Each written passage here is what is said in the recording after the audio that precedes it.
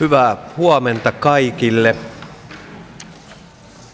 En usko, että kukaan voisi kuvitellakaan aloittaa maanantaipäiväänsä paremmin kuin tulemalla valtuustosaliin ja valtuustokokoukseen ja viettämällä täällä sitten koko päivä. Mutta paljon on mielenkiintoisia asioita. Keskustellaan meidän talousarvio sekä talousarviosuunnitelmaa. Mennään pykälään 147, eli kokouksen laillisuus ja päätösvaltaisuus. Todetaan kokouksen laillisuus ja päätösvaltaisuus.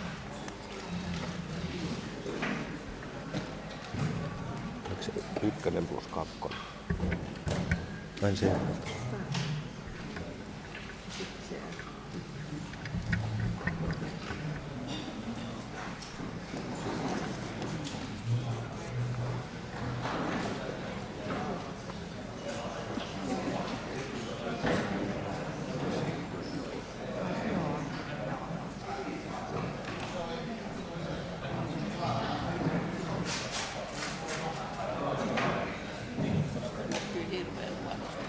Ykkönen ja sitten kakkonen.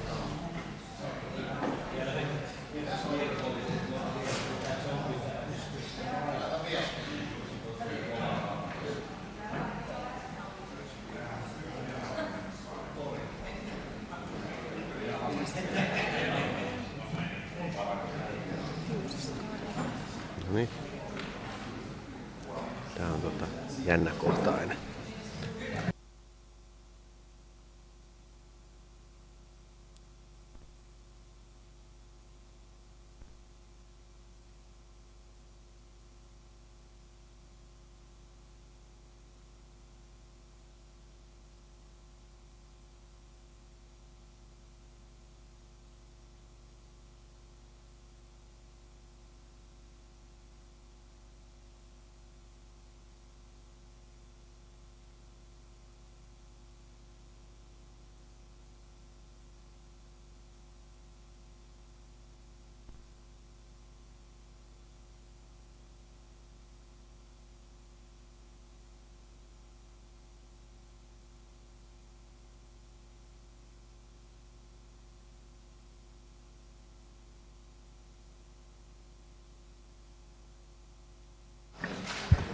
Ja läsnä 50 valtuutettua. Poissaolostaan ovat ilmoittaneet seuraavat valtuutetut: Leena Kriinari, Minna Suomi. Juho Eerola on ilmoittanut, että on poissa 9-9.30. Lauri Eerola, Juhani Hodju, Sami Hohti on ilmoittanut olevansa poissa 9-12. Sami Ristiniemi ja Topias Kotiniemi. Ja samassa järjestyksessä varavaltuutettuja pyydetty paikalle Riikka Kinnunen, Miia Harkko, Tiina Mikkonen, Sami Kirjavainen, Pentti Välipakka, Mikko Hauhia, Tarja Rantaruikka ja Matti Koski. Läsnäolijat todettu. Siirrytään pykälään 148, pöytäkirjan tarkastajat. Ja täällä on vuorossa valtuutetut Olli Marttila ja Tiina Montonen. Käykö näin? Hyvä. Pöytäkirjan tarkastajat valittu.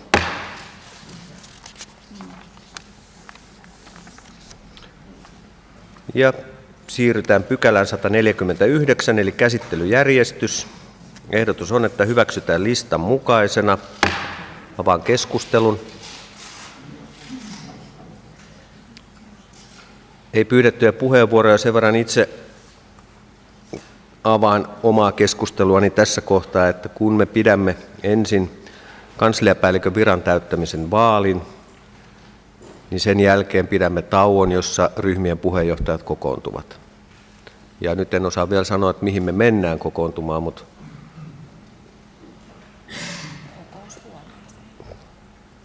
varmaan kutonen tai KH1. Mikäli perussuomalaiset joustavat, niin me mahuttaisiin tuohon kokoushuone 6. Onnistuuko?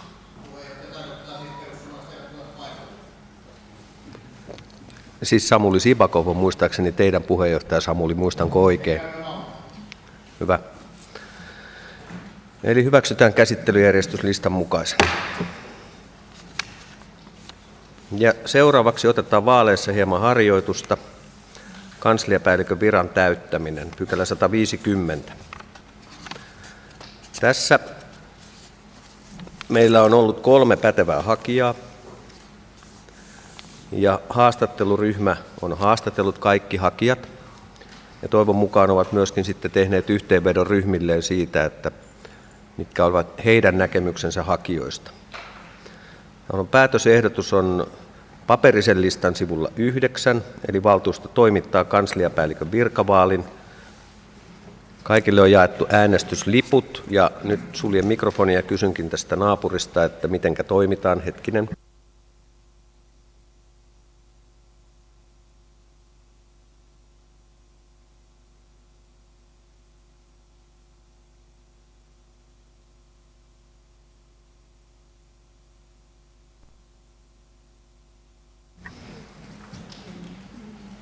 Avaan keskustelu.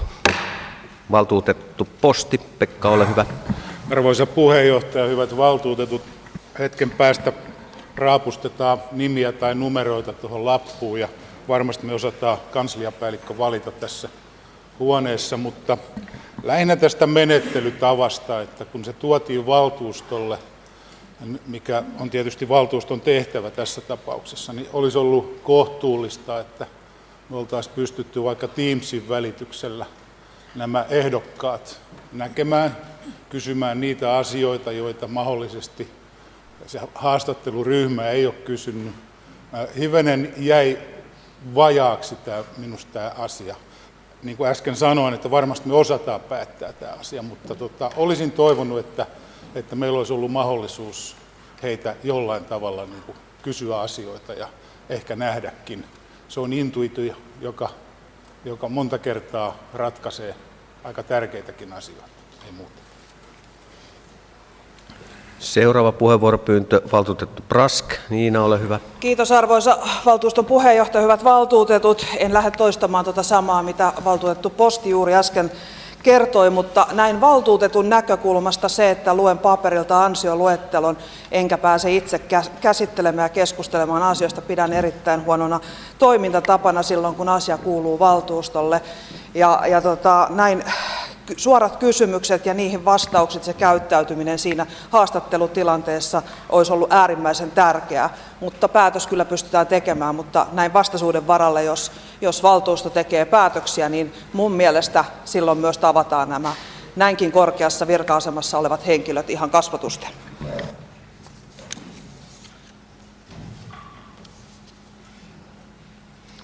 Ja ei muita pyydettyjä puheenvuoroja. Ja kansliapäällikön vaali toimitetaan suljettuna lippuäänestyksenä. Ja totean, että äänen voi antaa kelle tahansa hakemuksensa jättäneille hakijoille. Ja jokaiselle on jaettu 1 äänestyslippu. Vaali toimitetaan siten, että jokainen valtuutettu kirjoittaa ehdokkaansa sukunimen äänestyslippuun ja taittaa sen. Ja nämä nimethän nyt on nähtävillä täällä.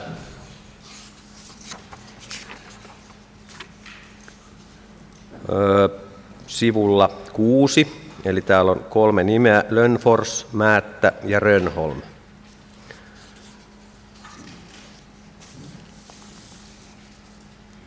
Ja vaali toimitetaan siten, että jokainen valtuutettu siis kirjoittaa ehdokkaansa sukunimen äänestyslippuun ja taittaa sen. Tämän jälkeen valtuuston sihteeri lukee valtuutettujen nimet aakkosjärjestyksessä ja jokainen käy vuorollaan pudottamassa äänestyslipun äänestysmaljaan. Tämän vaalitoimituksen jälkeen kutsutaan valtuutetut. Kävisikö niin nyt, että otetaan nuo pöytäkirjan tarkastajat, jos Tiinalle ja Ollille sopii, ja ääntenlaskijoiksi?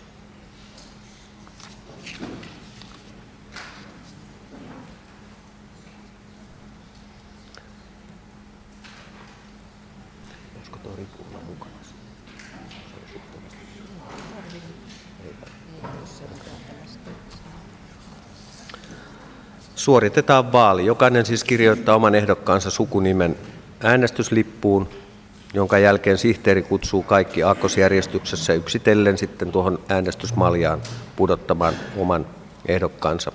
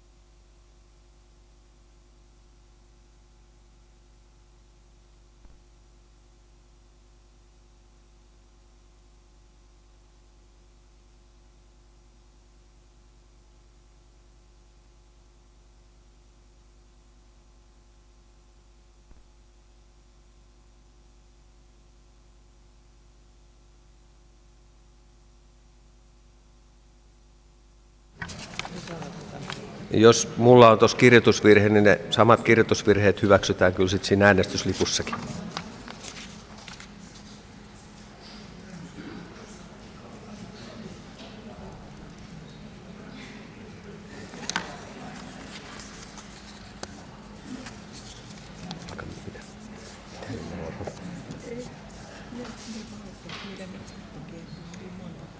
Niin.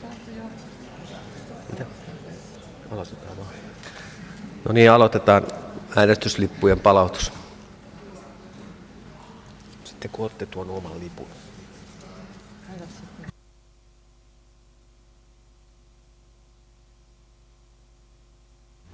Pyydän ääntenlaskijoita tulemaan paikalle sitten, kun oma lippu tuodaan. Eikö se olisi kaikkein hyvä? Sitten jäätte vaan tänne.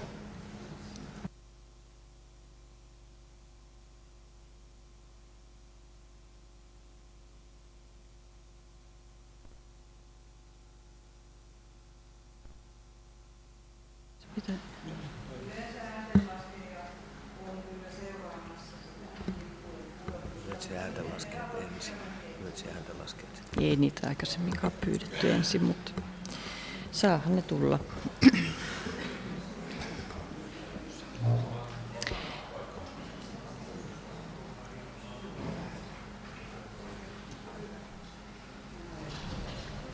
Mia.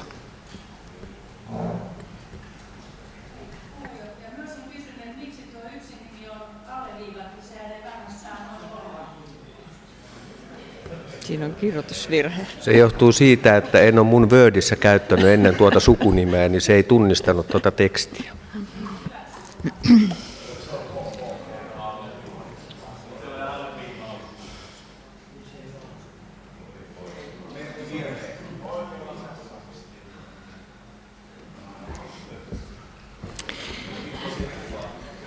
Almgren Mikko.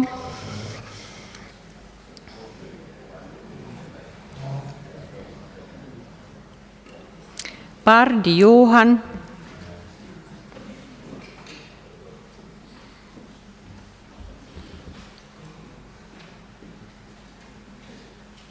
Brask Niina.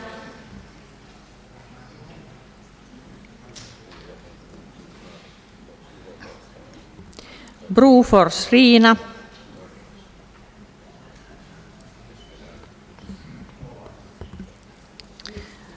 Bruus Marianne.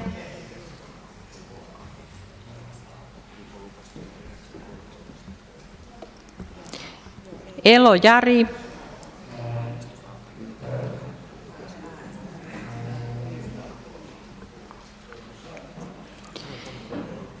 Flink Tero.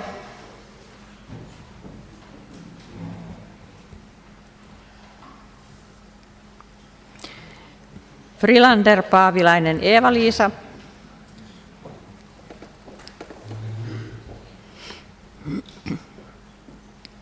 Harkko Miia.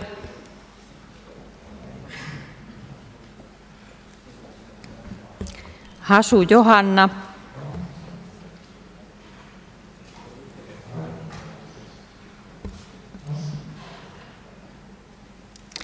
Hauhia Mikko.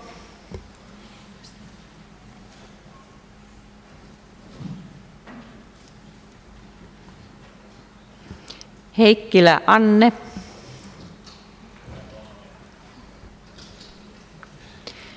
Herranen Henri.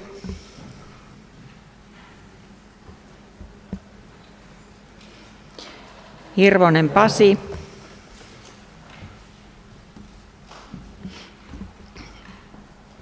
Holmberg Mia.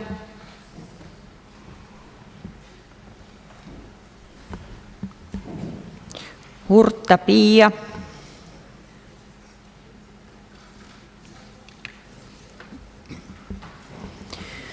Hyyryläinen Antti. Hyytiäinen Alisa.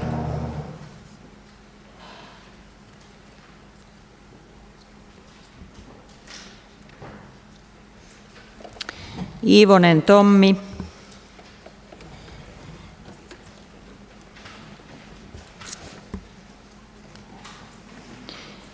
Jäntti Karina.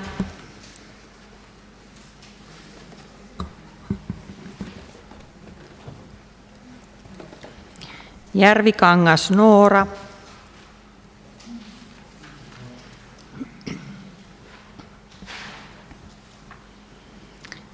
Kekkonen Olli.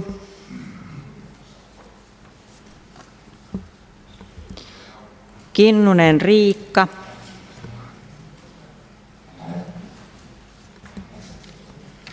Kirjavainen Sami.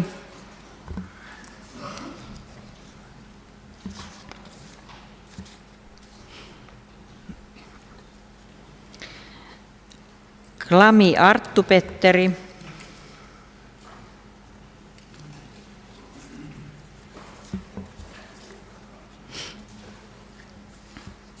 Klemola Riitta.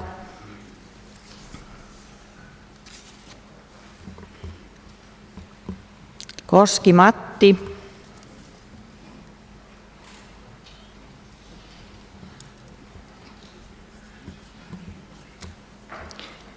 Kurttila Miia.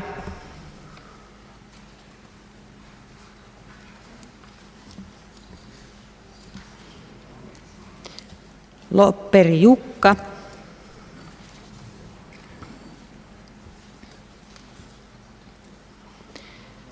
Marttila Olli. Mielonen Joona.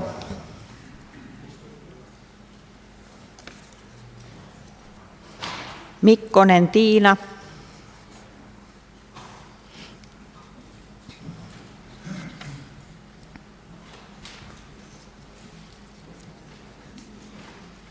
Montonen Tiina. Nikkinen Mika.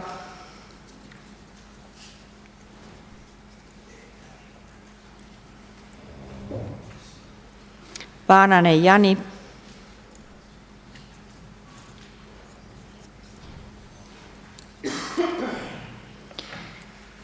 Paatero Katri.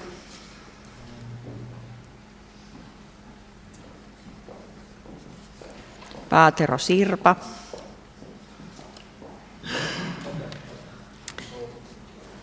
Pekkola Petri. Pirinen Riku.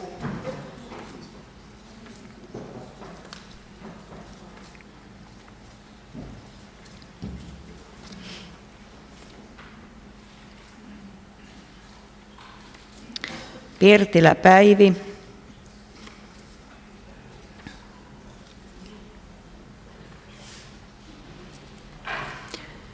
Posti Pekka.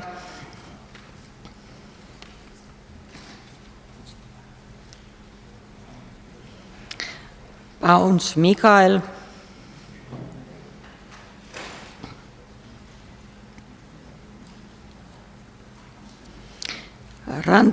Rantaruikka Tarja.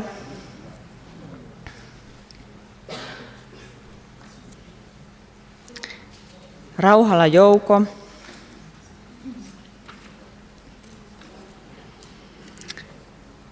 Sibakov Samuli.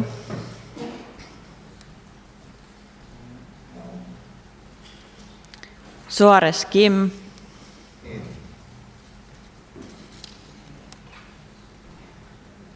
Tujula Pirjo.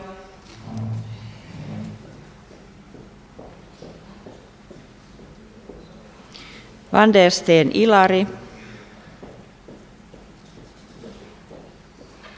Virtanen Sami. Välipakka Pentti.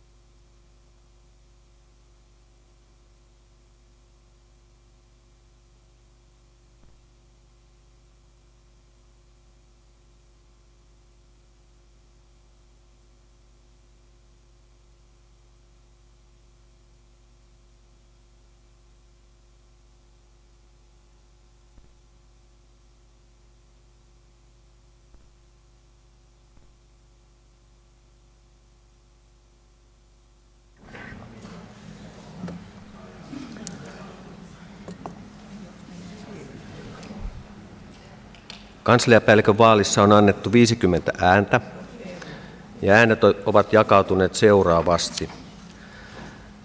Kristiina Lönnfors 37 ääntä, Riku Rönnholm 13 ääntä ja Tomas Määttä ei saanut ääniä. Joten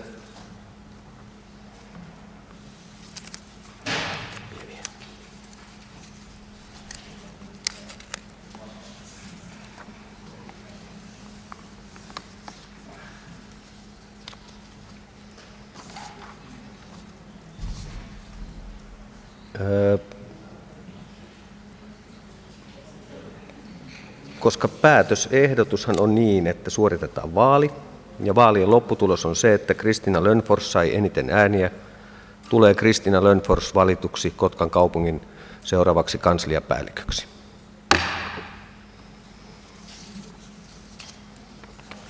Ja pykälä on loppuun käsitelty ja nyt luvassa tauko, jossa ryhmäpuheenjohtajat käyvät läpi muutosesityslistaa kertaalleen. Ja koska nyt en osaa sanoa, että mikä on meidän tahti tuossa keskustelussa, niin otetaan nyt alustavasti niin.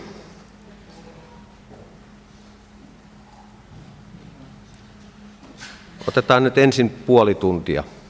10:00 jatketaan.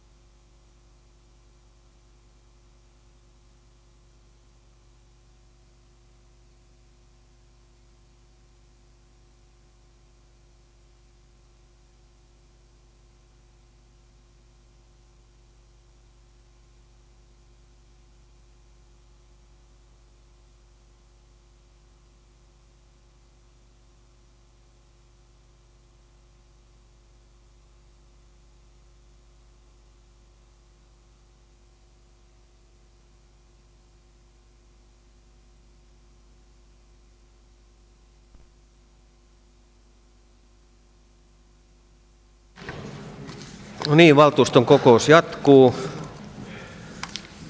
Kävimme tuossa ryhmäpuheenjohtajan kokousta ja käytiin jossain vaiheessa viime viikolla termiä, että ollaan tässä huoneessa niin kauan kuin valkoinen savu nousee, mutta kyllä siellä ihan hyvä yhteisymmärrys tuntuu monistakin asioista olevan.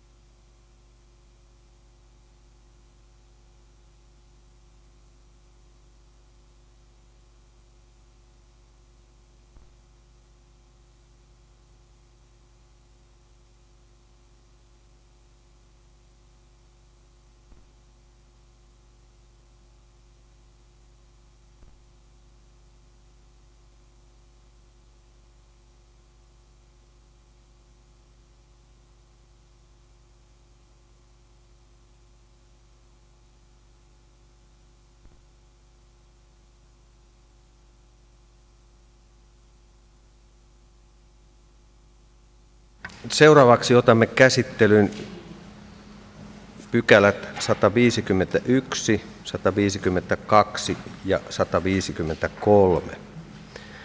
Eli pykälät vuoden 2023 veroprosentit, vuoden 2023 talousarvio ja taloussuunnitelma vuosille 2023-2025 sekä henkilöstösuunnitelma vuodelle 2023.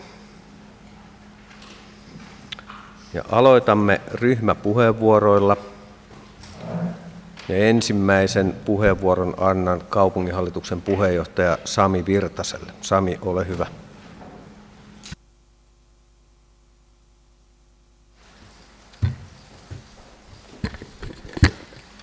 Arvoisa puheenjohtaja, hyvät valtuutetut, virkamiehet, ihan alkuun perinteiset ja ehdottomasti ansaitut kiitokset meidän virkakoneistolle siitä työstä, mitä olette tehneet meidän kaupungin ensi vuoden talousarvion eteen. Olette saaneet sen semmoiseen kuntoon, että meillä on mahdollisuus se tänään yhdessä täällä käsitellä. Arvoisat valtuutetut, käsissänne on kaupunginhallituksen esitys talousarviosta vuodelle 2023 ja taloussuunnitelmasta vuosille 2024 ja 2025. En tule tässä puheenvuorossa menemään talousarvion ja taloussuunnitelman yksityiskohtiin, vaan pyrin tarkastelemaan kokonaisuutta ylätasolla vähän laajempaa perspektiiviä hakien.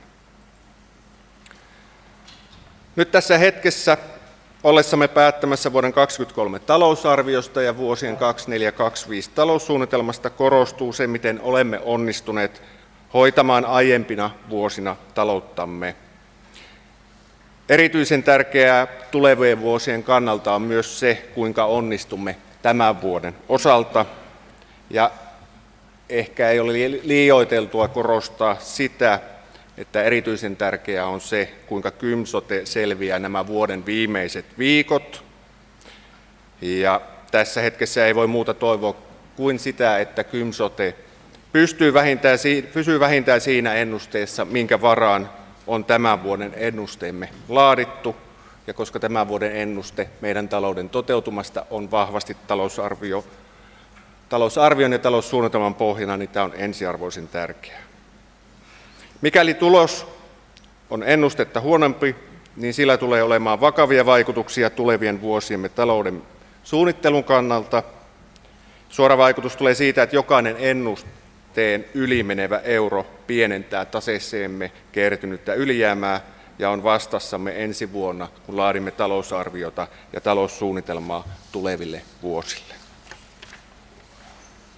Olemme onnistuneet hoitamaan talouttamme viime vuosina siten, että meillä on tällä hetkellä riittävän suuri taloudellinen puskuri ottaa vastaan hyvinvointialueiden syntymisestä kuntien rahoitukseen aiheutuvat negatiiviset vaikutukset.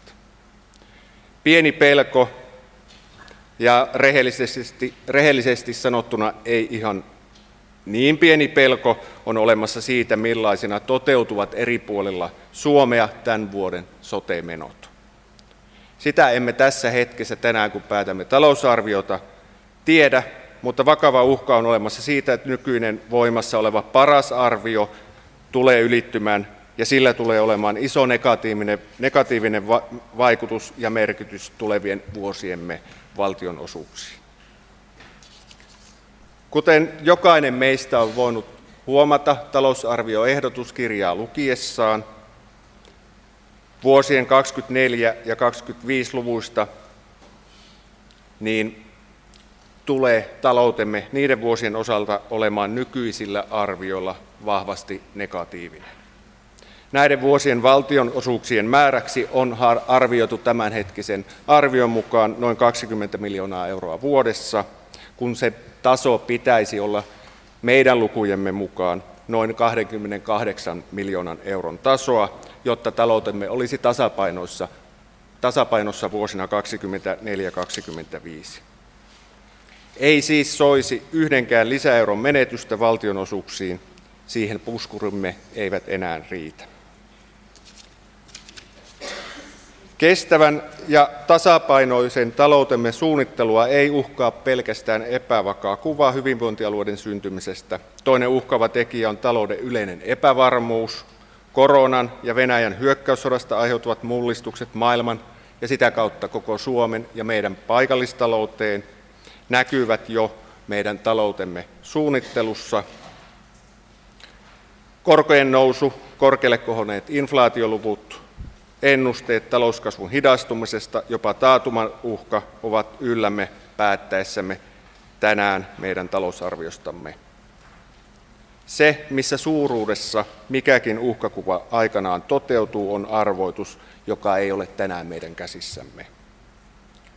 Verotulojemme ennusteita parempi toteutuminen on ollut viime vuosina ilahduttavaa. Työllisyystilanne on edelleen muuta maata heikompi, mutta selvästi parempi kuin joitakin vuosia sitten. Itse asiassa en muista koko valtuustourani ajalta tilannetta, jossa Kotkan työttömyysluvun ero valtakunnalliseen työttömyyslukuun on näin pieni kuin mitä se tällä hetkellä on. En ole sitä tarkistanut, mutta voi semmoisen karkean arvion esittää, että meillä yleensä on ollut noin 5% korkeampi työttömyysprosentti kuin mikä valtakunnassa on ollut, ja nyt se ero taisi olla 2-3% luokkaa. Mutta tämä myönteinen kehitys työllisyydessä meidän seudulla näkyy meidän verotuloissa ja on antanut meille pelivaraa ja kykyä toimia. Mutta tämä kehitys, mikä työllisyyteen tällä meidän alueella liittyy, on vaarassa vähintään hidastua tai pahimmillaan kääntyä väärään suuntaan, mikäli yleinen taloustilanne heikkenee voimakkaasti ja siten tulee olemaan uhka meidän tuleville vuosille.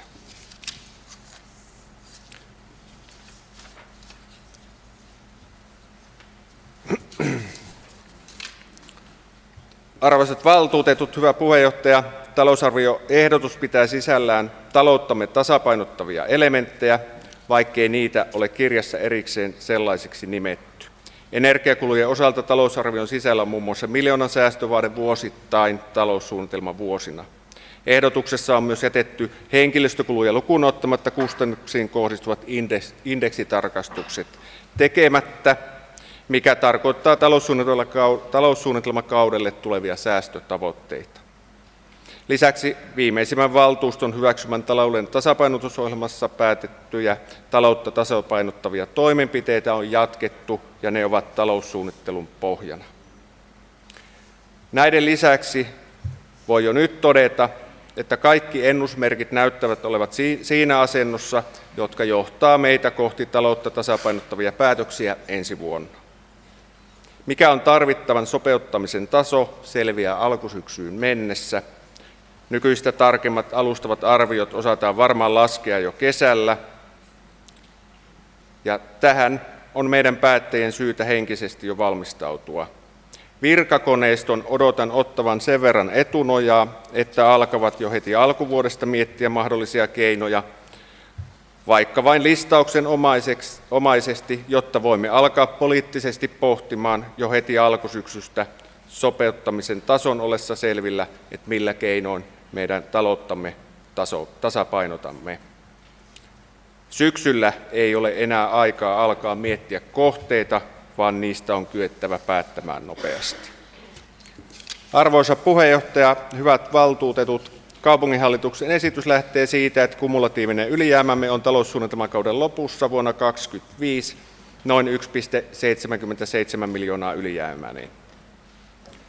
Suoraan sanottuna rimaa hipoen mennään. Toivonkin valtuustoryhmiltä ja meiltä valtuutetulta tänään vastuullisia päätöksiä, jotta kokonaisuus säilyy suunnitellulla tavalla positiivisena ja rima jää kannattimilleen kokouksen päättyessä. Oikein hyvää talousarviokokousta kaikille. Muistetaanhan pitää kiinni strategiamme mukaisesta hyvästä päätöksenteon ilmapiiristä. Kiitos Sami.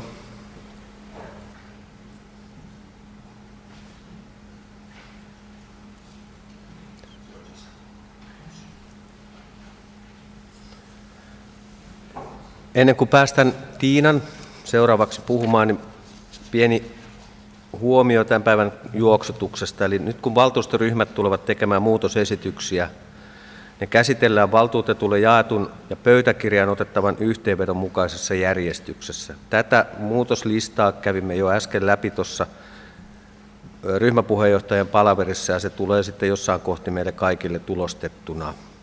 Ja yhteenvetolistaan merkittyjä ehdotuksia pidetään kannatettuina muutosesityksinä, eli niitä ei välttämättä tarvitse erikseen yksityiskohtaisessa käsittelyssä nostaa. Jos halutaan nostaa, niin totta kai ne voi erikseen mainita vähän vaikka korostaakseen omaa toivettaan. Muut mahdolliset lisäykset ja muutokset esitetään yksityiskohtaisessa käsittelyssä kirjallisina.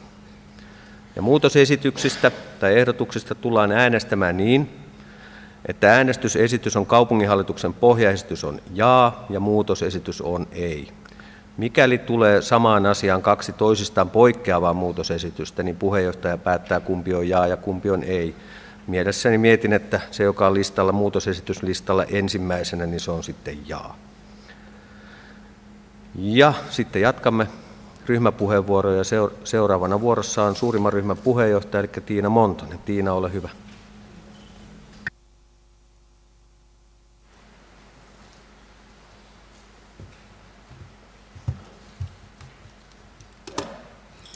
Arvoisa puheenjohtaja, hyvät valtuutetut ja muut kuulijat. Olemme käsittelemässä Kotkan kaupungin talousarviota vuodelle 2023 ja taloussuunnitelmaa vuosille 2023-2025 sisältäen 5 seuraavan vuoden investointiohjelman. Kaupungin taloushallinto ja virkamiehet ovat tehneet hyvää työtä talousarviota rakentaessaan. Kuntalaki ohjaa talousarvion ja suunnitelman laatimista ja taloussuunnitelman on oltava tasapainossa tai ylijäämäinen. Myös Kotkan kaupunkistrategia tulee huomioida. Näiden asioiden tulee ohjata myös päätöksentekoamme. Tehtävämme ei ole tälläkään kertaa helppo, koska talouden epävarmuus jatkuu koskien koko kaupunkia, kotitalouksia ja yrityksiä. Talousarvio on tehty epävakaassa tilanteessa, jossa monet muuttuvat tekijät vaikuttavat talouteemme. Korona lisää kaupungin menoja muun muassa henkilökunnan poissaolojen vuoksi. Ukrainan sodalla on vaikutuksensa energian saatavuuteen, hintaan, liikenteeseen ja sitä kautta ruoan ja tuotteiden hintoihin. Myös turvapaikanhakijoiden tilanteisiin ja yhteiskuntamme tärkeään varautumistarpeeseen turvallisuuden suhteen. Sosiaali- ja terveystoimen palvelut sekä kaupunkimme pelastustoimi siirtyvät ensi vuoden alussa hyvinvointialueelle, mikä on suuri rakenteellinen muutos ja vaikuttaa kaupungin tulojen kertymiseen. Siirtymästä johtuen kaupunkimme veroprosentti tulee olemaan ensi vuonna 9,36%, koska kaikkien kuntien veroprosenttia vähennetään yli 12 prosenttiyksiköllä. Hyvinvointialueiden rahoitus tulee valtiolta. Ja tämän uudistuksen vuoksi vapaaehtoinen sote-kuntayhtymä KymSote lopettaa toimintansa vuoden 2022 lopussa. Sen kulut ovat viimeisenä toimivuotenaan jatkaneet kasvuaan ja jäsenkuntien onkin katettava Kymsoten taseeseen kertynyt alijäämä. Kotkan osuus on siitä huimat 25 miljoonaa euroa, millä on vaikutuksensa erityisesti kuluvan vuoden talouteen, josta arvioidaan tulevan noin 3 miljoonaa euroa alijäämäinen. Olemme saaneet kuulla myös, että valtionosuuslaskelmissa on riski muutoksille. Toivomme tietysti, että ne eivät tule olemaan meille negatiivisia. Talouden epävarmuudesta johtuen on pakko todeta, että joudumme mitä todennäköisemmin sopeuttamaan talouttamme jatkossakin. Vuoden 2023 talousarviosta on tämän hetken tiedon mukaan tulossa ylijäämäinen, mikä on myönteistä. 2 seuraavaa vuotta arvioidaankin sitten taloudellisesti vaikeammaksi. Talousarviolla ja suunnittelulla luodaan tulevaisuutta, ja siksi se on merkittävimpiä valtuustossa käsiteltäviä asioita. Vuoden 2023 talousarviokirjastamme löytää todella paljon myönteisiä asioita ja myös ratkaisuehdotuksia vaikeisiinkin asioihin. Energian säästötavoitteita on asetettu 1 miljoonan edestä, ja talousarvioon on rakennettu 3-vuotinen palkkaohjelma, mikä koskee koko henkilöstöä. Suomessa käydään kilpailua osaavista työntekijöistä monilla aloilla, ja siihen kilpailuun on jo kuntienkin mentävä mukaan. Myös Kotkassa on eri aloilla työvoima kautta osaajapulaa, ja joudumme käymään kilpailua muiden kuntien ja toimijoiden kanssa osaavista ammattilaisista. Tärkeää on ollut kaupungissamme työllistyneiden määrän lisääntyminen ja pitkäaikaistyöttömien määrän väheneminen. Nuorten työllisten määrän soisi vielä kohoavan. Kaupunkimme nuorten työ- ja koulutusmahdollisuuksien tukeminen on yksi tärkeimmistä yhteisistä asioistamme alueellamme. Siihen tarvitaan kaikkia koulutuksen järjestäjiä mukaan lukien työpaikkoja, joiden toivoisi järjestämään entistä enemmän opiskelijoille työssäoppimis- ja harjoittelupaikkoja, että ammattiin opiskelijat saavat opintonsa kunnialla päätökseen ja pääsevät meidän työelämäämme mukaan. Kotka on selvästi kehityshakuinen kunta, jossa tapahtuu monenlaisia myönteisiä asioita. Talousarviokirja sisältää hienoja esimerkkejä eri toimialoilta, joita ei kaikkia ehdi edes yhdessä puheessa mainita. Ympäristönsuojeluyksikkö jatkaa ilmasto-ohjelman ja Hinku kuntaverkoston tavoitteiden edistämistä sekä luonnon monimuotoisuuden turvaamiseksi jatketaan sisäistä ja ulkoista yhteistyötä. Kaupunki pyrkii edistämään korkeakoulu- ja yliopistoyhteistyötä eri edistämisen malleja. Osallisuusperiaatetta toteutetaan eri ikäryhmissä pikkukuntalaisista lähtien. Varhaiskasvatus, opetustoimi ja nuorisotoimi ovat mukana monissa kehittämishankkeissa. Elinvoimaa pyritään lisäämään hyvällä yhteistyöllä kuntalaisten ja yritysten kanssa mahdollistamalla eri tavoin uusien työpaikkojen syntyä muun muassa maanhankinnoilla ja sujuvalla asioinnilla. Kaupunkistrategia sisältää hyvin paljon erilaisia tavoitteita. Vaikka tavoitteet ovat hyviä, ajattelemme, että niitä voisi vielä jatkossa hiukan tiivistää ja kehittää tapoja mitata tavoitteiden toteutumista. Työllisyyspalvelut siirtyvät vuoden 2025 alussa kunnille, mikäli kyseinen lakimuutos hyväksytään. On hyvä, että kaupunki on jo nyt suunnittelemassa Etelä-Kymenlaakson kuntien kanssa työllisyyspalveluiden organisointia ja yhteistyötä Etelä-Kymenlaakson kuntien kanssa, ja tätä varautumista tulee jatkaa. Elinvoimavaliokunnan toiminta on myös kehittävää. Ajattelen, että valiokunnan työ olisi hyvä tehdä näkyväksi jatkossa myös talousarviokirjassa. Elinvoimavaliokunnan tehtävät esiin, eikä olisi pahitteeksi saada valiokunnalle esimerkiksi omaa budjettia vaikkapa asiantuntijapalkkioihin. Suurin haaste tuntuu tässä olleen talousarvion laadinnassa investointien saaminen toteutuslistalle. 5-vuotislistalta onkin jouduttu jättämään monia tärkeitä kohteita pois taloustilanteen vuoksi. Sosiaalidemokraateille on tärkeää Karhulan koulukeskuksen sekä Katariinan uimahallin investointien aikaistaminen.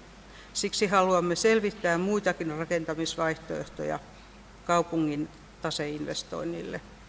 Joillakin muutosesityksillä, kuten Katajaisten kenttä, haluamme tuoda esiin tarve- hankesuunnitelmien tekemisen tärkeyttä, jotta investointiohjelmaan saadaan mahdollisimman oikeanlaiset hintatiedot. Emme ole poistamassa pysyvästi investointilistalta kohteita, mutta on myös huomioitava se, että jokaista kotkalaista kohti kaupungilla on melkoisesti lainaa, mikä pitää saada maksettua. Kantasataman alueen toiminta tulee vilkastumaan tapahtumakeskuksen, XAMKin kampuksen ja meripäivätapahtumien myötä. On selvää, että alueen viihtyvyyteen, houkuttelevuuteen ja turvalliseen liikkumiseen tulee jatkossa panostaa, mutta harkiten ja hyvän suunnitelman avulla. Tapahtumakeskuksesta olemme saaneet kuulla, että hanke pysyy hyvin talousarviossaan. Myös muutamia tekstilisäyksiä olemme esittäneet kaupungin kehittämiseksi. Ryhmämme haluaa, että varhaiskasvatusikäisillä on riittävät ja laadukkaat tilat käytössä. Kotkalla on myönteinen ongelma. Lapsia on paljon varhaiskasvatuksen piirissä ja se tarkoittaa myös sitä, että vanhemmilla on työtä tai opiskelu. Näitä asioita pitää miettiä etupainoitteisesti, myös tuen tarpeen lasten näkökulma tilakysymyksissä huomioiden. Viestini tästä kaikesta on se, että mennään eteenpäin hyvällä asenteella. Sosiaalidemokraattinen valtuustoryhmä hyväksyy Kotkan kaupungin talousarvion vuodelle 2023 ja taloussuunnitelman vuosille 2023-2025. Kiitos. Kiitos Tiina. Ja seuraava ryhmäpuheenvuoro, kokoomus RKP-ryhmäpuheenjohtaja Riina Brufors. Riina, ole hyvä.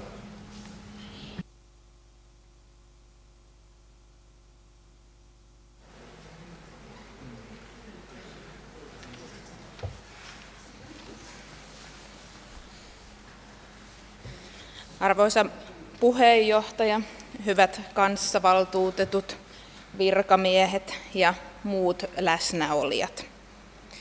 Tämän päivän kokouksessa valtuusto toteuttaa monella tapaa sen kaikkein keskeisintä tehtävää, kun olemme päättämässä vuoden 2023 talousarviosta sekä vuosien 2024 ja 2025 taloussuunnitelmasta.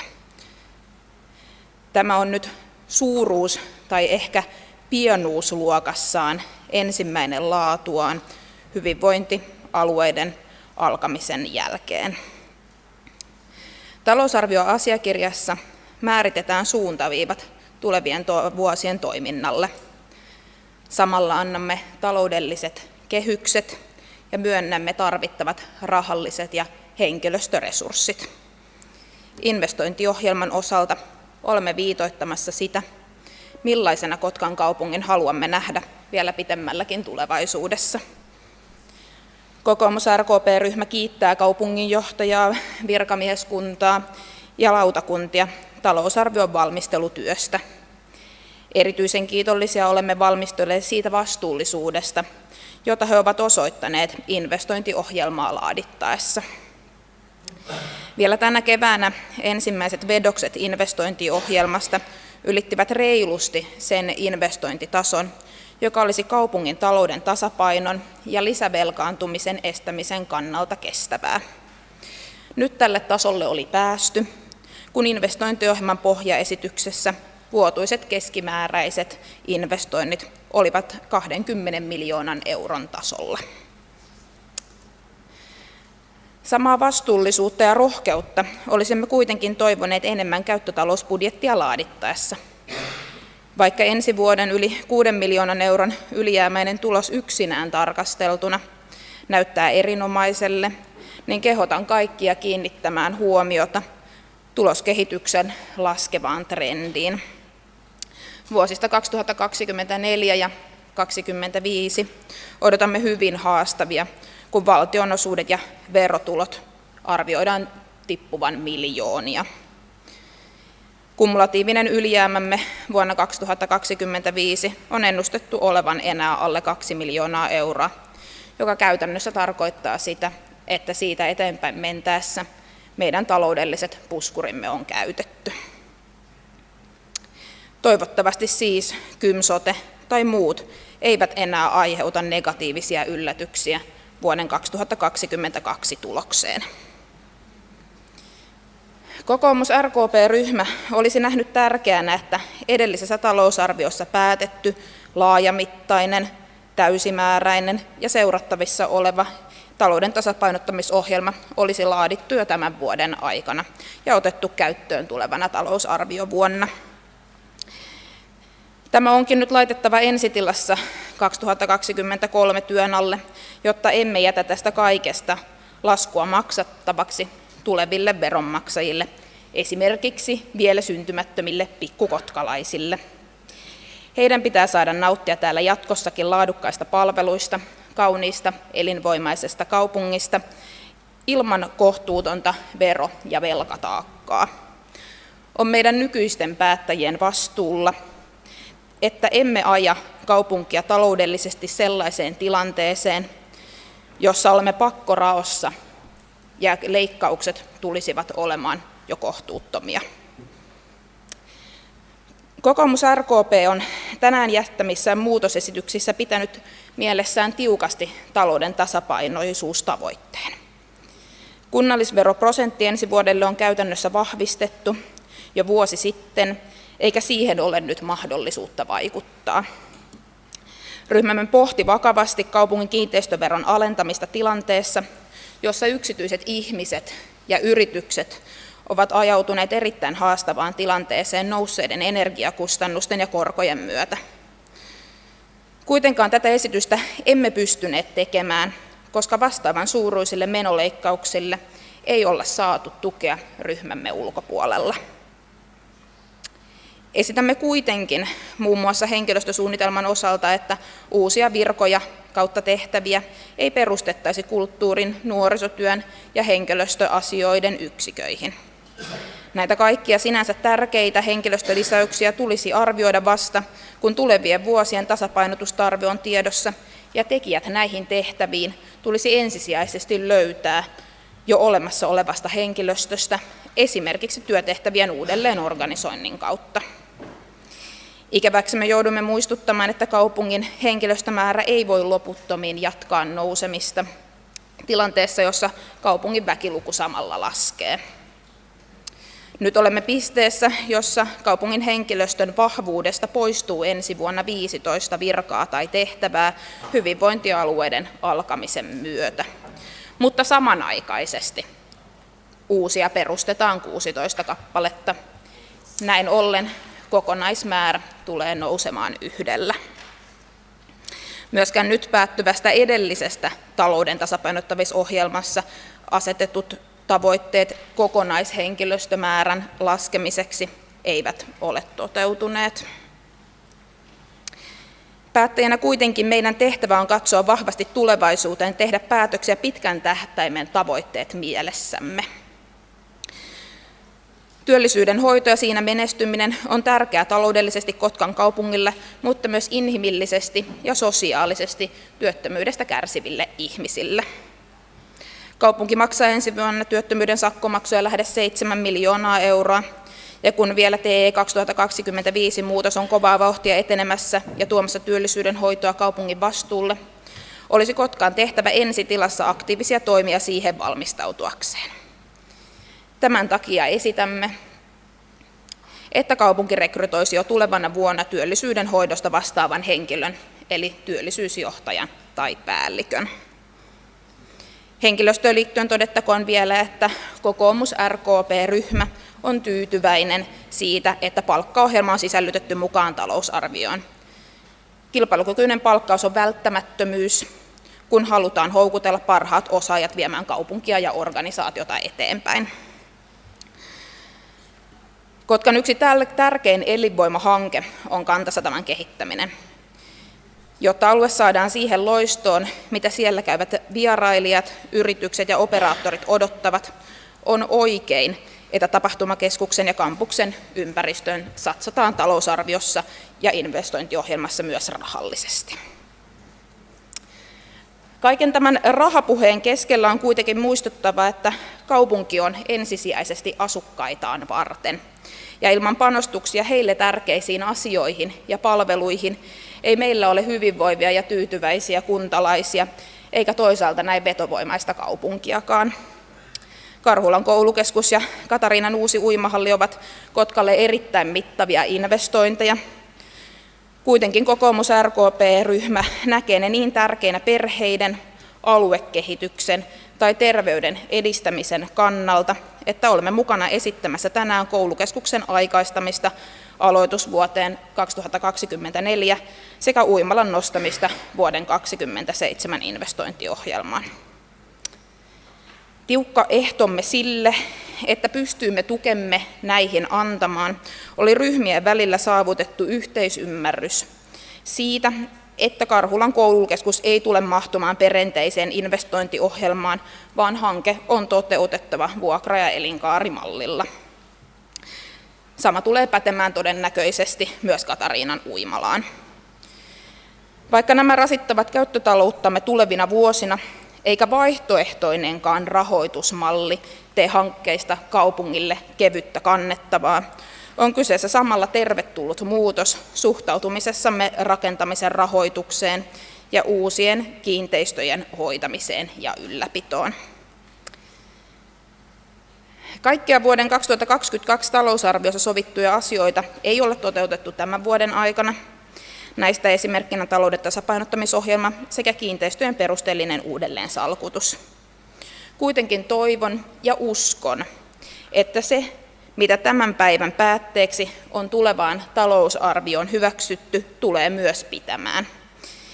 Kiitän vielä henkilökohtaisesti valtuuston puheenjohtajaa ja kaikkia valtuustoryhmiä hyvästä yhteistyöstä talousarviokokouksen alla. Eriävistä näkemyksistä huolimatta yhteistyö on ollut hyvää. Me kaikki teemme täällä töitä, jotta rakas kotikaupunkimme Kotka olisi paras paikka asua, työskennellä ja yrittää meille nykyisille ja tuleville kotkalaisille. Kiitos ja hyvää talousarviokokousta kaikille. Kiitos Riina. Seuraava puheenvuoro perussuomalaisten Samuli Sipako. Samuli, ole hyvä.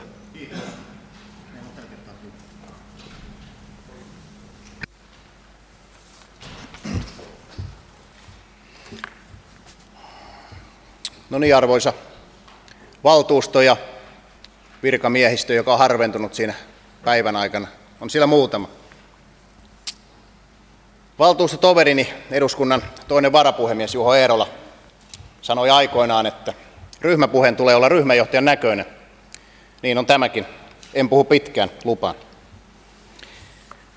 Meillä on tulevina vuosina vaikeita päätöksiä edessämme, niin kuin joka vuosi on ollut. Kuitenkin virkamiesten sekä meidän poliittisten päättäjien yhteistyö on ollut vuosi vuodelta yhteistyökykyisempää sekä avoimempaa kuin edellisten valtuustokausien aikana. Tästä perussuomalaisten valtuustoryhmä haluaa antaa kiitokset kaupunginhallituksen puheenjohtaja Sami Virtaselle, kaupungin valtuuston puheenjohtaja Pasi Hirvoselle, vaikka he kumpikaan eivät perussuomalaisia olekaan, ainakaan vielä. Lisäksi erityiset kiitokset kaupunginjohtaja Esa Sirviölle ja talousjohtaja Piatu Mänttärille rehellisistä kannanotoistaan tässä taloudellisessa tilanteessa. Kotkan kaupungin ensi vuoden talousarvioesitys perustuu tuloveroprosenttiin 9,36 ja on kyseisen esityksen perusteella reilut 6 miljoonaa ylijäämäinen. Myös kaupungin taseeseen on kirjattu vuoden 2023 lopussa kertynyttä ylijäämää reilut 18 miljoonaa euroa. Verotuloennustekin on parantunut reilun miljoona. Ensi vuosi on edellä mainituista huolimatta kuitenkin muutosten vuosi, ja se huolettaa perussuomalaisia ja varmaan teitä kaikkia muitakin, ainakin olisi syytä huolettaa. Hyvinvointialueiden aloittaessa, kuntien verotulojen romahtaessa sekä myöhemmin työttömyyspalveluiden vastuiden siirtymistä kunnille, ehkä vuonna 2025 ja niin edelleen. Talousarviossa olevassa investointisuunnitelmassa Kotkan investoinnit ovat ensi vuonna vajaat 30 miljoonaa euroa. Perussuomalaisten valtuustoryhmän yksimielinen kanta on se, että lakisääteiset palvelut, kuten koulut, päiväkodit, liikuntahankkeet, tulee jatkossakin turvata. Liikuntahankkeita tulee toki edistää ja aikaistaa, jos on mahdollista. Perussuomalaiset näkevät tärkeänä, että koululaiset pääsisivät mahdollisimman pikaisesti uusiin kouluihin. Haluamme, että Karhulan alakoulun, siis rakentaminen on jo aloitettu tai ainakin tontin raivaaminen, sekä koulukeskuksen rakentaminen alkaisi mahdollisimman nopeasti. Myös Karhulan uuden paloaseman rakentaminen on perussuomalaisille tärkeää, vaikkei tämä investointi enää suoraan liity Kotkan kaupungin investointeihin. Perussuomalaiset myös ehdottavat uuden kirjastoautohankinnan muuttamista dieselkäyttöiseksi. Kirjastotalon peruskorjausta tai uudisrakennusta ei ole näkyvissä seuraavan 5-vuotisinvestointisuunnitelman aikana, joten kirjastoauton sähköistämistä voidaan lykätä. Tämän lisäksi kyseessä on kuitenkin melko uutta tekniikkaa, jonka korjauskustannukset saattavat yllättää negatiivisesti. Jo 10 vuoden kuluttua tekniikka on kehittynyt valtavasti eteenpäin, jolloin tämä kyseinen investointi eli sähköistetty kirjastoauto olisi taloudellisesti turvallisempi. Perussuomalaiset haluavat myös nähdä Kotkan uimahallin peruskorjauksen aloituksen edes viimeisenä vuotena 5-vuotissuunnitelmassa. Uimahalli ylläpitää kuntalaisten hyvinvointia ja toimintakykyä ja sen vaikutukset kohdistuvat vauvasta vaariin. Perussuomalaiset esittävät poistettavaksi investointisuunnitelmasta lähes 10 miljoonalla eurolla ja investointeja. Aivan järjettömät hankkeet, kuten hiekkadyynit, tapahtumatori, BMX-rata, Pump Track-rata, en edes tiedä mikä se on, no ehkä tiedätte, sekä uudet puistot Kantasatamaan tulee haudata, sillä niihin yksinkertaisesti ei ole varaa. Myös se äsken ryhmänjohtajan kokouksessa puhuttu Kurtturhusin poistot, mikä ei nyt siellä listalla taida ollakaan, kiitos valtuutettu Iivonen. Uudet katumuutokset ja sisääntulotien suunnittelu ovat täysin turhia hankkeita tässä taloudellisessa tilanteessa. Jos olisi rahaa, olisi eri asia. Ihmetystä herätti myös ryhmässämme Kotkan tapahtumakeskus Oy:lle esitettävä ylimääräinen 600 000 euron avustus. Aika outoa, että yhtä tytäryhtiötä tuettaisiin tuollaisella summalla jo ennen kuin yhtiö on alkanut edes toimia kautta tuottamaan.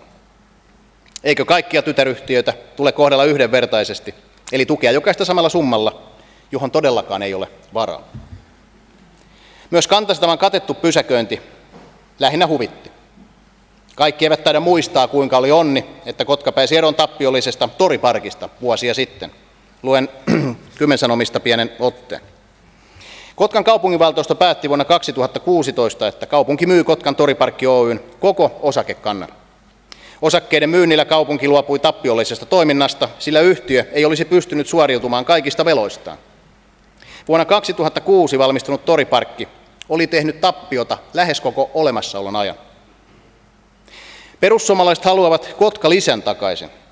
Kotka-lisän palauttaminen osana kaupunkistrategiaa olisi hyvä asia. Kotka-lisä eli kodinhoidon kuntalisä lopetettiin vuonna 2013. Kotkassa kuolee enemmän ihmisiä kuin syntyy, ja Kotka on muuttotappiollinen kaupunki.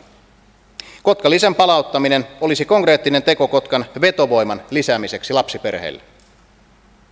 Toinen hyvä lisäkannusti lapsiperheille voisi olla vauvaraha, jota muun muassa Lestijärven kunta maksaa 1 000 euroa 10 vuoden ajan, siis yhteensä 10 000 euroa, kunhan lapsen kotikuntana pysyy Lestijärvi.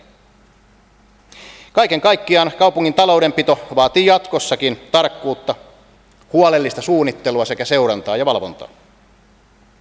Tähän on jokaisen kaupungin luottamushenkilön sekä viranhaltijan osallistuttava, sillä velkaa meillä ei ole enää varaa ottaa yhtään. Lopuksi vielä voin mainita, että myös koko maailman tilanne huolestuttaa perussuomalaisia ja varmasti kaikkia muitakin. Globaali muuttoliike, pakolaisaallot sodista sekä ilmastonmuutoksesta johtuen ovat nyt myös meidän arkipäiväämme. Tämä kaikki vaikuttaa ja tulee myös jatkossakin vaikuttamaan meidän kotkalaisten elämään. Enemmän tai vähemmän ihan meidän jokaisen elämään. Lopetan tämän jo liian pitkäänkin jatkuneen puheeni erään Kotkan kaupungin virkamiehen sanoihin. Kotka on ylivelkainen. Ja jos tästä joku valtuutettu ei ymmärtänyt, niin tarkennan hieman. Kotka on ylivelkainen. Kiitos. Kiitos Samuli. Seuraava ryhmäpuheenvuoro, valtuutettu Hyyryläinen. Antti, ole hyvä.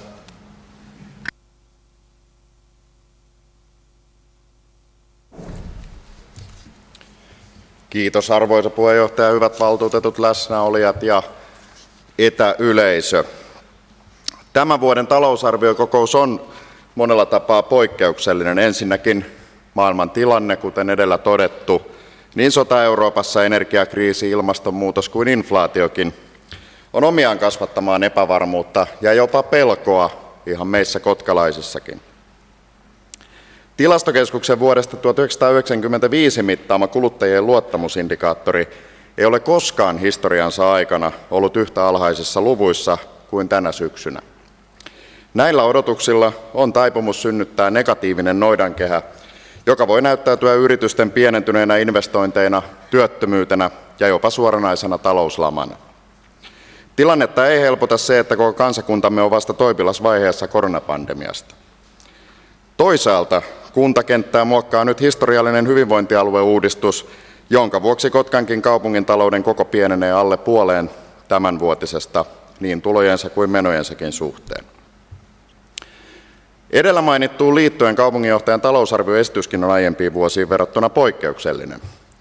Vaikka ensi vuoden tulos, kuten on todettu, yli 6 miljoonaa euroa näyttää suorastaan erinomaiselta ja kasvattaa kumulatiivisen ylijäämämme jopa yli 18 miljoonan, näyttää taloussuunnitelman kauden vuodet 2024 ja 2025 täysin päinvastaista.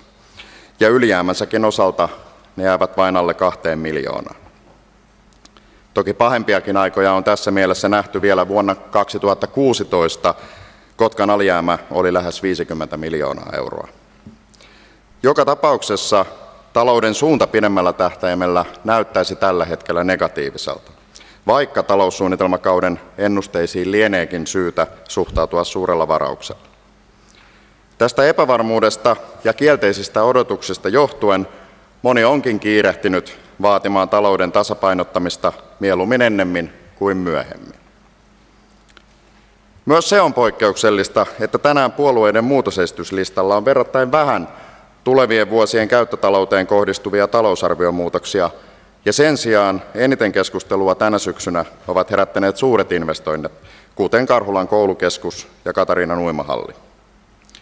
Kaupunginjohtajan pohjaistyksessä nämä hankkeet on lykätty vuosilla eteenpäin aiempiin suunnitelmiin verrattuna.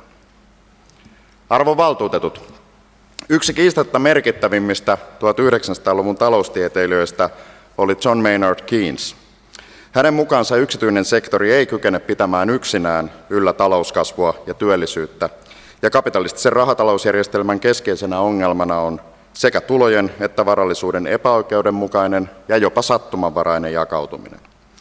Keynesin mukaan julkisen sektorin onkin vaikeina aikoina investoitava voimakkaasti, tarvittaessa alijäämäisesti ja velkarahalla, jotta yhteiskunnassa on töitä ja tätä kautta yritysten ja kansalaisten luottamus tulevaan säilyy. Historia onkin moneen kertaan osoittanut, että negatiivisen noidankehän tilalle tarvitaan pikemmin hyvän kierre. Moni on kritisoinut Suomen kuntia velkaantumisesta, mutta esimerkiksi Kuntaliiton erityisasiantuntija Jari Vaine on todennut, että viime vuosina kuntien ja kuntayhtymien investoinnit ovat itse asiassa ylläpitäneet sekä työllisyyttä että talouskasvua. Talouden pitkän aikavälin tasapainottaminen vaatiikin välillä meiltä julkisen sektorin päättäjiltä rohkeutta ja uskallusta investoida tulevaan. Vain tätä kautta voimme katkaista negatiivisen noidankehän ja saattaa Kotkankin talous positiiviselle uralle. Vasemmistoliitto esittääkin tänään jonkin verran suurempaa investointiohjelmaa verrattuna kaupunginjohtajan pohjaesitykseen. Olemme sitä mieltä, että Karhulan koulukeskushanke, jossa yhdistyvät yläkoulu, lukio, kirjasto ja nuorisotoimi, on niin taloudellisin kuin inhimillisinkin perustein syytä toteuttaa mahdollisimman pian ja kaupungin omana taseinvestointina. Esityksessämme tavoitteena on, että uusi rakennus valmistuisi vuonna 2027. On huomattava, että tässäkin tapauksessa käyttäjät, lapset, nuoret ja henkilökunta ovat joutuneet toimimaan poikkeuksellisissa olosuhteissa pidempään kuin Kotkassa yleensä. Helilän koululaiset ja Karhulan kirjastonväki ovat olleet väistötiloissa vuodesta 2017 ja Karhulan koululaiset ja lukiolaiset ovat joutuneet opiskelemaan epätavallisiin järjestelyin sisäilmaongelmista ja remonteista johtuen jo kohta 20 vuotta. Nähdäkseni valtuusto ei tänään jo Kotkan arvoihin vedoten voi hyväksyä tässä kohdassa kaupunginjohtajan pohjaesitystä, vaan Karhulan koulukeskus tulee toteuttaa esittämässämme aikataulussa. Taloudellisen epävarmuuden vallitessa tulee siis investoida tulevaan, ja tulevaan investoiminen tarkoittaa panostuksia erityisesti lapsia, nuoria ja lapsiperheitä koskettaviin palveluihin. Vasemmistoliitto esittääkin muun muassa nuorisotoimelle lisäpanostusta, jotta hyväksi havaittu Walkersin liikkuvan nuorisotyön malli, VAUTO, vakiinnutetaan osaksi Kotkan nuorisotyötä. Edelleen esitämme lisämäärärahaa kotkalaisille varhaiskasvattajille korotetun vaaterahan muodossa. Meidän mielestämme reilua on se, että työntekijöiden ei tule itse kustantaa työvaatetustaan. Reilua on myös se, että valmistavan opetuksen oppilaat ovat yhdenvertaisessa asemassa muihin peruskoululaisiin nähden. Tämän vuoksi esitämme, että heidän koulukyytinsä korvataan samoin periaattein kuin muidenkin kotkalaisten peruskoululaisten. Edelleen esitämme, että Kotkassa opetusryhmien koot arvioidaan ensisijaisesti pedagogisin, ei-taloudellisin perustein, ja että jokaisella kotkalaisella on oikeus erityisopetukseen. Nämä esitykset ovat ennaltaehkäisevää taloudenhoitoa ja kustannuksiltaan varsin kohtuullisia. Vasemmistoliiton talousarvioesitysten käyttötalousmenojen lisäys on yhteensä 68 000 euroa, ja tähän Kotkalla pitäisi synkissäkin ennusteissa olla varaa. Kotkalaisten hyvinvoinnin kannalta on myös tärkeää, että investointiohjelma sisältää kirjauksen Katariinan uimahallista, toisin kuin pohjaesitys, ja siksi tuemme sitä, että uimahallihanke merkitään ohjelma alkavaksi vuonna 2027. Esitämme myös, että kaupungin tulee investoinneissaan ja hankinnoissaan entistä paremmin huomioida missionsa mukaisesti sosiaaliset kriteerit, kuten työllisyyden edistämisen.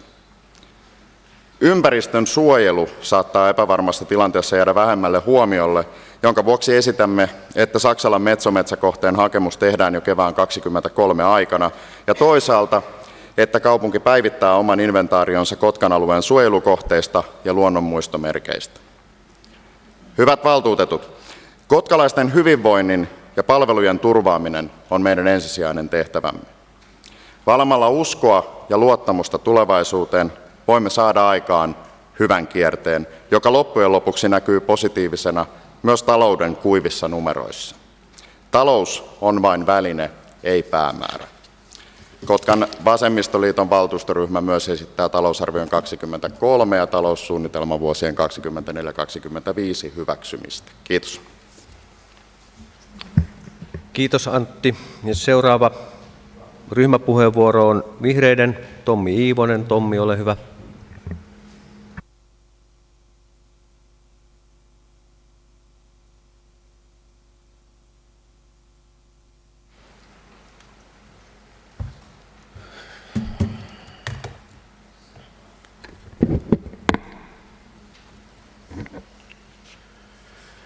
Arvoisa puheenjohtaja, hyvät valtuutetut ja muut asianosaiset.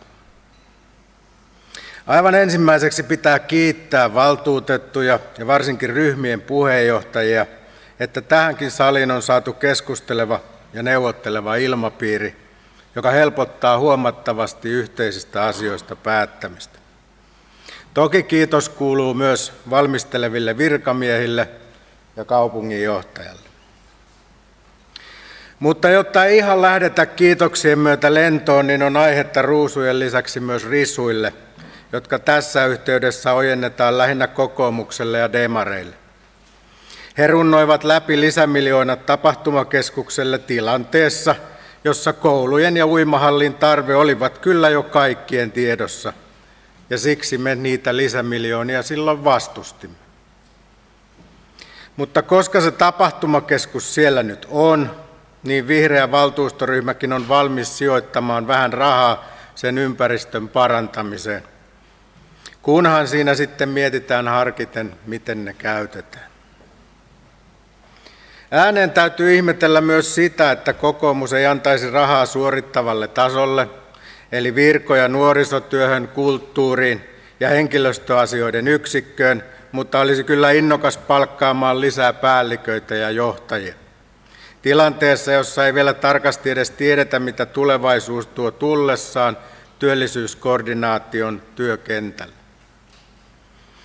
Me elämme nyt hyvin poikkeuksellista aikaa monella tasolla ja tavalla.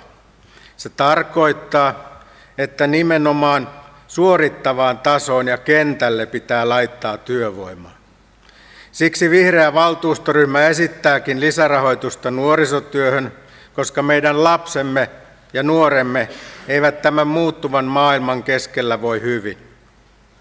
Konkreettisesti esityksemme aikaistaisi koulunuorisotyön 5 toimen perustamista ensi vuodelle, jotta uusi toiminta saataisiin heti tehokkaasti käyttöön. Me tarvitsisimme pikaisesti muun muassa koulupsykologeja, mutta kun niitä ei meistä riippumattomista syistä tahdo löytyä, niin tarvitaan muita aikuisia, kuten juurikin nuorisotyöntekijöitä nuortemme tueksi sinne, missä nuoret liikkuvat. Siksi vihreät ovatkin vahvasti mukana myös Vasemmistoliiton esittämän Vauton vakiinnuttamiseksi nuorisotyön tueksi. Liikkuva nuorisotyö on tärkeää, koska se pystyy nimensäkin mukaan liikkumaan sinne, missä tarve on suuri. Vauton kohdalla vielä täytyy korostaa, että siellä on rakennettu erityisen merkityksellinen vapaaehtoisten aikuisten ryhmä, jotka ovat paitsi kultaakin arvokkaampia monestakin syystä, niin sieltä on saatu myös ilmaiseksi 1,5 työntekijän panos vuosittain jo nyt, ja kun se saadaan vakiinnutettua, niin tämän hyvän käytännön kautta varmasti vielä enemmän. Hyvät valtuutetut, monissa juhlapuheissa ja kaikilta puolueilta olen kuullut lupauksia ja kauniita korulauseita siitä, että nuorten hyvinvointiin panostetaan. Nyt on se hetki muuttaa lupaukset käytännöksi ja myös oikeasti saada lisää aikuisia nuorten pariin, koska tarve on huutava. Korkeakoulu- ja yliopistoyhteistyön lisäämisen ryhmämme näkee tärkeänä, mutta toivottavasti kaikki muutosesitykset tulevat tulevaisuudessa ajoissa ja kirjallisena, jotta niitä ehditään yhdessä miettimään. Eli vihreiden toive ja saatesanat tähän talousarvioon on panostaa perustyöhön, tuoda lisää käsiä silmäpareja kentälle, sinne missä niitä nyt eniten tarvitaan. Mietitään niitä uusia ja päälliköitä ja johtajia sitten myöhemmin, mutta nuoret tarvitsevat sitä monien lupaamaa huolenpitoa nyt. Kiitos. Kiitos Tommi. Seuraava ryhmäpuheenvuoro, valtuutettu Almgren. Mikko, ole hyvä.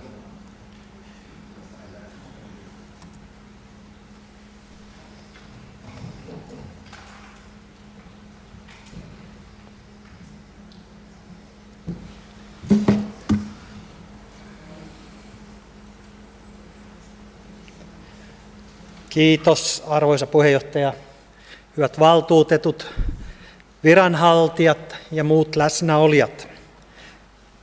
Kiitämme heti aluksi kaikkia puolueita hyvästä yhteistyöstä rakentavassa budjettiväännössä. Olemme olleet toki myös eri mieltä joistain kohdista, mutta sivistyneesti.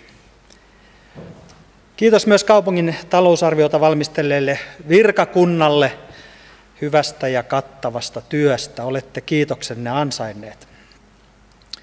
Karhulan koulukeskuksen aikaistamisesta on käsittääksemme syntynyt ja syntymässä poliittinen konsensus. Ja ajoimme myös sekä kannatamme ehdottomasti tätä aikaistamista. Vielä muutama nosto liittyen virkakunnalta saamiimme erinomaisiin vastauksiin.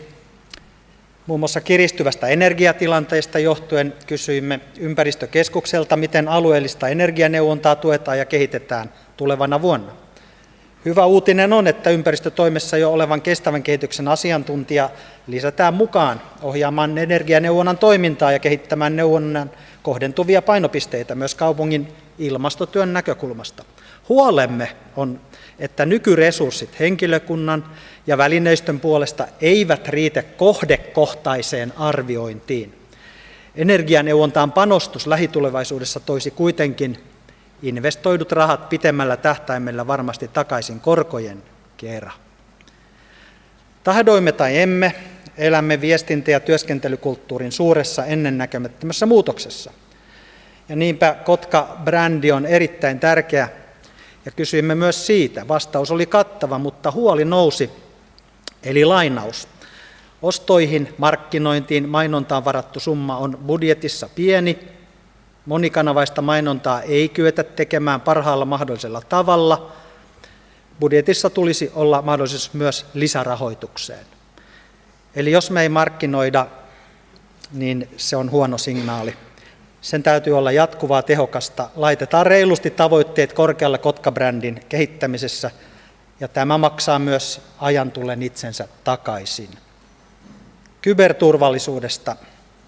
Sen osaaminen on vahvistunut ja vahvistumassa Kotkassa merkittävästi, ja se on syytä huomioida talousarviossa myös jatkossa.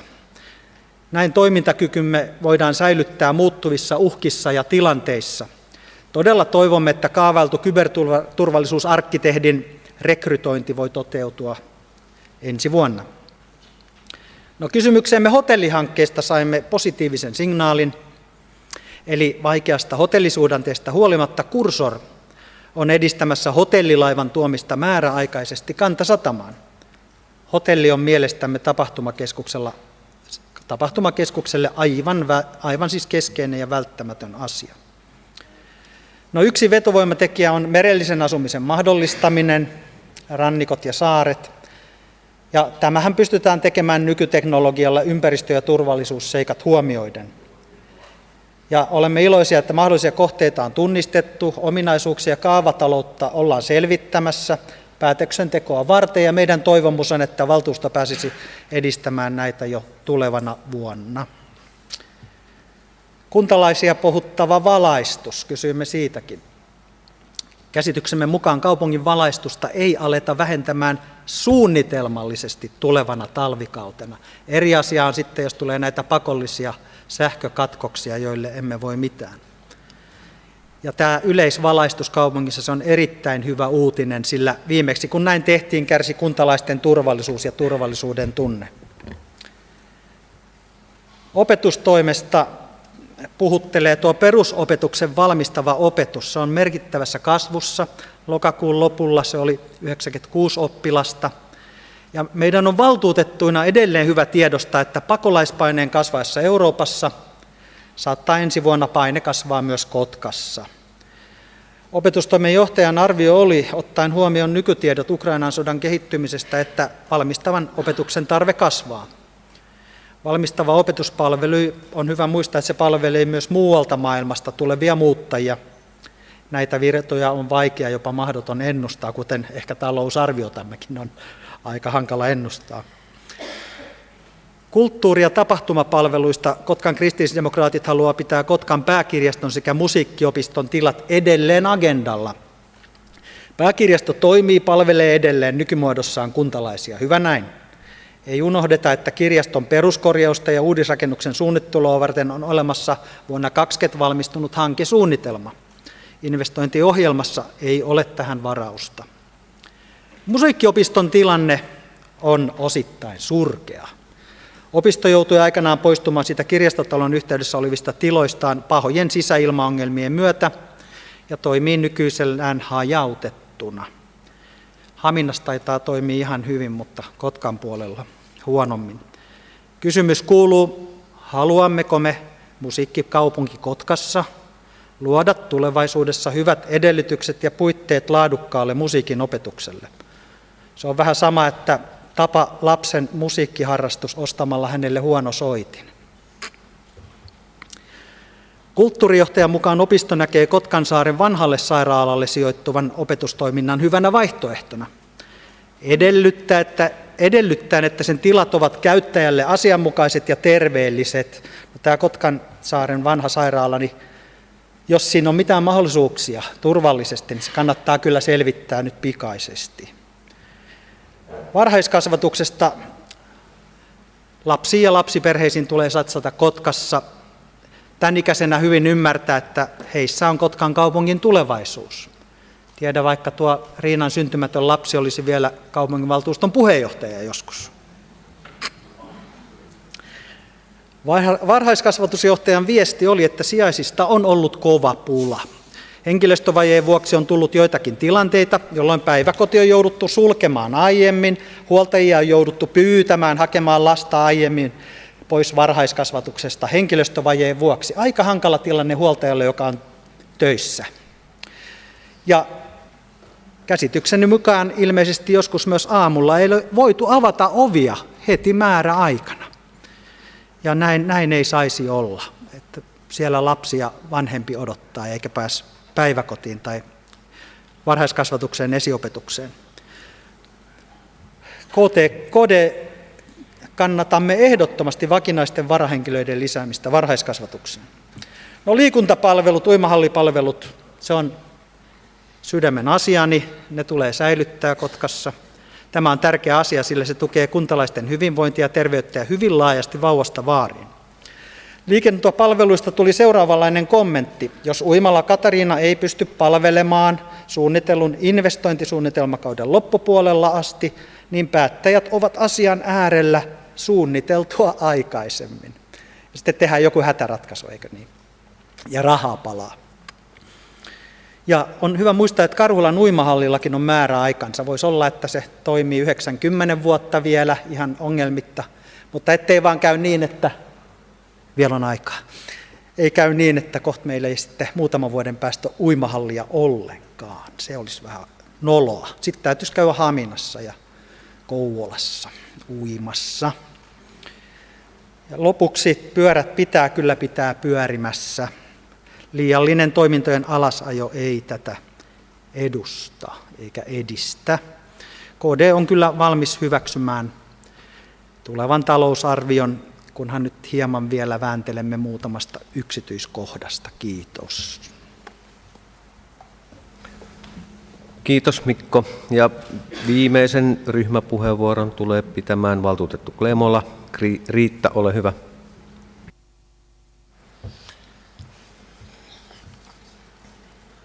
Arvoisa puheenjohtaja, hyvät valtuutetut ja asian seuraajat. Kiitos kaikille talousarviotyössä puurtaneille. Tulevaisuuden ennustaminen on vaikeaa, mutta ainakin muutokset ovat varmoja. Toimintaympäristönä meillä on uusi kylmä sota, uusi globalisaatio, muuttuneet logistiset ketjut, komponenttipula, energiakriisi, stagflaatio, huoltovarmuus ja niin edelleen. Meillä on vanha sanonta, suu säkkiä myöten. Ymmärrän sen tarkoittavan elämistä tulojen mukaan niillä resursseilla, mitä meillä on. Tätä talousarviota laadittaessa erityinen huomio on kohdistunut investointiohjelmaan sekä tavoitteeseen, että investoinnit tulisi jatkossa rahoittaa tulorahoituksella. Suunnitelman mukaan keskimääräisen investointisumman ollessa korkeintaan 20 miljoonaa euroa vuodessa, jolloin ei tarvitsisi ottaa lisävelkaa. Vaikka esitetyn taloussuunnitelman mukaan vuosi 2025 olisikin vähän ylijäämäinen. Se ei poista faktaa, että kaupunki on ylivelkaantunut. Kaupunginjohtaja esipuheessaan kehottaa meitä kestävän talouden hakemiseen ja miettimään, mistä voisimme tinkiä, mitä siirtää tai tehdä toisella tavalla, jotta emme velkaantuisi lisää. Nämä ajatukset konkretisoituvat taseeseen Karhulan koulukeskuksen ja uimahallin kohdalla erityisesti, siis Katariina. Tunnetusti tämän kaupungin sisällä on prioriteettierimielisyyksiä koskien Kantasataman kehittämistä ja Karhulan alueen peruspalveluja. Nyt Karhulan alueen palvelua on vaikea pitää ajantasaisina ilman lisävelkaantumista, jollei sitten päädytä vaihtoehtoratkaisuihin, esimerkiksi vuokramallin, elinkaarimallin rakentamisessa, joka pitkällä tähtäimellä tulee kalliimmaksi. Sähköyhtiön osakkeiden myyntituloilla keskusta olisi halunnut laittaa Karhulan palveluja kuntoon mieluummin kuin sijoittaa riskialttiiseen tapahtumakeskukseen. Asianmukaiset koulut ovat tärkeitä elinvoimahankkeita Karhulassakin. Enemmistö päätti toisin. Nyt olemme odotetusti myöntämässä 600 000 euron avustusta Satama-areenalle ensi vuodeksi, jolle tulee jatkoa useina seuraavina vuosina. Infran ja ympäristön saaminen edustuskuntoiseksi Kantasatamassa maksaa myös. Karhulan alueelle kuuluvat asianmukaiset palvelut vihdoinkin. Mutta koska Satama-areena on fakta, meidän täytyy olla mukana ponnistelussa saada se pikaisesti tuottamaan. Ja ympäristön siistimisen on pakko satsata. Epävarmojen vuosien takia olemme valmiit poistamaan kirkko- ja kauppakadun muutokset tai siirtämään ne ainakin tuleville vuosille ei-välttämättöminä investointeina. Sama koskee myös muutamia ulkoliikunta-alueita. Vastaus kysymykseen konekeskuksen kalustohankinnosta ensi vuodelle ei oikein tyydyttänyt. Ennakkotarjoustietoa ei ollut olemassa ja pesurin hankintakaan ei tuntunut kiireelliseltä. Jos Karhulan koulukeskusinvestointi vaatii, olemme valmiita lisätoimiin talouden tasapainottamiseksi ja tietenkin muutkin tarpeellisten takia.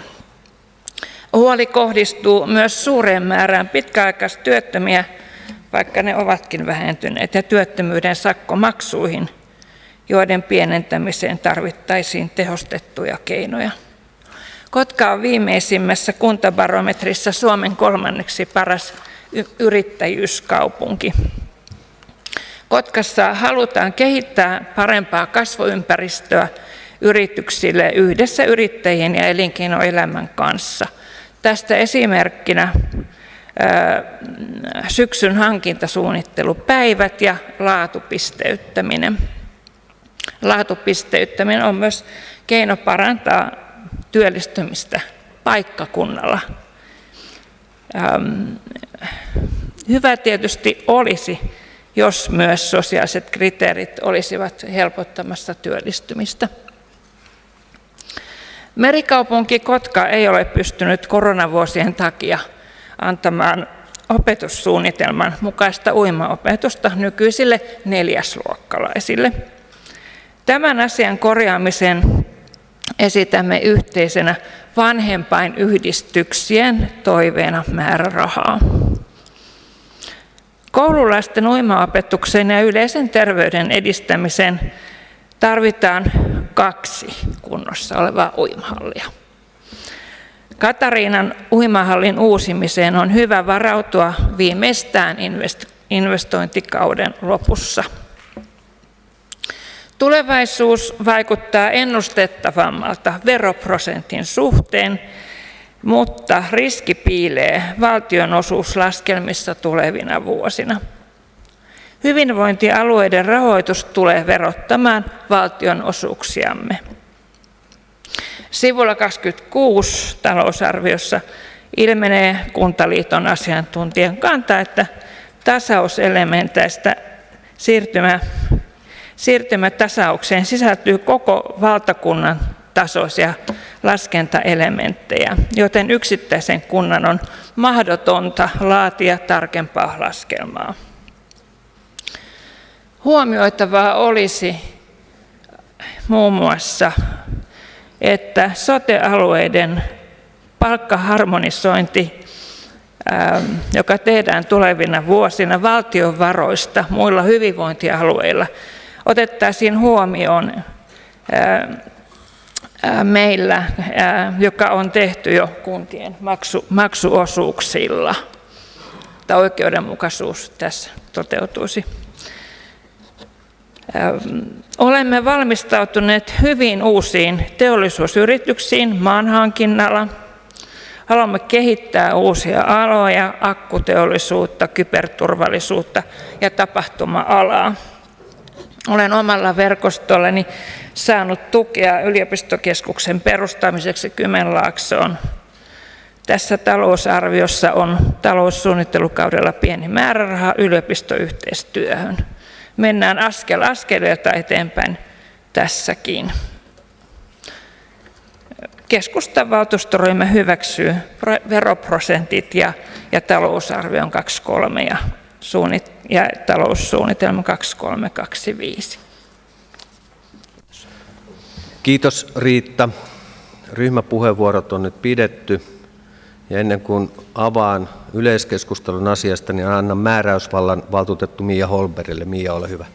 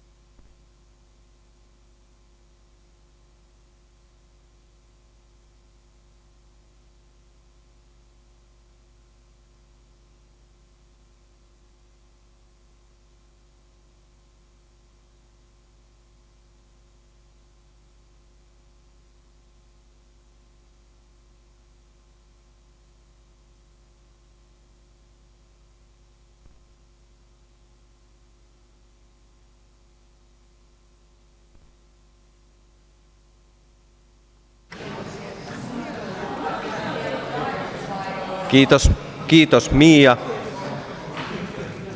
Täältä ylhäältä on helppo nähdä, kuinka ihmisten ilmeet alkoivat olla jo aika väsyneitä. Nyt jatkamme uudella energialla ja aloitamme yleiskeskustelun pykälien 151, 152, 153 kohdalla. Ensimmäinen puheenvuoropyyntö on valtuutettu Pirinen. Riku, ole hyvä. Niin, puheenjohtaja. Edellisestä harmaasta talousarviovuodesta muuttuneena ilma näyttää selkeämmälle, mutta siellä on pilviä taivaalla eikä ne ole ihan poutapilviä. Oikeat talousoppineet ennustavat talouslamaa. Venäjän käynnistämä Ukrainan sota on mullistanut markkinat, korona kurittaa edelleen. Talousarvioesitys rakentuu paljon positiivisempaan kuvaan. Kotkalla ei ole varaa olla kuin Huittisten hullumies, joka syö enemmän kuin tienaa. Sote-uudistuksen toimeenpano, eduskuntavaalien tuomat mahdolliset muutokset valtion kuntarahoitukseen ja ensi kevään palkkaratkaisut lisäävät epävarmuutta ja ajatus talouden tasapainottamisesta onkin talousarviossa leivottu kesään 2023.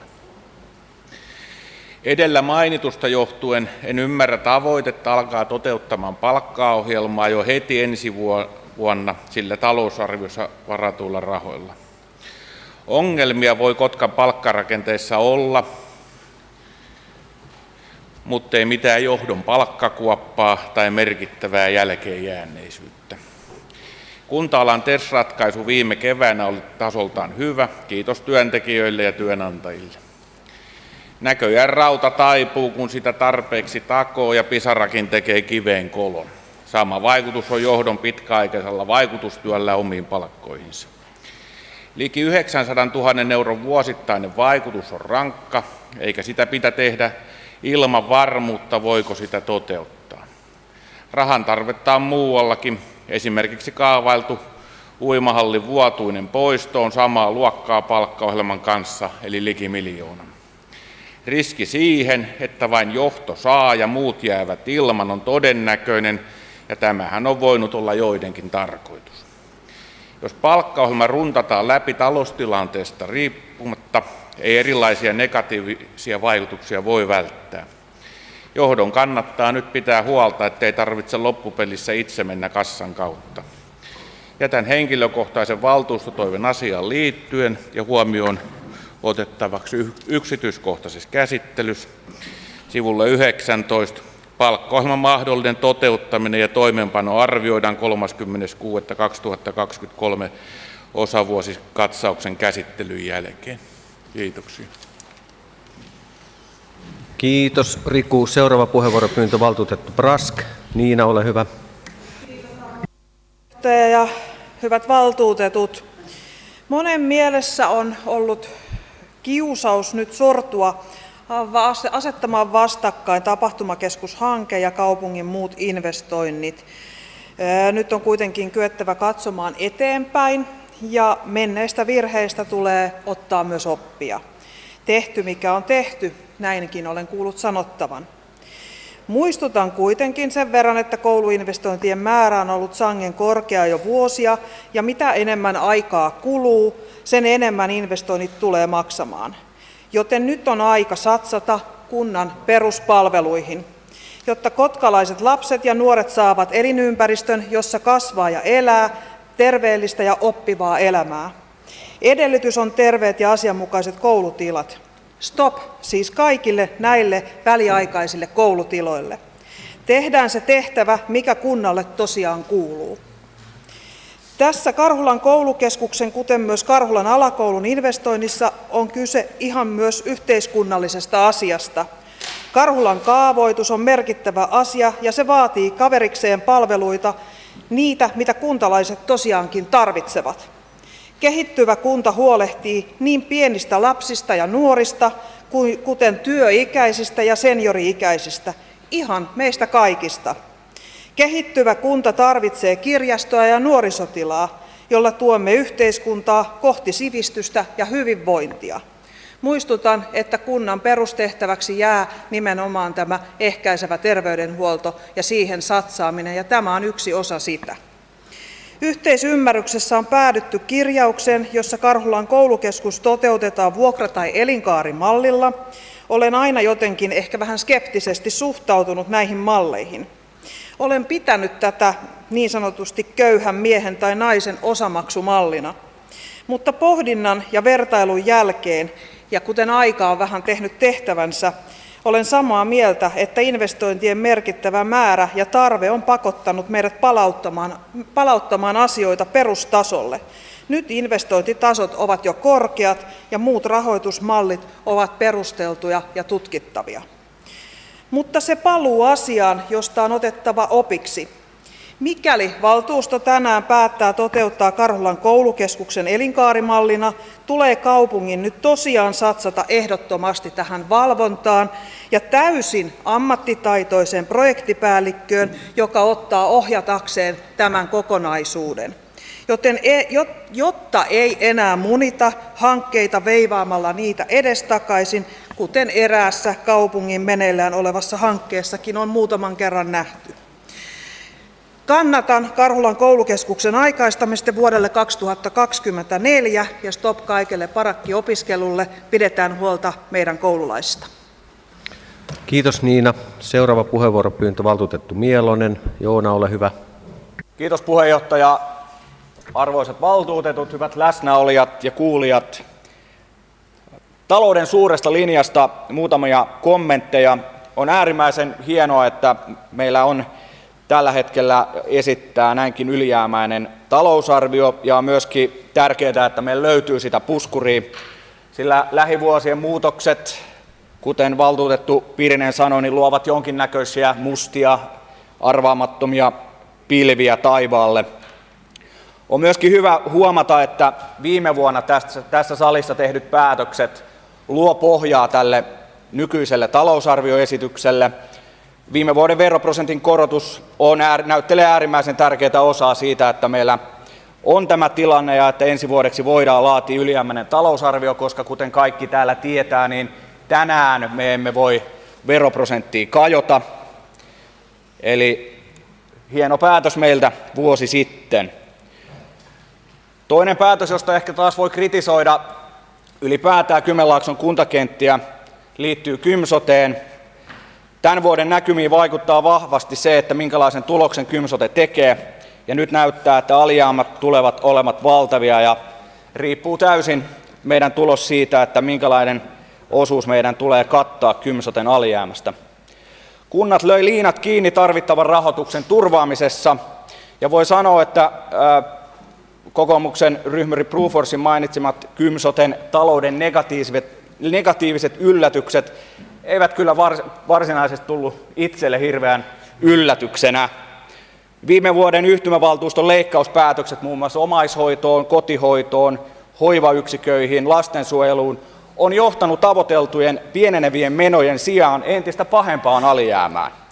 Asia on aluehallituksessakin virkamiesten suulla todettu, että viime vuonna laaditut leikkaukset eivät ole pienentäneet menoja, vaan jopa lisänneet niitä. Tätä yritimme vuosi sitten viestiä. Oli kunnilta hyvin lyhytnäköistä taistella pienestä Kymsoten rahoituksesta, kun tiesimme, että maksamme joka tapauksessa paljon suurempana sen alijäämien kautta. Talouden tasapainon ja investointiohjelmaan yksi kommentti vielä, kun puoli minuuttia aikaa. On hiukan ristiriidassa tämä kokoomuksia ja demareilta tuleva esitys Karhulan koulukeskuksen rahoitusmallista. Esitys päättäisi, että hanketta ei toteuteta omaan taseeseen, vaan vuokra- tai elinkaarimallilla, ja tässä ei ole yksinkertaisesti talouden kannalta ja tasapainon kannalta mitään järkeä. Se tulee nostamaan käyttötalouskustannuksia ja sitoo käsiämme merkittävästi. Hyvänä esimerkkinä on sanottava, että arvio siitä, että Ratamokeskus olisi myyty Hemsölle, olisi tuonut 1,5 miljoonaa enemmän kustannuksia vuokratuloissa. Niin paljon enemmän yksityinen ottaa välistä. Et me pyydän kokoomusta ja demareita ennen kuin jättää tämän esityksen, niin konsultoimaan Pietu Mänttäriä ja kysymään, että onko tässä taloudellisesti ihan oikeasti mitään järkeä. Kiitos. Kiitos Joona. Ja seuraava puheenvuoro valtuutettu Hyyryläinen. Antti, ole hyvä. Kiitos puheenjohtaja. Valtuutettu Mielonen lopetti puheensa siihen, josta aloitan. Eli ensinnäkin on ilokseni todettava, että näyttäisi siltä, että valtuusto on varsin yksimielinen siitä, että Karhulan koulukeskushanke tulee toteuttaa joutuisammin kuin mitä pohjaesityksessä on. Ja olen siitä äärimmäisen kiitollinen ja henkilökohtaisesti sitä mieltä, että se on rahoitusmalliakin tärkeämpi asia, että se toteutetaan aikataulussa. Nyt on kuitenkin pakko esittää kysymys, erityisesti se tietysti SDP:n ryhmälle, että miten te perustelette esityksenne, että jätätte siitä kokonaan pois sen taseinvestoinnin mahdollisuuden, jättäen vaihtoehdoiksi vain vuokra- tai elinkaarimallin.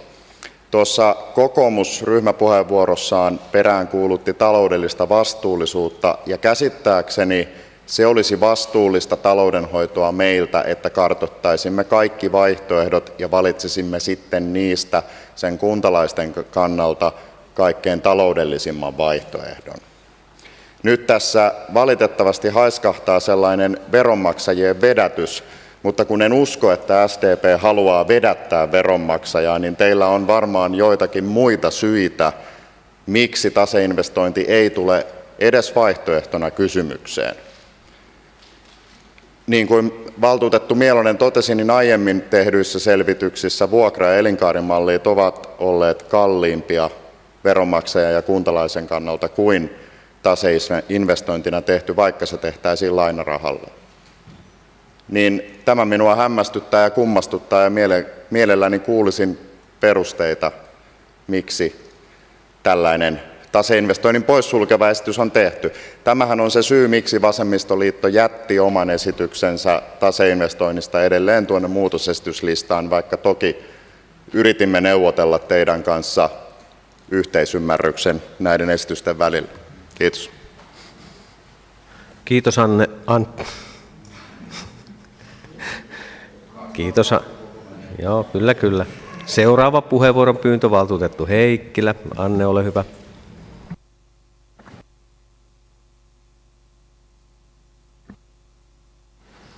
Kiitos puheenjohtaja.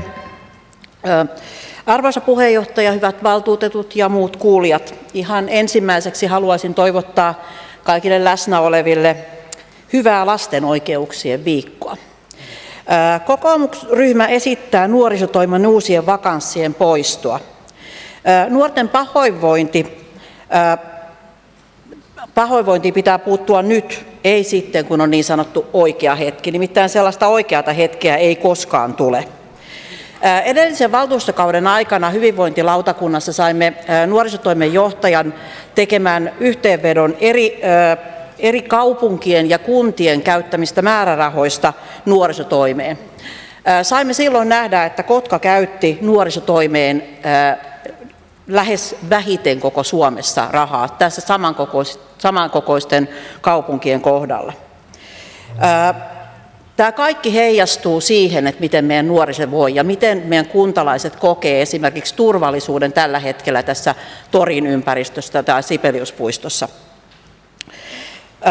Nämä nuorisotoimen lisäykset on tarkoitettu kohdistaa nimenomaan tänne koulunuorisotyöhön ja nuorten parissa tehtävään ennaltaehkäisevään työhön. Hiki säästää verta, sanotaan vanhassa sananlaskussa, ja tässä kyllä hyvin tulee se esille. Tuolla terveydenhuollon puolella on sanottu, että jos me pystytään pelastamaan yksi nuori oikealle tielle, niin siinä vaiheessa se työntekijä on ansainnut jo koko elämänsä palkan. Niin kalliiksi tulee tämä meidän nuorten pahoinvointi.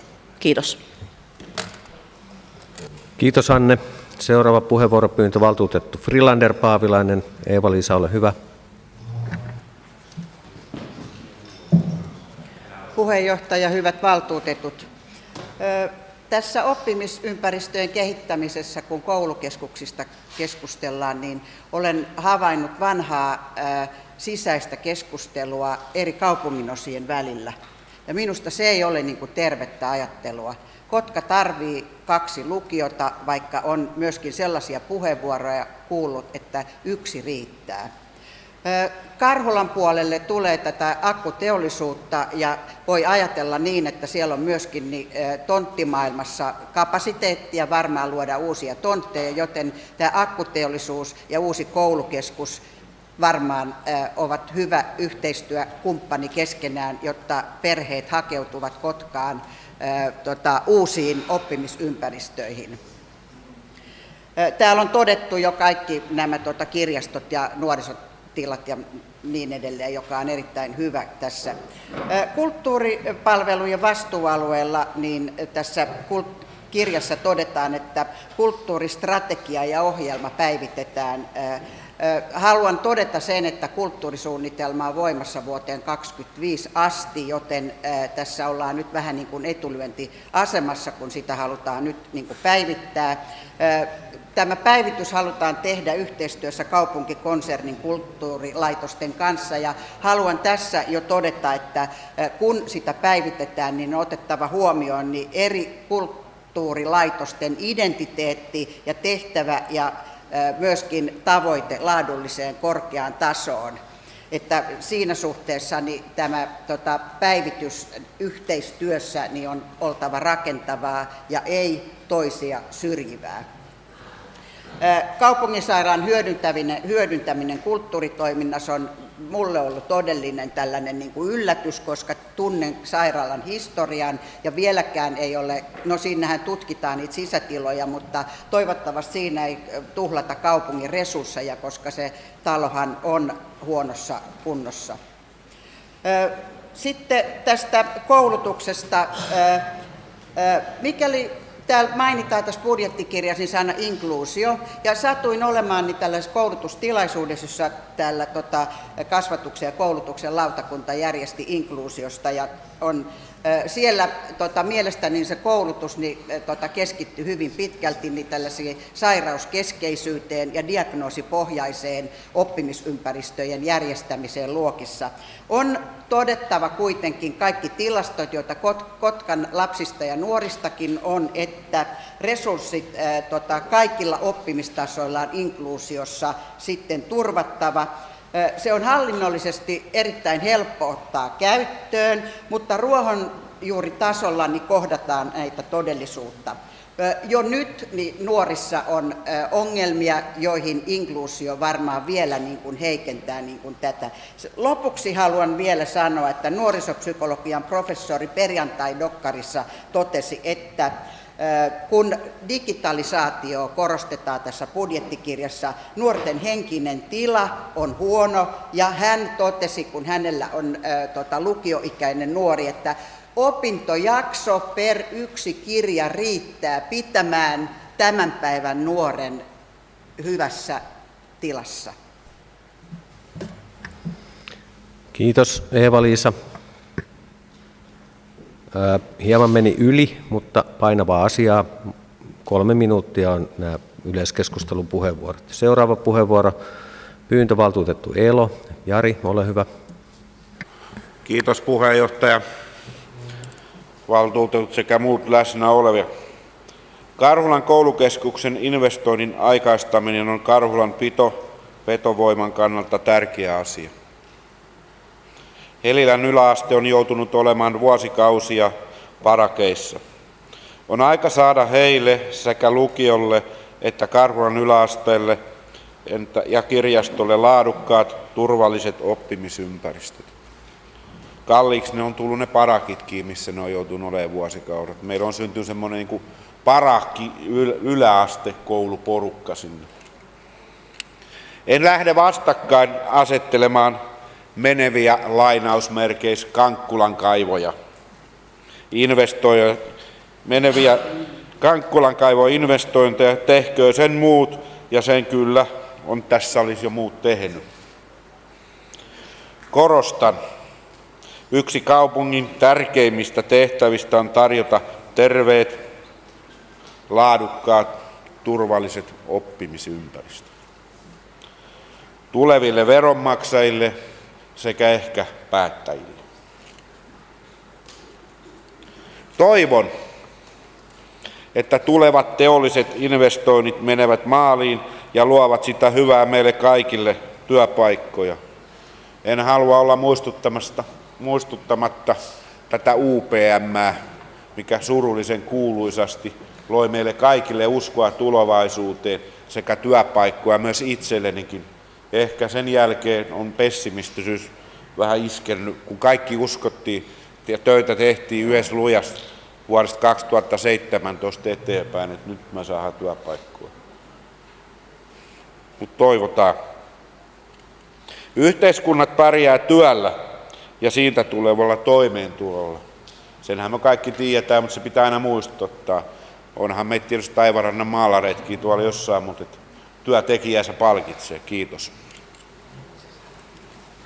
Kiitos Jari. Seuraava puheenvuoropyyntö, valtuutettu Marttila. Olli, ole hyvä. Kiitos. Arvoisa puheenjohtaja, kaupunginvaltuutetut, muut läsnäolijat ja kuulijat. Hiukan veroprosenteista. Kuten me hyvin tiedämme, että kunnallisveroon emme voi tulevalle vuodelle tehdä muutoksia, mutta kiinteistöveroon voisimme kuitenkin vaikuttaa. Kiinteistövero muodostaa yhden elementin kaupungin tulopohjasta. Kiinteistövero vaikuttaa kaupungin vetovoimaan ja investointihalukkuuteen, jos sitä tarkastellaan tänne muuttoa suunnittelevien asukkaiden ja yritysten näkökulmasta. Yritysten kilpailukykyyn sillä on suuri merkitys, kun puhutaan laaja-alaisesta ja paljon tilaa vaativasta liiketoiminnasta. Sota Euroopassa on vaikuttanut kuluvan aikana kustannuksiin monella tapaa.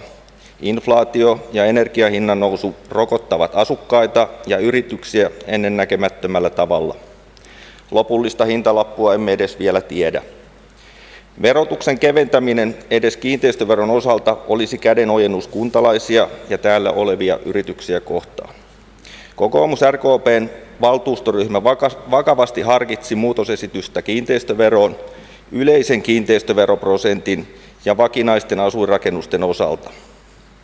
Esitys olisi ollut näitä verokantoja laskeva. Veronalennus ei olisi ollut suuri, mutta signaali meiltä päättäjiltä siitä, että välitämme. Koska kumulatiivisessa ylijäämässämme ei ole merkittäviä puskureita ja edessä on hyvin mittava investointiohjelma, niin emme valtuustoryhmänä jätä kiinteistöveroprosentista muutosehdotusta. Toivomme kuitenkin, että vuoden kuluttua tilanne on jo parempi, epävarmuustekijät ovat poistuneet ja voimme kokonaisuutena tarkastella veroprosenttien alentamista. Kiitos. Kiitos Olli. Seuraava puheenvuoropyyntö, valtuutettu Rauhala. Jouko, ole hyvä. Arvoisa puheenjohtaja, hyvät valtuutetut ja muut läsnäolijat. Kouluiässä olevien tulisi liikkua joka päivä monipuolisesti vähintään tunnin ajan. Vain 1/3 nuoristamme täyttää tämän kansallisen liikuntasuosituksen. Työikäisten ikääntynyt ylipaino sekä heikkenevä kestävyys ja lihaskunto huolestuttavat. Liikunnan merkitys seniorikansalaistemme terveydelle ja hyvinvoinnille on kiistaton. Liikunta vaikuttaa paitsi kansanterveyteen, myös kansantalouteen. Olympiakomitean laskelmien mukaan Kotkan kokoisen kaupungin ihmisten liikkumattomuudessa syntyvät kustannukset yhteiskunnalle ovat vuositasolla vähintään 30 miljoonaa euroa. Monipuoliset ja helposti tavoiteltavissa ja tavoitettavissa olevat liikuntapaikat ja alueet ovat keskeinen osa terveysliikunnan edistämistä. Koulujemme yhteyteen rakennetut lähiliikuntapaikat ovat liikunnan, opetuksen ja välituntiliikunnan järjestelyjen mahdollistajia ja siten samalla tavalla oppimisympäristöjä, kuten esimerkiksi uusien koulujen luokkatilat. Oikein varusteltuina ne ovat samalla liikuntakerhotoiminnan, liikuntaryhmien ja vapaa-ajan omaehtoisen liikunnan foorumeita kaikille kuntalaisille iltaisin, viikonloppuisin ja koulujen loma-aikoina. Osasta kouluistamme ajan vaatimukset täyttävä lähiliikuntapaikka vielä puuttuu, eikä niihin kohdennettua rahoitusta näy investointilistalla.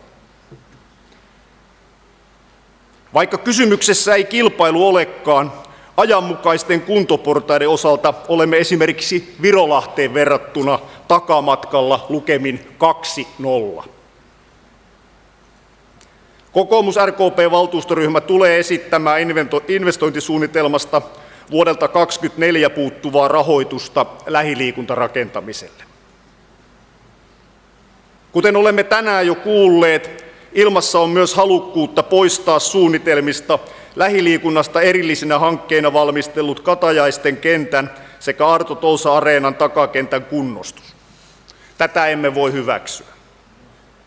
Aivan omassa luokassaan kaikkien ikäryhmien terveyden ja hyvinvoinnin edistäjinä ovat niin ikään jo mainitut uimahallit. Katariinan uimahallihankkeen suunnittelua tulee jatkaa aktiivisesti ja ennakkoluulottomasti sisältäen kaikki eri toteutus- ja rahoitusvaihtoehdot ja kumppanuudet. Tulemme esittämään Katariinan uimahallille suunnittelurahoitusta jo nyt käsittelyssä olevaan investointiohjelmaan ja tulemme palaamaan aiheeseen ensi vuonna tässä samassa yhteydessä. Kiitos. Kiitos Jouko. Seuraava puheenvuoropyyntö valtuutettu Hasu. Johanna, ole hyvä.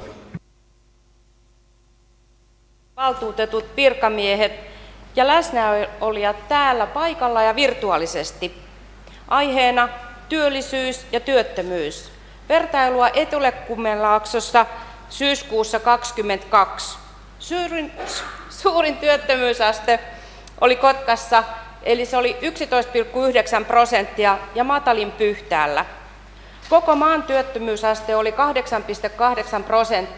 ja kun verrataan Kotkaan koko maahan, niin meillä oli 3,1% työttömyysaste. Työnhakijoiden määrä on laskenut vuodesta 2017. Työmarkkinaennusteen mukaan työllisyys kasvaa hitaasti haasteista huolimatta. Kotkan talouden riskit liittyvät yleiseen talouskehitykseen, Venäjän hyökkäykseen ja sitä seuranneisiin markkinahäiriöihin, jotka tulevat vaikuttamaan julkiseen talouteen, työllisyyteen ja työttömyyteen. Kuntien valtionavun aleneminen johtuu pääosin sote-uudistuksesta.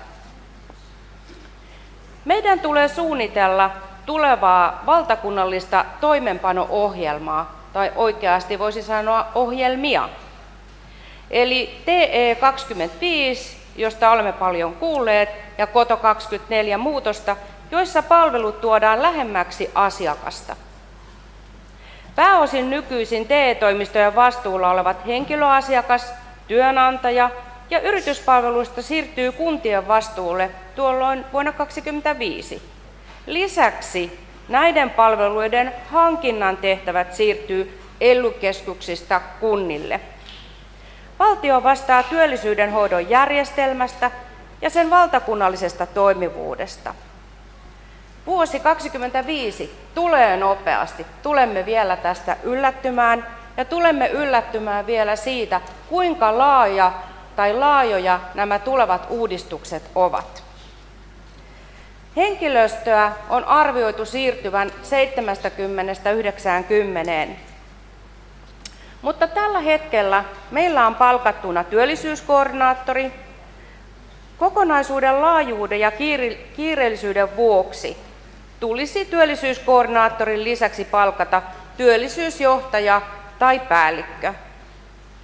ICT-järjestelmien integroinnit tulevat vaatimaan myös runsaasti asiantuntija- ja taloudellisia resursseja, joita vielä ei ainakaan talousarviossa näy.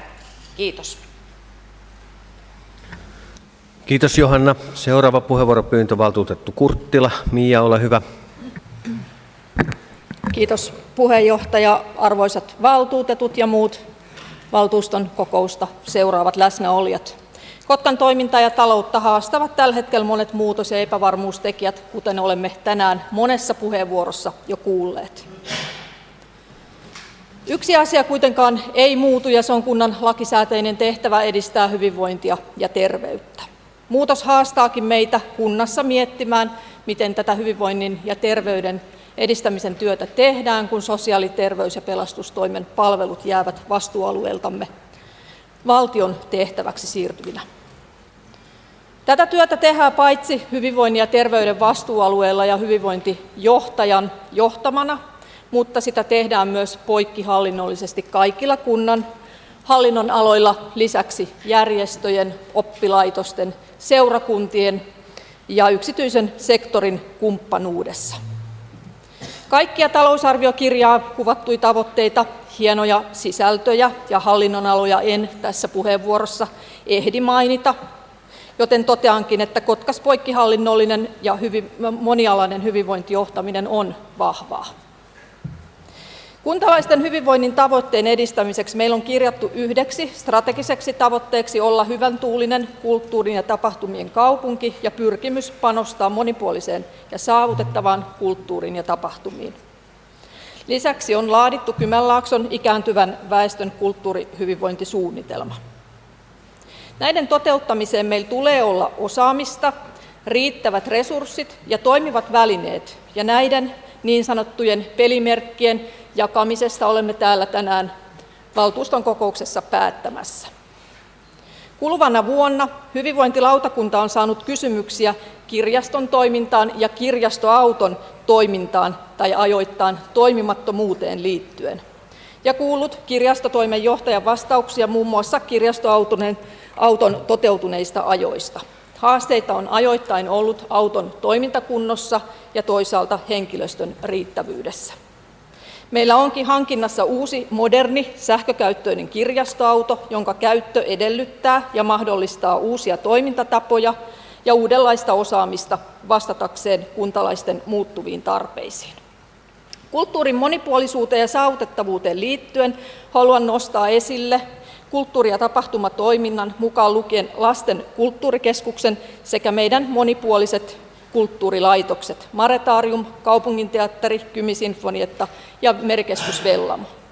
Nämä ovat mukana myös kaikukorttikokeilussa, jolla tavoitellaan kaikkien kuntalaisten pääsyä kulttuurin pariin taloudellisesta asemasta riippumatta. Järjestämme myös lakiin perustuvaa taiteen perusopetusta yhteistyössä muun muassa Kotkan opiston ja Kotkan seudun musiikkiopiston kanssa. Vaikka jälkimmäisen tilahaasteissa emme olekaan kyenneet vielä yhdessä löytämään helpotusta ja kyseenalaiseksi on tullut, toteutuuko nykyisessä järjestelyssä tilavuokrien osalta yhdenvertaisuus kuntalaisten kohtelussa. Päätöksentekijöinä meidän on muistettava, että kaikkien, myös heikommassa asemassa olevien kuntalaisten tarpeet huomioivat kirjastot, kulttuurilaitokset, liikunta- ja kohtaamispaikat ja nuorisolle tarkoitetut tilat ovat paitsi talousarvion menoeriä, mutta myös perustehtäväämme tukevia toimintoja, joissa lisätään kuntalaisten hyvinvointia ja osallisuutta ja edelleen kuntalaisten toiminta- ja työkykyisyyttä ja sitä kautta kuntien ja talouden elinvoimaa. Kiitos Mia. Toisen kerran muistutan nyt siitä, että yleiskeskustelupuheenvuorot pituus on 3 minuuttia. Hyvänä esimerkkinä valtuutettu Rauhala 3,0 minuuttia. Jatkamme puheenvuoroja. Valtuutettu Lopperi seuraavaksi. Ole hyvä, Jukka. Jatkan tuosta kulttuuriasiasta, mistä Mia lopetti. Tulemme sinne esittämään sivulla 126 tekstilisäyksen uuden kappaleen, jossa sanottaisiin näin: laaditaan taloussuunnitelmakauden kestävä vakiintuneiden kulttuuritapahtumien kumppanuusmalli vapaan toimintakentän toimijoiden kanssa. Suomeksi se tarkoittaa sitä, että esimerkiksi lohisoiton ei tarvitsisi joka vuosi erikseen anoa summaa itselleen, vaan voisi 3-4 vuoden tähtäimellä suunnitella omaa pitkäjänteistä hyvää kulttuuritoimintaansa. Toinen asia, josta pohdiskelen, on se, että valitettavasti taloussuunnitelmassa ei ole Aalto-Torsa-areenan takakentän riittävää investointia. Olisin mielelläni nähnyt, että siellä varauduttaisiin tekojään rakentamiseen takakentälle. Muun muassa Porvoossa on 2 tällaista kenttää, tekojääkenttää, ja sehän on mitä parhainta liikuntaa lapsiperheille, aikuisille. Mutta kun ei rahat riitä, niin ei riitä, sille ei voida mitään. Talouden tasapainotuksesta kokoomus on huolissaan, ja miksei me kaikki.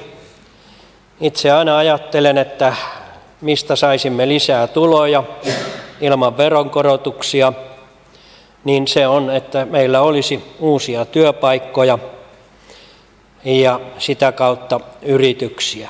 Eli kaikki tuki kursorille, kaikki tuki sille, että akkuklusteri tulisi tänne Kotkaan.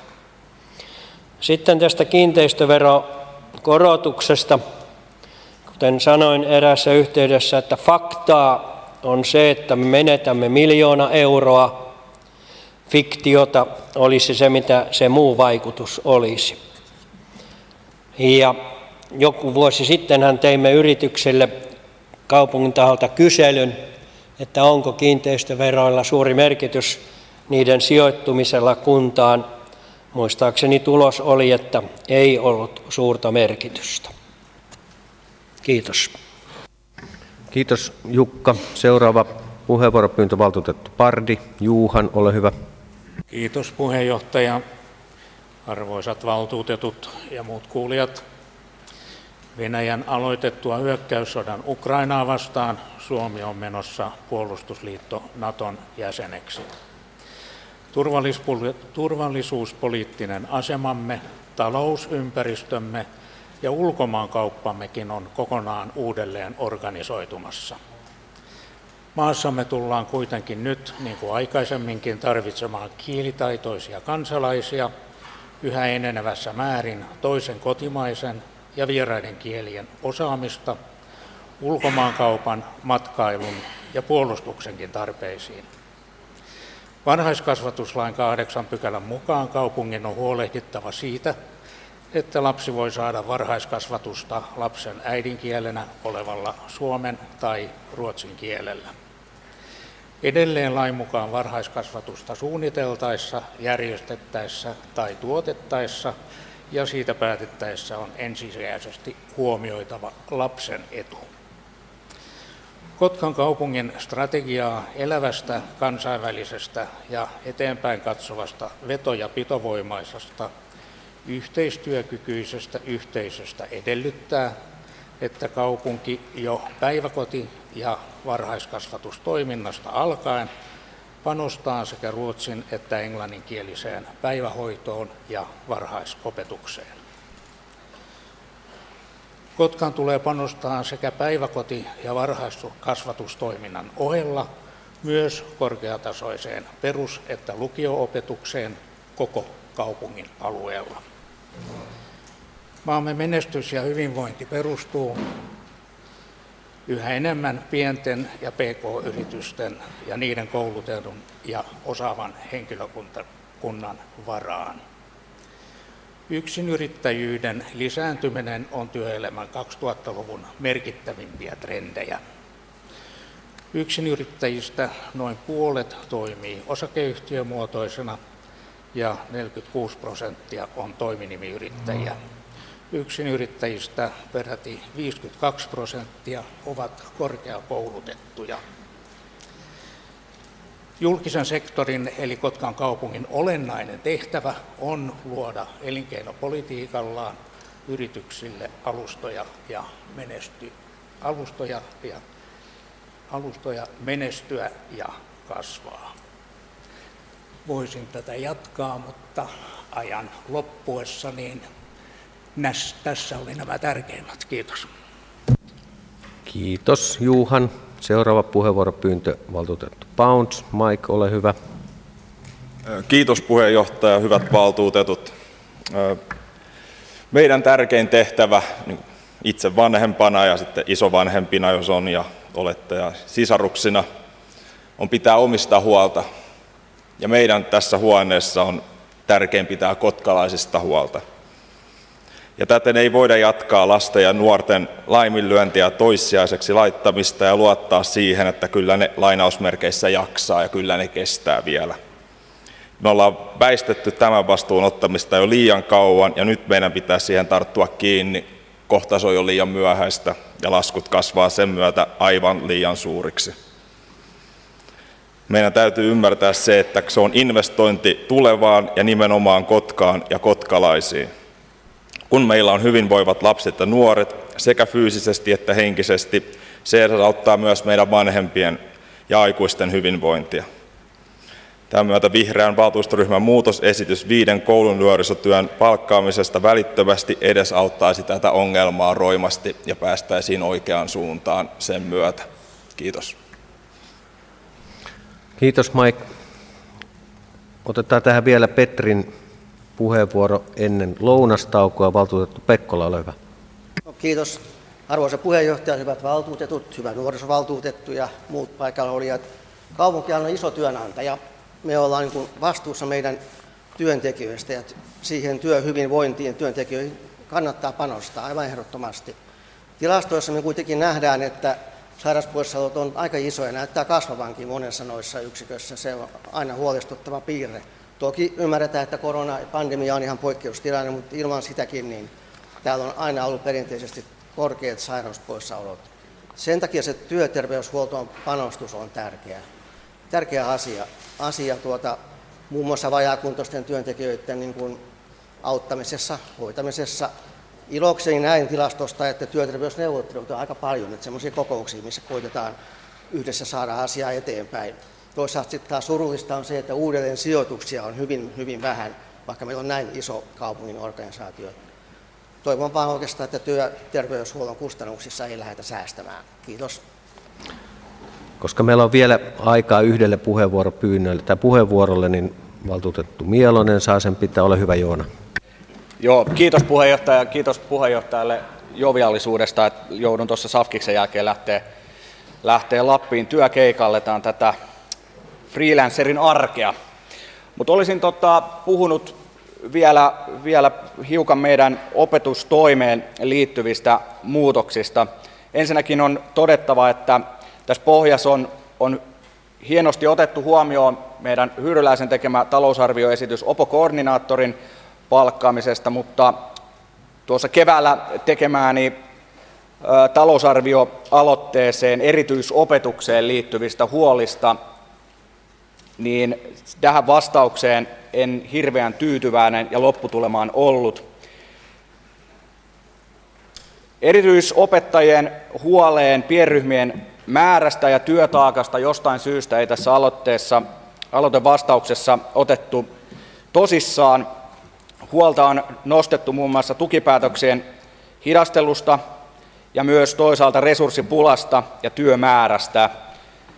Ja näyttää siltä, että erityisen tuen osalta ei rahoitus tällä hetkellä seuraa inkluusion mukana koululuokkiin, eli erityistukea vaativien oppilaiden opettamista perusryhmissä. Vasemmistoliitto tähän haastavaan asiaan on tehnyt 2 tärkeää muutosesitystä. Ensimmäinen esitys on, että poistetaan jokavuotinen lause, että ryhmien koot ja määrä määritellään taloudellisin perustein. Nyt ohjeistus on ristiriitainen. Kumpi asetetaan etusijalle, jos ohjenuora on taloudellisuus sekä pedagoginen peruste? Meidän mielestä pedagoginen perustelu tulee asettaa etusijalle. Toinen esitys ei ehkä ensi lukemalla aukea. Oikeusasiamies on tehnyt 27.10. päätöksen, että erityisen tuen osalta jokainen päätöksen saanut lapsi on oikeutettu erityisopettajan antamaan opetukseen. Ja tämä tarkoittaa sitä, että erityisopettaja viedään joko luokkiin tai erityisen tuen lapset pienryhmiin. Ja tästä syystä esitämme, että tämä oikeusasiamiehen tärkeä linjaus huomioidaan ensi vuoden aikana. Tietojeni mukaan tämä ei tällä hetkellä Kotkassa täysin toteudu. Asia on otettava huomioon jo ensi vuonna, koska kuten valtuutettu Paunskin sanoi, niin lapsissa ja nuorissa on tulevaisuus. Ja kiitos Joona. Teen ensimmäisen muutosesityksen, mikä menee taatusti läpi. Meillä on edessä kohta noin meidän muutosesityslistat. Ja lounas alkaa nyt kello 12 ja pari ryhmää on pyytänyt ainakin tunnin käsittelyaikaa niille, niin jatkamme kello 13.30, että nämä isommat ryhmät ehtivät käsitellä nuo muutosesitykset. Ja tämä päätös tulee voimaan nyt.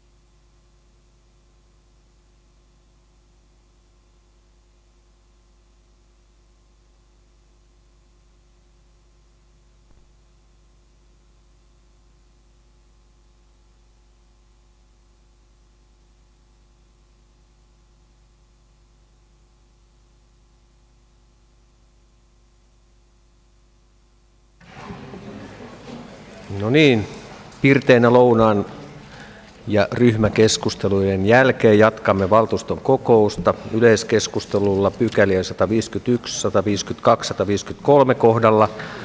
Ja seuraava puheenvuoro, valtuutettu Jäntti. Karina, ole hyvä. Kiitos puheenjohtaja, valtuutetut ja virkamiehet. Perussuomalaisten ryhmä esittää kuntalisän palauttamista Kotkaan mahdollisimman suurena. 300 € kuukaudessa, jota voidaan maksaa, kunnes lapsi täyttää 3 vuotta ja lapsi ei ole kunnallisessa päivähoidossa.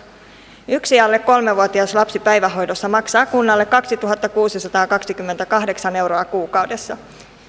Kotkassa on ollut pitkään tavoitteena saada varhaiskasvatuksen osallistuvien lasten määrä kasvuun. Tässä on toki menestyksekkäästi onnistuttu.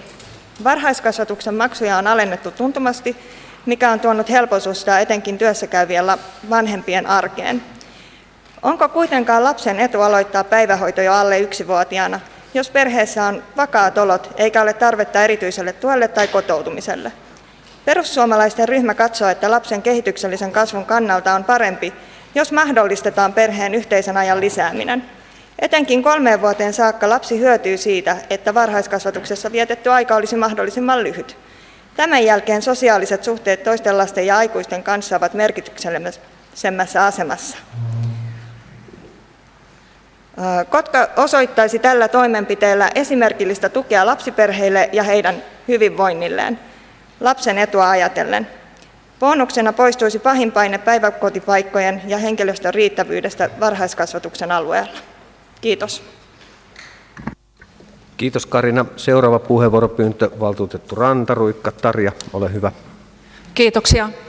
Ja arvoisa puheenjohtaja, hyvät valtuutetut, haluaisin jakaa tämän huoleni lasten ja nuorten tilanteesta, mikä täällä on jo monella suulla tullut sanottua. Ja niin kuin tiedämme, niin koko valtakunnassa lasten ja nuorten asiat alkaa olla todella retuperällä. Ja sanoisin, että itselläni on jonkin verran kompetenssia tähän tilanteen havainnoimiseen, mihin inkluusio on johtanut, sillä tällä hetkellä taitaa olla 34. vuosi luokanopettajana. Täällä salissakin istuu minun entisiä oppilaita, Michael, Joona, joka lähti juuri äsken pois, ja Riina.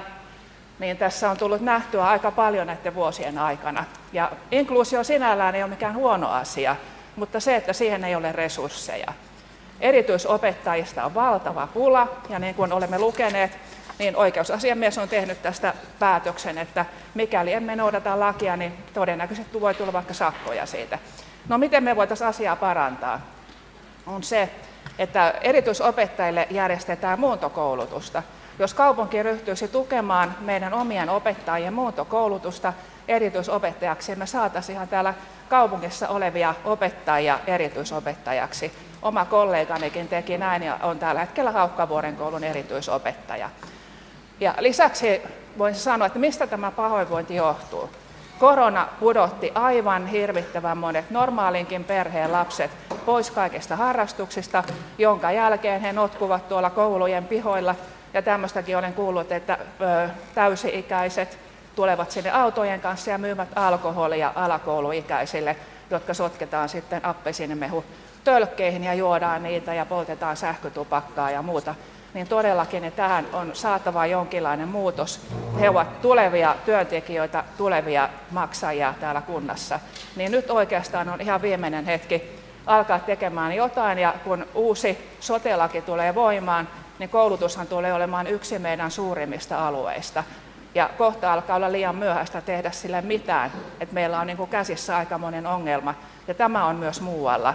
Olen itse opettajien ammattijärjestön toiminnassa ollut mukana paikallispuolella, ja vasta pari viikkoa sitten OAJ:n puheenjohtaja Murto oli täällä paikan päällä, ja tämä huoli on aivan sama koko Suomessa. Niin nyt pienenä ohjeistuksena, että tehdään jotain ja nopeasti ennen kuin tilanne menee pahemmaksi. Kiitos Tarja. Seuraava puheenvuoropyyntö, valtuutettu Montonen. Tiina, ole hyvä. Arvoisa puheenjohtaja, hyvät valtuutetut. Elokuussa 2022 voimaan tulleen varhaiskasvatuslain muutosten haltuunottoon inkluusioon liittyy lapsen tarvitseman kasvun ja oppimisen tuen toteutuminen. Suomeksi sanottuna kullakin lapsella on oikeus saada tarvitsemaansa tukea muiden ikäistensä kanssa samoissa ryhmissä varhaiskasvatuksessa ja esiopetuksessa. Lakimuutoksen velvoitteiden vieminen käytäntöön edellyttää koko henkilöstön koulutusta inklusiiviseen toimintakulttuuriin lasten tuen tarpeen toteutumiseksi jokaisessa yksikössä. Pienimmät kuntalaisemme ansaitsevat hyvän hoidon, kasvatuksen ja opetuksen ja siihen liittyen oppimisympäristön, jossa lapset päiviään viettävät. Tilaa tulee olla riittävästi lasten käytössä ja on myös huomioitava alle kouluikäisten osalta se, että osa lapsista tarvitsee pienennetyn ryhmän. Kasvatus- ja koulutuslautakunnalla on mittava tehtävä varhaiskasvatuspaikkojen ennakoinnissa ja laadun varmistamisessa. Virkamiehiä kannattaa kuunnella tarpeissa, mutta hyvä tapa on kuulla myös henkilöstöä ja lasten vanhempia, joiden kautta myös lasten ääni tulee kuuluviin. Haastankin niitä valtuutettuja, jotka eivät ole niin paljon olleet tekemisissä varhaiskasvatuksen kanssa, päivittämään tietojaan varhaiskasvatuksen arjesta, joko sopimalla vierailuja tai olemaan muulla tavoin yhteydessä henkilöstöön.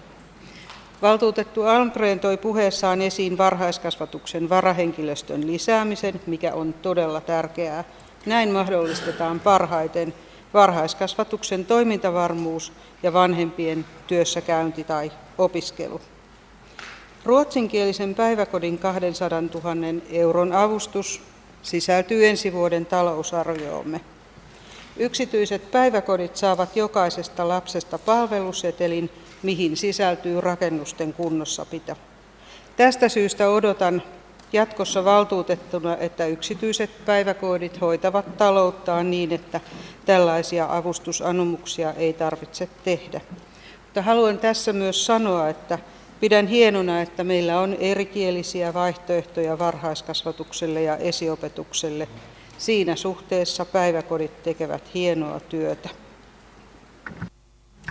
Kiitos Tiina. Seuraava puheenvuoropyyntö valtuutettu Marttila. Olli, ole hyvä. Arvoisa puheenjohtaja, kaupunginvaltuutetut ja muut läsnäolijat. Talousarviokirja sisältää osion ilmastobudjetti. Tämä osio on kehittynyt kokonaisuudessaan viime vuodesta. Kiitos siitä valmistelijoille.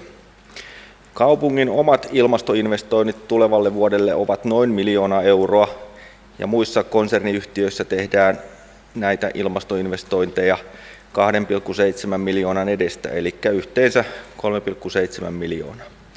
Yleinen korkotaso on noussut keskuspankkien koronnostojen myötä ja siksi myös kaupungin saama ulkopuolinen rahoitus on kallistunut.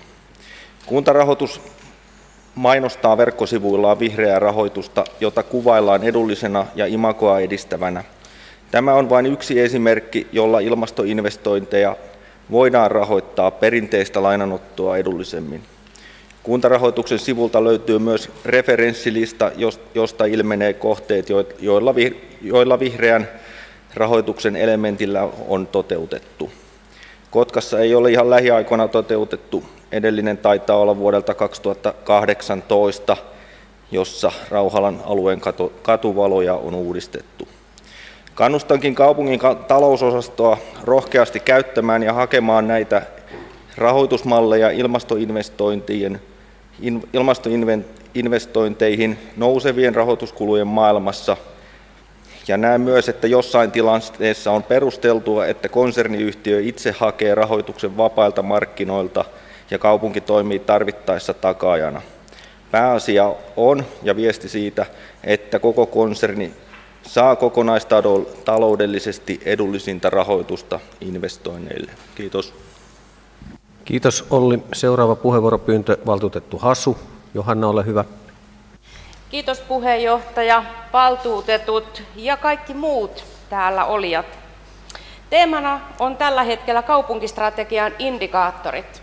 Kaupunkistrategiahan meillä on aivan loistava. Suorastaan muut sitä kadehtii ja eikä syyttä. Mutta indikaattoriliite kun tuli, niin sieltä muutama huomio. Eli kun katsoo yksittäisiä indikaattoreita, niin osa niistä on hieman vaikeasti tulkittavissa. Osassa indikaattoreista on mitattu määriä, osassa prosenttiosuuksia ja osassa tiedot ovat lisäksi vanhoja, esimerkiksi tutkimus- ja kehittämismenot Kotkahaminan seudulla. Jos mietitään sitä, että kerrotaan asukasmäärästä, että se on 51 241 ja edellisenä kertana 51 068, niin tavallaan alkaa heti laskemaan, että no kuinka tämä nyt oikeasti onkaan. Eli prosenttiosuus olisi mukana hyvä olla. Alle kouluikäisiä on 2314 ja edellisenä vuonna 2388, ihan sama juttu kuin edellisessäkin esimerkissä. Kotona asuvat yli 75-vuotiaat, määrä 92,9%. Niin kuinka paljon kotona asuvia yli 75-vuotiaita on ja mikä on muutos edelliseen vuoteen? Eli ei voi edellyttää lukijan itse laskevan tai arvioivan muutoksen merkittävyyttä. Tulos tulee olla selvä kaikissa mahdollisissa tapauksissa. On hyvä esimerkiksi esittää sekä prosenttiosuus että henkilömäärä, euromäärä ja sitten mittari, millä on mitattu. Kaaviossa muutosta on kuvattu eri värein. Värit kertovat ainoastaan sen, että onko tilanne paranemassa, pysymässä ennallaan tai heikkenemässä. Jätän tämän toiveen kaikkien ryhmien puolesta. Kiitos. Kiitos Johanna. Seuraava puheenvuoropyyntö valtuutettu Pirinen. Riku, ole hyvä. Niin puheenjohtaja, nyt kun muutosesityslista on jaettu tuossa tauon aikana, niin puheenvuoro koskee esitystä numero 11. Tämä valtuusto leimaa erityisesti nyt näistä investoinneista keskusteluja, minkälaisia malleja voitaisiin käyttää, että saadaan kaikki tarpeellinen tehtyä, vuokrattua tai elinkaarta tai muita, niin silloin on hyvin tärkeää, että se oma toiminta on niin kuin harvinaisen selvä ja vertailtavissa muiden toimijoiden kanssa. Ja tässä otetaan nyt, että täytyy ensi kevätkauden aikana sisäisten vuokrien määräytymisperusteet niin kuin ottaa tilapalvelustarkasteluun ja tehdä vertaileva selvitys omana työnä, että mitenkä Kotkas on toimittu ja onko sitten se toimintamalli ollut hyvä. Määräaika on kyllä perusteltu sen takia, kun on huomattu, että tilapalvelulla jotkut prosessit ja toimintamallit tuppannut venymään vähän liikaa ja ei ole kaikki syntynyt niin kuin pitäisi, niin nyt olisi perälauta siellä olemassa ja toivottavasti asia saa kannatusta ja pystytään sitten hyvin mielin tekemään niitä päätöksiä ensi vuonna erilaisista rahoitusratkaisuista ja vuokrauksista. Kiitoksia. Kiitos Riku. Seuraava puheenvuoropyyntö valtuutettu Bruus. Marianne, ole hyvä. Kiitoksia arvon puheenjohtaja, kanssavaltuutetut ja muut läsnäolijat. Haluaisin todeta, että osittain kaikki nämä puheet lasten ja nuorten hyvinvoinnin edistämisestä on mielestäni pelkkää sanahelinää. Sama koskee myös puheita liikunnan ja terveyden tärkeydestä. Nämä kaikki ovat nimittäin olleet kohta 3 vuotta täysin unholassa, lähes koko kansakunnalta. Asia, josta ei ehkä haluta tai uskalleta puhua, mutta jossain kohtaa meidän pitää katsoa peiliin. Se, miten nämä viimeisten vuosien toimet vaikuttivat meidän lapsiin ja nuoriin, jättää meille aivan valtavan pahoinvointitaakan. Ja suurin osa hyväksyi kaikki nuo toimet aivan täysin mukisematta. Kukaan ei puolustanut lapsia eikä nuoria. Vanhukset suljettiin hoivakoteihin, koululaiset laitettiin etäkouluun ja kaikki harrastukset tauolle. Moni menetti myös työpaikan. Perheiden ongelmat kasvoivat, päihdeongelmat kasvoivat, nuorten ja lasten pahaolo lisääntyi, ylipaino, terveyshaasteet lisääntyivät liikunnan puutteessa. Uimahallit ja kuntosalit suljettiin, vaikka maalaisjärkikin sanoi, että liikunta ja yhteisöllisyys on ihmiselle terveellistä, luontaista ja puolestaan eristäminen ja pelottelu sairastuttaa meidät. Maailmanlaajuisesti kertakäyttömaskeja käytettiin 3 miljoonaa kappaletta minuutissa ja samaan aikaan me pelätään kurtturuusua. Varhaiskasvatukseen. Se, että meillä on päiväkodeissa paljon lapsia, ei muuten ihan tarkasti kerro sitä, että vanhemmat käyvät töissä tai opiskelevat, koska tällä hetkellä joudutaan tarjoamaan tukitoimena varhaiskasvatusta, kun vanhemmuus on hukassa. Auttaako se lapsen oleminen varhaiskasvatuksessa siihen vanhemmuuden hukassa olevuuteen? Harjoittelevatko vanhemmat kotona sitä vanhemmuutta ilman lasta? Meillä ei vain riitä toimia auttaa vanhemmuudessa. Ja myös tähän hukassa olevaan vanhemmuuteen liittyy myös kaikki tämä erityisopetuksen puute. Jostain näin luvun, että meillä on pian 30 000 erityisopettajan vaje. Siksi se, että lapsi ei saisi täällä Kotkassa tukea tai apua koulussa, ei täysin voi ollakaan kunnan tai opetustoimen ratkaistavissa, koska niitä erityisopettajia ei ole. Tarjan puheenvuoro oli hyvä. Opettajia voitaisiin muuntokouluttaa erityisopetukseen. Ja jos meillä on pian joka toinen lapsi jonkunlaisen tuen tarpeessa, ei kukaan opettaja yksin kykene enää mitenkään huolehtimaan itse opetuksesta. Ei ole silloin ihme, että oppimistulokset jatkavat koko ajan heikkenemistään. Koronavuodet eivät lisänneet kenenkään hyvinvointia, eikä mitkään sen varjolla tehdyt toimenpiteet edesauttaneet kenenkään terveyttä. Ei edes niiden riskiryhmien, joita väitettiin aluksi toimilla suojeltavan. Meille jää valtava ja pitkäkestoinen pahoinvointitaakka hoidettavaksi, ja valitettavasti uskon, että emme tule siitä helposti selviämään. Siihen ei auta uusi koulu, uimahalli tai leikkipuisto. Toki niitä tuen ja haluan ne mahdollistaa, mutta ongelma on paljon suurempi ja pitkäaikaisempi. Ja tuleva talvi kasvavine kuluineen ei tule myöskään hyvinvointia lisäämään. Kiitos. Kiitos Marianne. Seuraava puheenvuoropyyntö valtuutettu Virtanen. Sami, ole hyvä. Kiitos arvoisa puheenjohtaja. Hyvät valtuutetut. Vasemmistoliiton suunnasta nyt meille päin haastetta esitettiin ja liittyen tähän Karhulan koulun rahoitusmalliin ja perusteena se, että heillä ei ollut tietoa, että mitkä meillä on ne perusteet, miksi olemme tämmöiseen päätyneet. Ihan aitoa se nyt ei ollut tämä tietämättömyys, koska kyllä tätä asiaa teidän kanssanne on käyty lävitse. Mutta ihan lyhyesti. Yksi iso huoli siitä verrattuna siihen vaihtoehtoon, että ensi vuonna lähdettäisiin vielä erikseen selvittelemään eri vaihtoehtojen kustannuksia, niin liittyy siihen aikatauluun. Et meillä kaikilla on yhteinen tahto siitä, että tämä Karhulan koulukeskushanke saadaan sillä tavalla eteenpäin, että päästään suunnittelu aloittaa jo vuonna 2024. Se, että me lähdetään vatuloimaan ensi vuoden aikana ja teettää vielä lisäselvityksiä siitä, että mikä malli mitäkin verran maksaa, ja kun ottaa vielä huomioon, että näillä lähtöarvoilla ja lähtötiedoilla, mitä meillä on, niin ihan täysin kattavaa yksiselitteistä vastausta emme tule saamaan ensi vuoden aikana. Ryhmämme näkee, että paras tapa tässä tapauksessa on edetä se tapa, mitä me ollaan esitetty, eli valitaan Karhulan koulukeskuksen rahoitusmuodoksi joku muu kuin omaan taseeseen tehtävä, ja päästään sitä prosessia viemään lävitse jo heti ensi vuoden aikana. Emme voi siirtää sen prosessin käynnistymistä kuitenkaan vuoteen 2024. Siinä tapauksessa emme pääse sitä itse kohdetta suunnittelemaan. 21 kaupunginhallituksessa oli vertailuja näiden eri rahoitusmallien vaihtoehtojen hinnoista, ja sen vertailun perusteella nämä vaihtoehtoiset mallit, riippuen vähän mikä malli oli, niin näytti olevan hivenen kalliimpia kuin omaan taseeseen tehty. Siinä niin kuin vasemmistoliiton todistelu pitää paikkansa. Mutta siihenkin selvitykseen liittyy sellaisia epävarmuustekijöitä, että käyttämämme asiantuntija ja sitten toisaalta meidän oma väki niin ei nyt ihan yksimielisiä ollut siitä laskentaperusteesta, että millä mihinkin arvoihin on päästy. Eli joka tapauksessa tähän on liittynyt epävarmuutta tähän asiaan. Velkaantuminen on varmaan se isoin ero, mikä meidän ryhmällä, vasemmistoliiton ryhmällä on. Suhtautuminen kaupungin velkaantumiseen.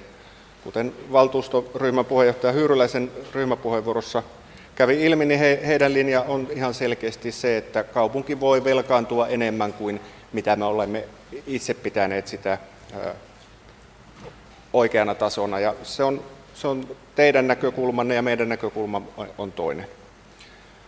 Sitten vielä lyhyesti. Kävimme Kuopiossa kaupunginhallituksen kanssa, ja Kuopion kaupunki on yhden kohtaan, en valitettavasti muista minkä, benchmarkkaus mielessä ottanut vaihtoehtoisella rahoitustavalla, ja kysyttäessä Kuopion kaupunginjohtaja vastasi meille, että ei tullut sen kalliimmaksi, ei tullut sen halvemmaksi. Hyöty tuli siitä, että he saivat selvän benchmarkkauksen siitä, millä tavalla tämän kaltainen hanke toteutetaan muilla tavoin kuin perinteisesti omaan taseeseen.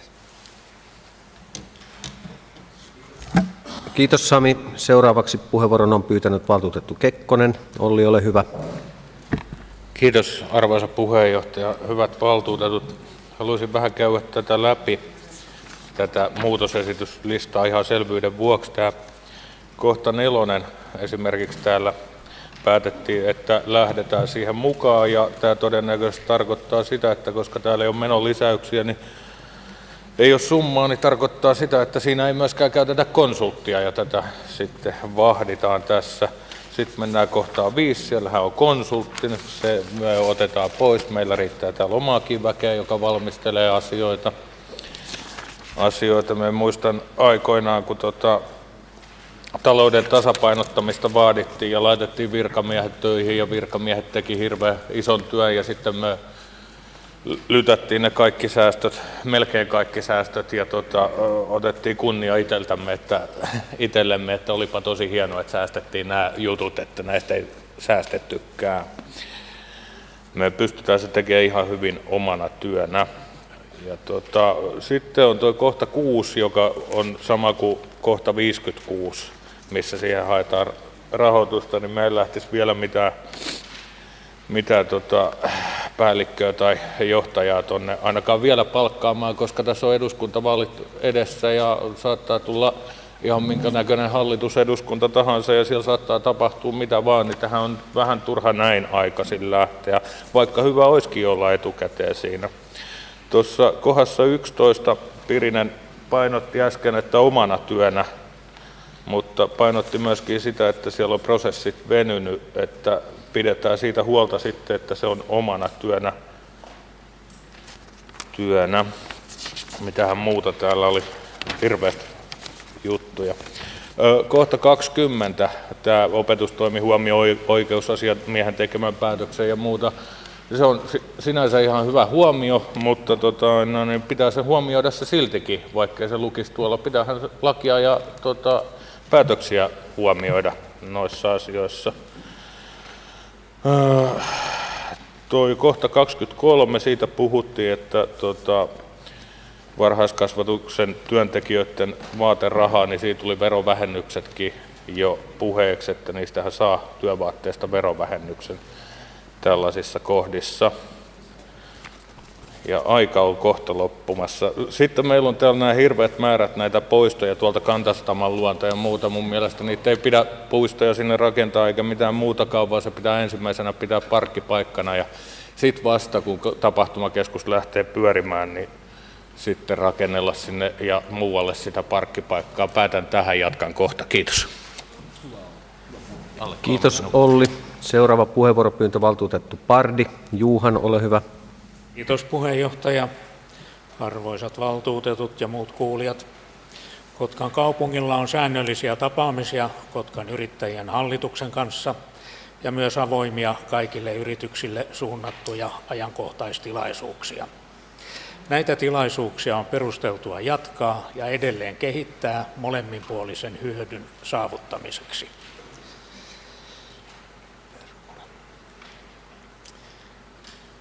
Suomen Yrittäjät julkaisi viime syyskuussa yrittäjien kuntabarometritutkimuksen, johon vastasi yli 100 000 yrittäjää. Kotka sijoittui tässä tutkimuksessa suurten kaupunkien joukossa jopa 3. sijalle. Jos ja kun kaupungin yrittäjät menestyvät ja niiden toimintaedellytyksistä ja palveluista pidetään huolta, kuntalaisten verorahat käytetään mahdollisimman järkevästi siten, että kunta voi ylläpitää ja kehittää moninaisia muitakin kattavia palveluitaan. Kotkan kaupunkistrategian mukaan Kotka tarjoaa yrittäjälle ja yrittäjän yrityksille monipuoliset mahdollisuudet laadukkaalle asumiselle, koulutukselle ja yritystoiminnalle hyvien kulkuyhteyksien varrella.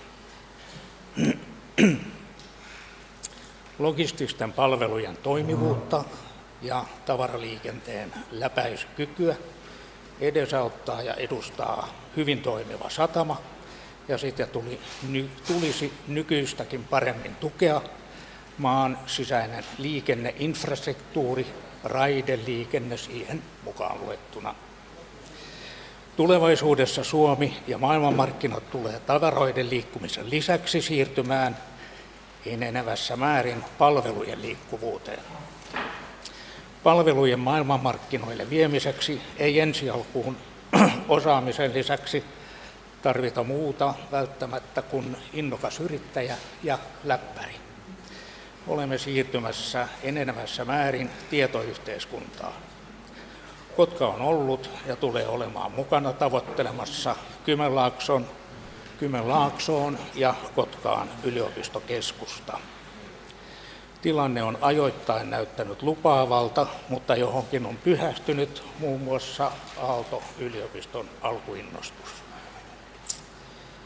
Varsinaista yliopistokeskusta emme ehkä juuri nyt ole saamassa. Hanketta ei kuitenkaan pidä tässä vaiheessa lopullisesti haudata. On perusteltua ja tärkeää jatkaa ponnisteluja ja pohdintaa, miten voimme edistää ja lisätä meille tärkeää korkeakoulu- ja yliopistoyhteistyötä. Kiitos. Kiitos Juhan. Seuraava puheenvuoropyyntö valtuutettu Kurttila. Mia, ole hyvä. Kiitos arvoisa puheenjohtaja. Puheenvuoroni kohdentuu muutosesityslistan kohtaan 16 koskien nuorisotyön yksikköä ja henkilöstöpanostusta. Meillä on tässä talousarvion 23 ja taloussuunnitelman 23-25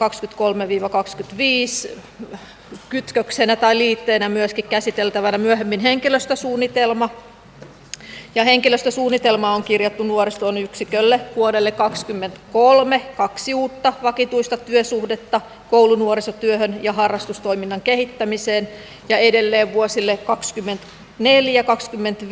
2024-2025 tavoitteena lisätä nuorisotyöntekijöiden määrää niin, että meillä olisi kaikissa yläkouluissa koulunuorisotyöntekijä. Sosiaalidemokraattinen valtuustoryhmä, toisin kuin tänään puheenvuoroissa on ajoittain epäilty, on sitoutunut kotkalaisten lasten ja nuorten hyvinvoinnin edistämiseen ja edelleen haluaa sitoutua koulunuorisotyöhön panostettaviin uusiin virkoihin, mutta haluaa tehdä sen alkuperäisen pitkäjänteisen suunnitelman mukaisesti siten, että lisäys kohdentuu useammalle vuodelle. Kiitos Mia. Seuraava puheenvuoropyyntö valtuutettu Van der Steen. Ilari, ole hyvä. Kiitos kunnioitettu puheenjohtaja. Arvoisat valtuutetut ja muut kanssakuulijat. Talouden ennustaminen on vaikeaa, täällä toistellaan. Osittain se pitää paikkaansa, mutta jotkut asiat ovat selviä ja sitä kautta hyvinkin ennustettavia. Kotka on nyt ja ennusteiden mukaan jatkossakin ylivelkaantunut. Niin makro- kuin mikrotasollakin ylivelkaantuminen vaatii ennen kaikkea menokohteiden priorisointia. Lakisääteistä täysin välttämättömät kohteet on tietenkin turvattava.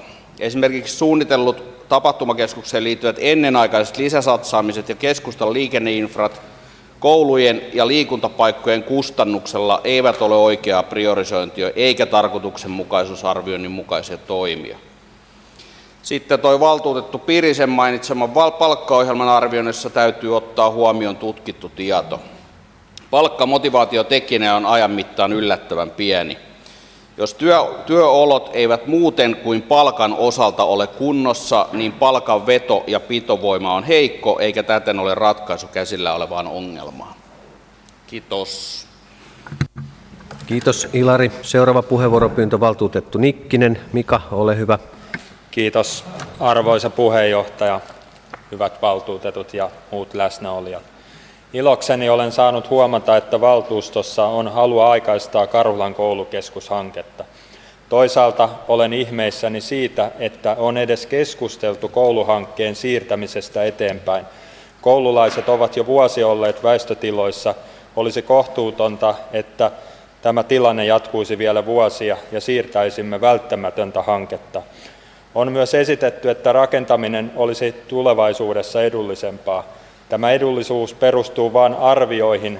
Kun katsotaan nykyisiä inflaatiolukuja, niin tälle edullisempaa tulevaisuudessa ei ole perusteita. Pikemminkin inflaatio saattaa syödä mahdollista lainamäärän arvoa.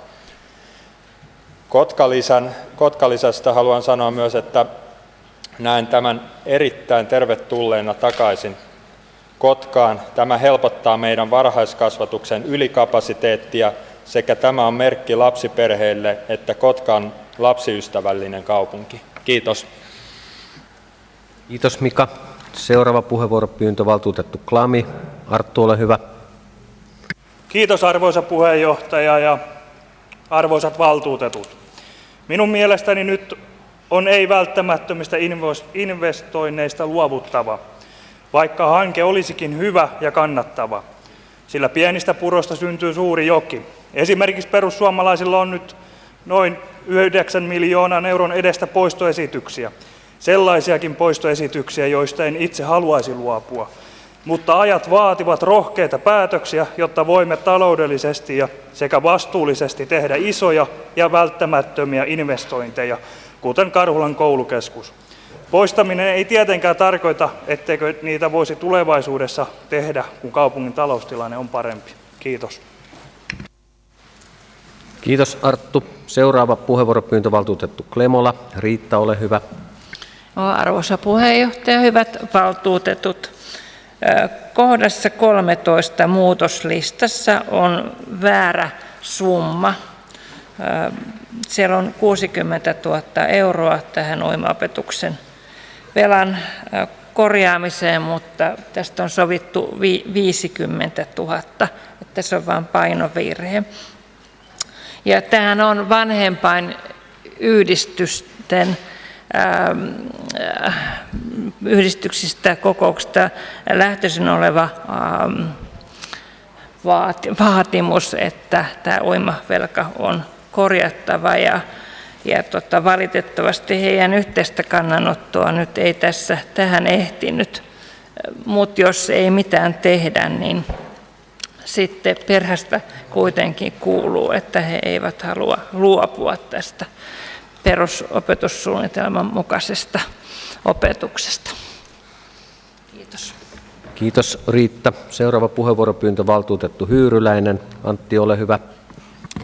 Kiitos puheenjohtaja. Muutama selvennys osittain valtuutettu Virtaselle, miksei teille muillekin. Ei vasemmistoliitolle ole velka tai lainaraha mikään itseisarvo, ei hyvässä eikä pahassa, että yhteiskunta tuskin pyörisi ilman lainarahaa niin yksityisen kuin julkisen sektorinkaan. Mikäli investointi on kannattavaa toteuttaa lainarahalla, niin yksityinen kuin julkinenkin sektori siihen usein tarttuu. Se voi olla siis hyvä tai huono vaihtoehto. Nythän tässä on kysymys siitä, että se tieto, mikä tällä haavaa on näistä investointien rahoituksesta, osoittaa, kuten valtuutettu Virtanen totesi, että nämä muut vaihtoehdot taseinvestointiin verrattuna olisivat hieman kalliimpia. On totta, että voi olla, että nyt tilanne on toisin, mutta se on se viimeisin tieto, joka meillä on. Ja tämä on se syy, minkä takia pidän itse sitä vaan järkevänä silloin käyttää sitä tietoa, mikä meillä on saatavilla, tai ainakin pitää sen vaihtoehdon avoimena.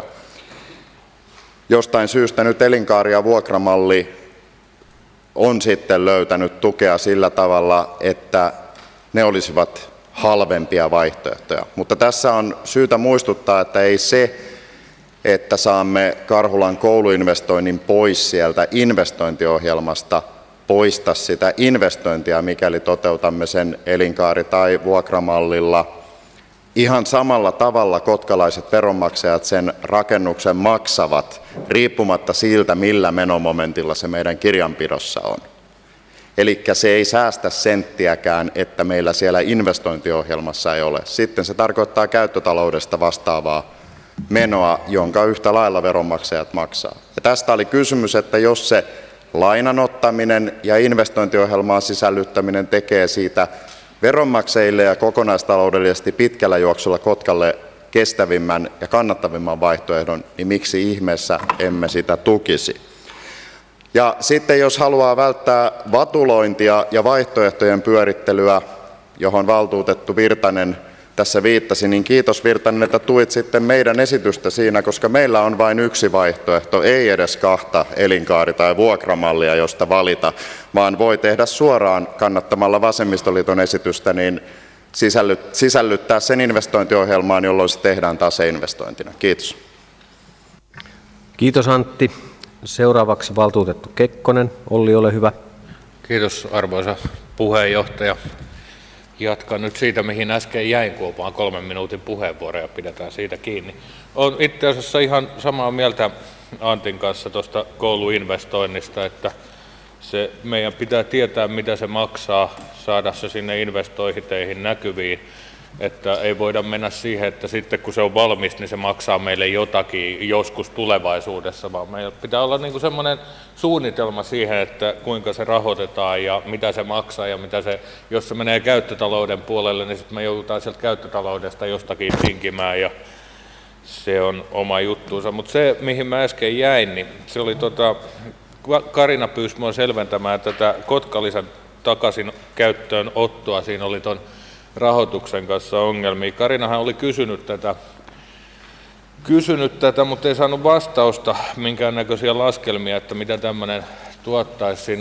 Siinä on niin paljon erilaisia laskelmia, että sitä on vaikea hyvin tarkkaan laskea, mutta tämä onkin vain talousarvio. Meidän laskujen mukaan se tuottaisi kaupungille plussaa kuitenkin että se on halvempaa hoitaa kotona kuin hoidossa, ja kuuluuko alle 3-vuotiaat sitten hoitoon, niin on ihan oma juttunsa.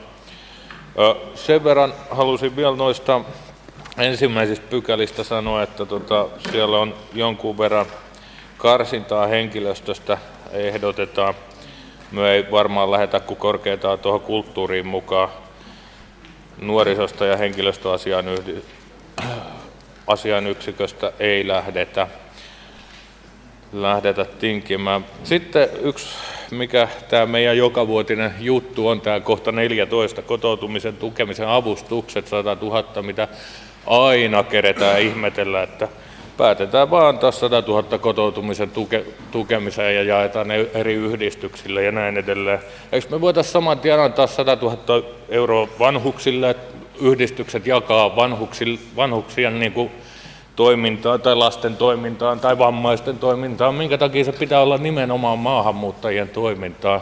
Tämähän eriarvoistaa ihmisiä. Maahanmuuttajathan voi olla myöskin lapsia tai vanhuksia tai ihan muuta, vaan ne pitäisi ennemmin maahanmuuttajat pitäisi kotouttaa niin, että ne integroidaan tähän meidän omaan systeemiin eikä tuommoiseen omaan avustukseen. Että tässä on teille vähän rahaa, että kotiutukaa sillä. Kiitos.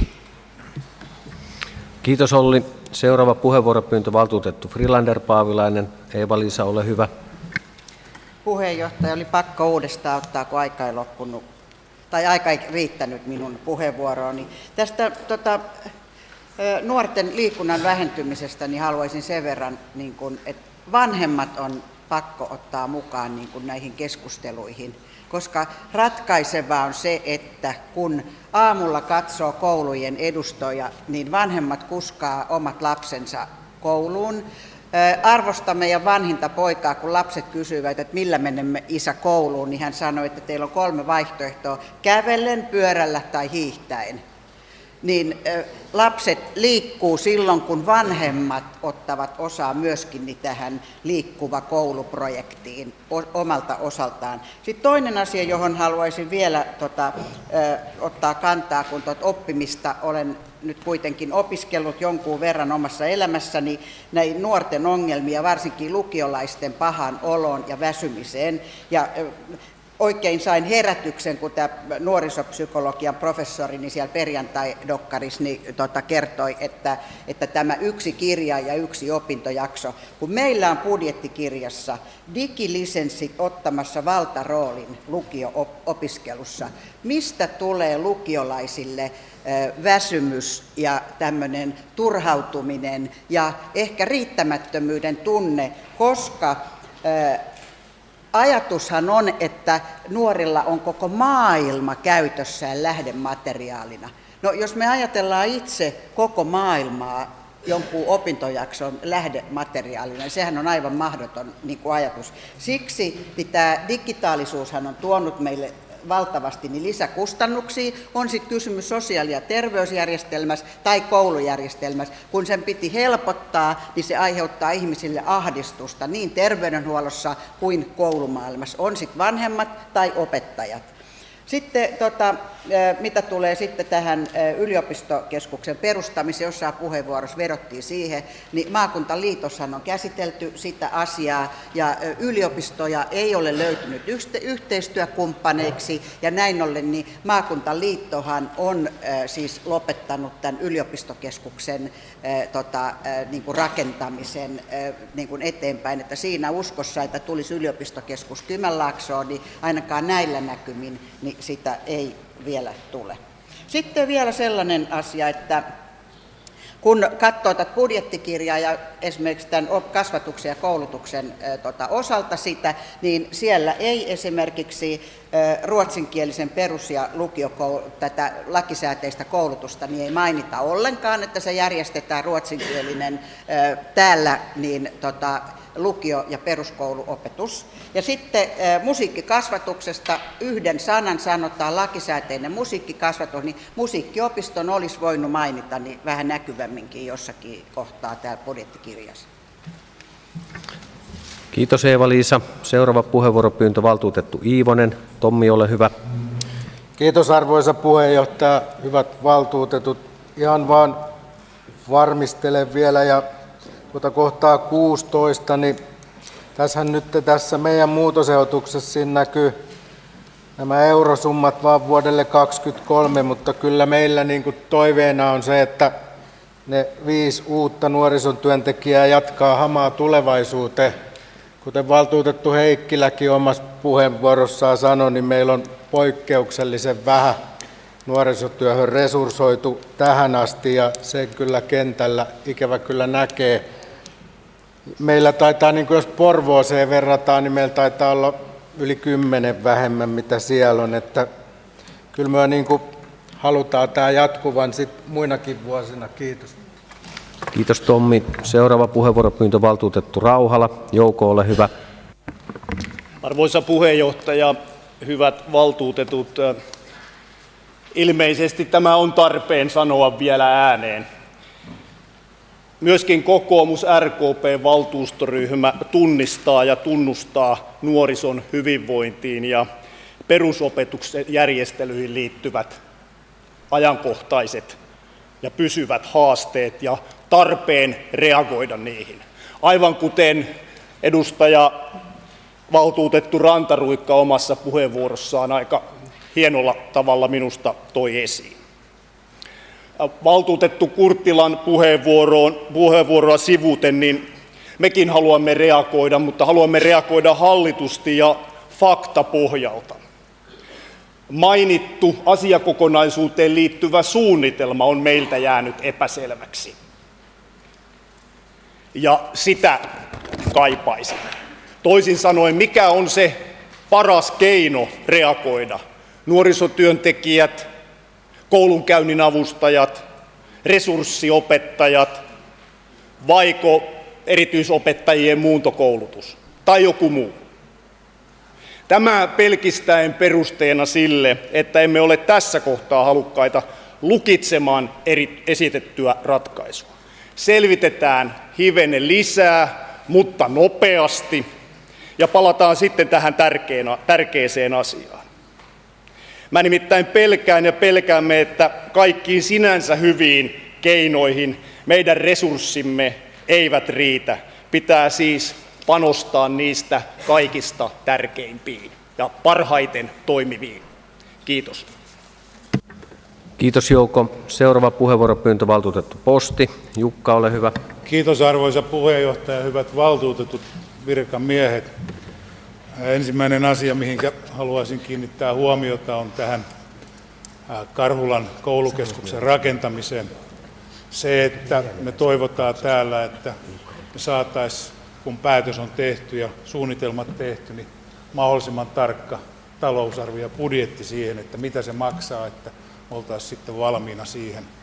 Valitettavasti näin ei tule käymään. Oli se sitten omaan taseeseen tai leasing tai kiinteistösijoitusasiana, niin se kelluu se budjetti. Meillä on 2 isoa rakennusta tuossa Kantasatamassa, jotka sanotaan ainakin toinen kellui aika pahasti. Niin me ei pystytä yksinkertaisesti rakentamisessa niin tarkkaan sanomaan, että tämä tämä sali olisi tyytyväinen, että se maksoi justiin, että 1 000 euroa meni yli. Se, että mikä on tämän päivän tilanne, oma tase, jokainen tietää, mitä se tarkoittaa, lisää lainanottoa, kiinteistösijoitus, tuolta kun kuulee kiinteistösijoitusyhtiöiden raportteja, niin ne on aika huonoja tänä päivänä. Raha maksaa niin paljon, että kukaan ei lähde enää sijoittamaan hirveän helposti. Puhumattakaan siitä, että meillä saattaa tulla, me ollaan ajautumassa todennäköisesti aikamoiseen taantumaan. Ja se tarkoittaa sitä, että tarjouksia on todennäköisesti huomattavasti vähemmän. No sitten toinen asia, tähän lasten liikkuvuuteen ja kuinka lapsien pitäisi sitten harrastaa. Se on ihan sama asia ja kaikki keinot siihen pitää käyttää, mutta tuosta vuosien takaa muistan entisen koulun rehtori sanoi vanhempainillassa, että kun huoltajat toivat lapsia aamulla kouluun ja hakivat, että meillä on tulossa koulun 2. kerrokseen ajoramppi, että se helpottaa huomattavasti aamulla lasten tuomista. Ei muuta. Kiitos Pekka, ja taisin äsken puhutella sinua Jukaksi, mutta eihän se kovin kauas suvusta mennyt. Seuraava puheenvuoropyyntö, valtuutettu Eerola. Juho, ole hyvä. Arvoisa puheenjohtaja, hyvät valtuutetut.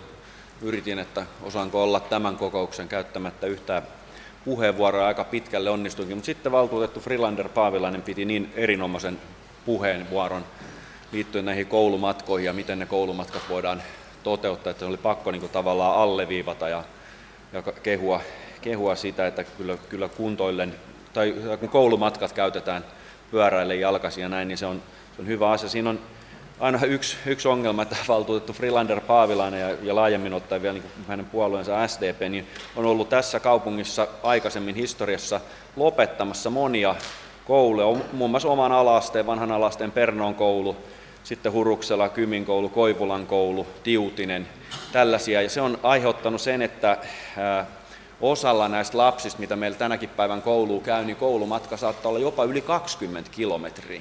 No varmaan niin kuin peruskunnon kannalta olisi äärettömän hyvä asia hiihtää tai pyöräillä se, mutta että jotenkin pitäisi niin kohtuuttomaa, että jotain eka-tokaluokkalaisia pistetään etenkään tälleen marraskuussa tonne keliin menemään. Ja me on edelleen pikkasen katkera näistä koululakkautuksista, mitä tässä kunnassa on tehty vuosien saatossa. Ja kun tässä tämänkin keskustelun aikana on puhuttu näistä pienryhmistä ja inkluusiosta ja kaikista ongelmista, mitä siihen liittyy, niin olen aina sanonut, että nämä pienkoulut syrjäkylilläkin olisi voitu säilyttää. Ja sitten kun meitä on näitä erityistä tukea vaativia lapsia, jotka nyt on yhdistetty näihin isoihin ryhmiin ja ryhmät on isoja, niin samalla tavalla kun nyt kuljetetaan näitä meidän syrjäkylien lapsia tänne keskustoihin päin, niin oltaisiin voitu kuljettaa näitä erityistä tukea vaativia lapsia sinne peräkyliin päin, niin oltaisiin voitu nämäkin koulut säilyttää. Kiitos.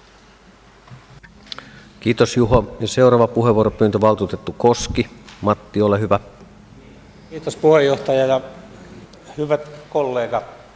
Minulla on pari asiaa tullut mieleen. Tässä yksi on kaupungin kiinteistöt, joita on aikamoinen neliömäärä, ja parin vuoden päästä tulee Metsolasta ammattikorkeakoulun kampus lisää, niin toivoisin, että kaupunki pystyisi jotenkin analysoimaan, mitä näillä kiinteistömassoilla oikein tehdään. Vuodesta 2012 olen nähnyt viimeisen tällaisen salkutusasiakirjan ja toivoisin, että tämä Pirisen peräänkuuluttama 36. taas sellainen päivä, jolloin voisimme odottaa, että sellainen kiinteistösalkutus olisi meillä valmiina käsiteltävä. Toinen asia, mikä tuli tässä mieleen, niin kun, en tiedä onko jo kuulo mennyt huonoksi vai mitä, mutta tuntuu, että sekä valaistus että äänitekniikka että ilmanvaihto tässä työympäristössämme on hyvinkin puutteellista, että siihen panostettaisiin ensi vuoden aikana, jos ei tänä vuonna kerätä. Kiitokset. Kiitos Matti. Seuraava puheenvuoropyyntö, valtuutettu Virtanen. Sami, ole hyvä.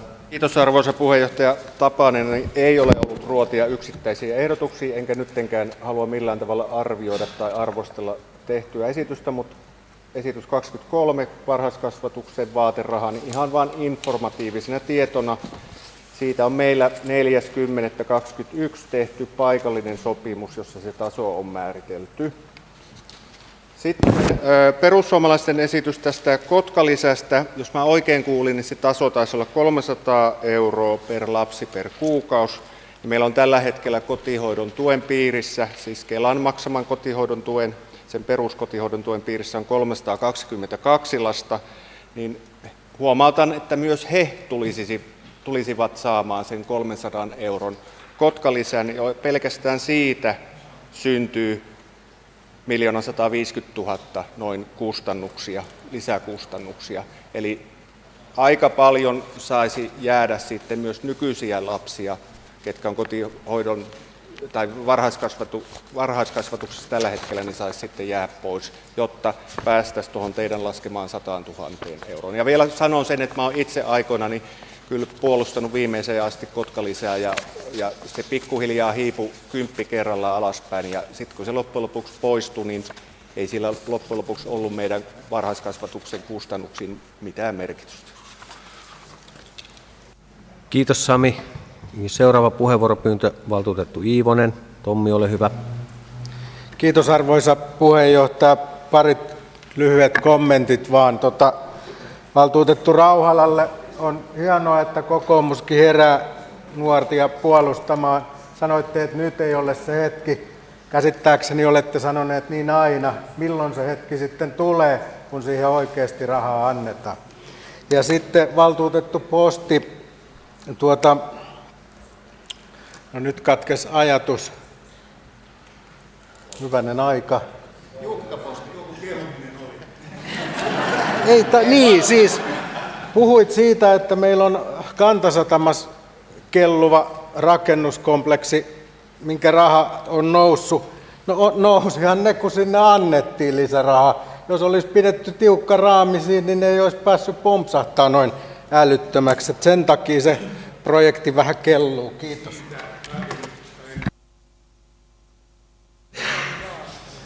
Kiitos Tommi.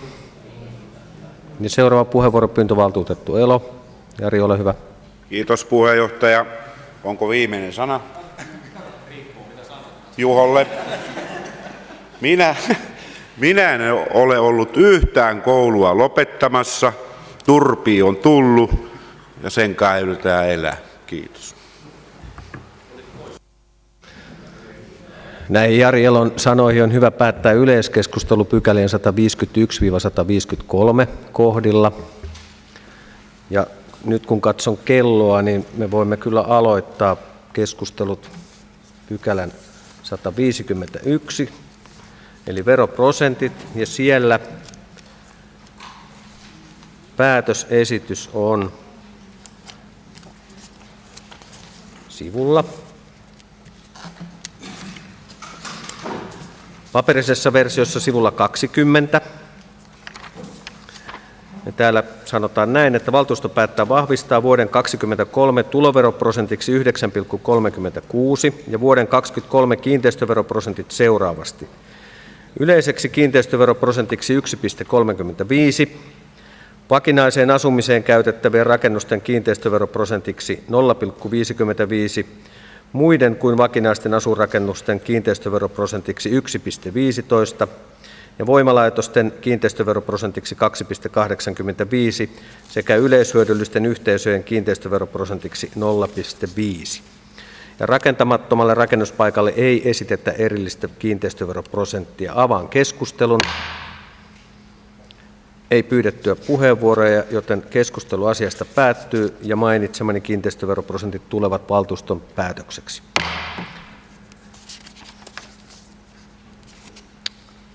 Seuraavan pykälän aikana tulemme käymään muutosesitykset läpi. Eli 152 pykälä, vuoden 2023 talousarvio ja taloussuunnitelma vuosille 2023 ja 2025, joten katson parhaimmakseni, että lähdemme tankkaamaan tässä kohtaa kahvia. Ne varmaan on jo valmiit. Pieni hetki. Kahvitauko on laitettu päätettäväksi kello 15.00, että jos me pidetään siihen 15 tauko, niin jatkamme sitten.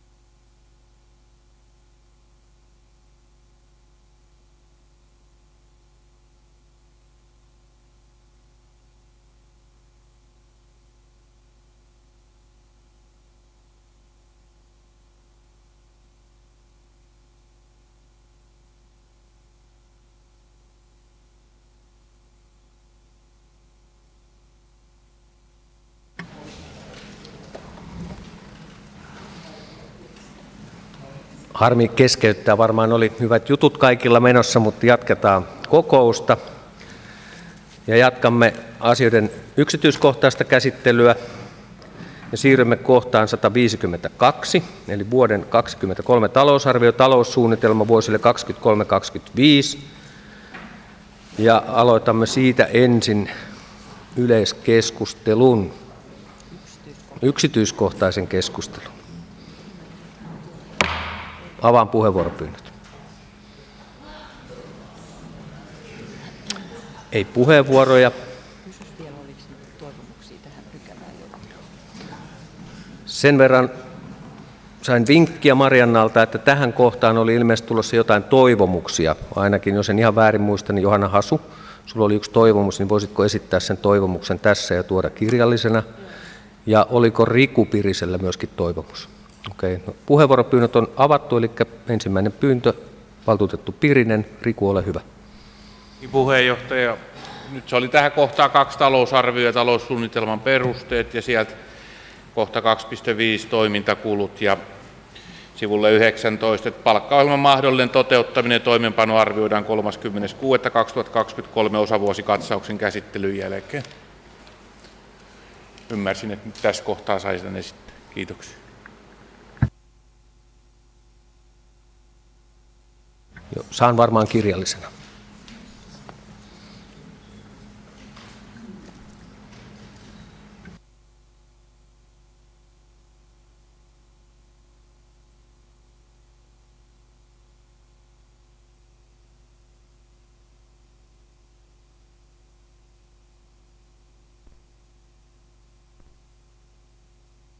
Pitää varmaan se toivomus kuitenkin esittää. Esitä se toivomus nyt puheenvuorossa. Pyydä puheenvuoro. Ja valtuutettu Hasu, Johanna, ole hyvä. Kuuluuko? Siis loppupäätelmä ja toive oli, että ei voi edellyttää lukijan itse laskevan tai arvioivan muutoksen merkittävyyttä. Tulos tulee olla selvä kaikissa mahdollisissa tapauksissa. On hyvä esimerkiksi esittää sekä prosenttiosuus että henkilömäärä, euromäärä indikaattoreissa. Kaaviossa muutosta on kuvattu eri värein. Värit kertovat ainoastaan sen, että onko tilanne paranemassa, pysymässä ennallaan tai heikkenemässä. Eli kyse oli kaupunkistrategian indikaattoreista. Kaikkien ryhmien puolesta. Kiitos. Kiitos Johanna. Ja Johanna lähettää sähköpostilla sitten toivomuksen. Hyvä.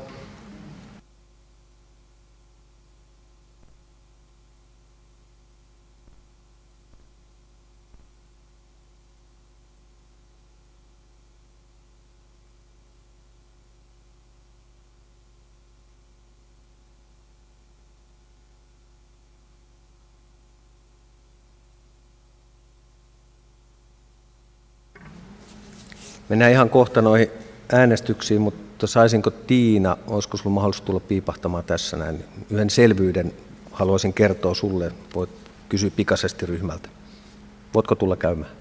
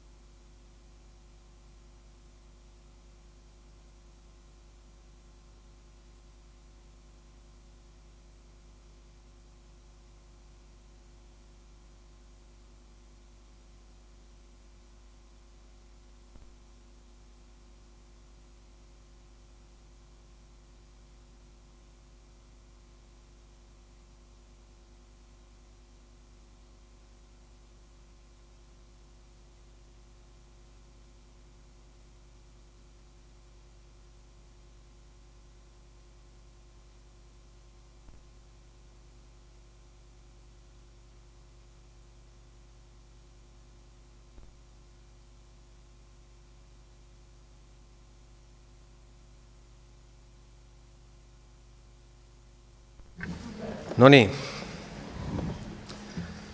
Mennään näihin muutosesityksiin ennen kuin saadaan tämä talousarvio lyötyä pöytään. Ja aloitetaan. Kaikilla on tämä talousarvion muutosehdotukset lista.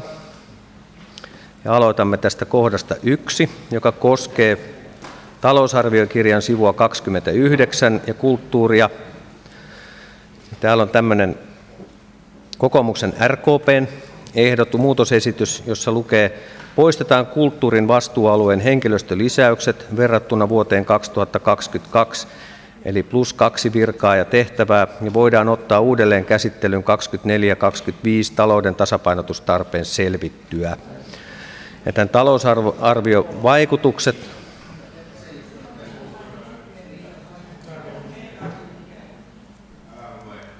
multa on pyydetty, että luen nämä ääneen, jotta ihmiset muualla, eli internetin ihmeellisessä maailmassa, myöskin tietävät, mistä on kysymys. Joo, äänestetään.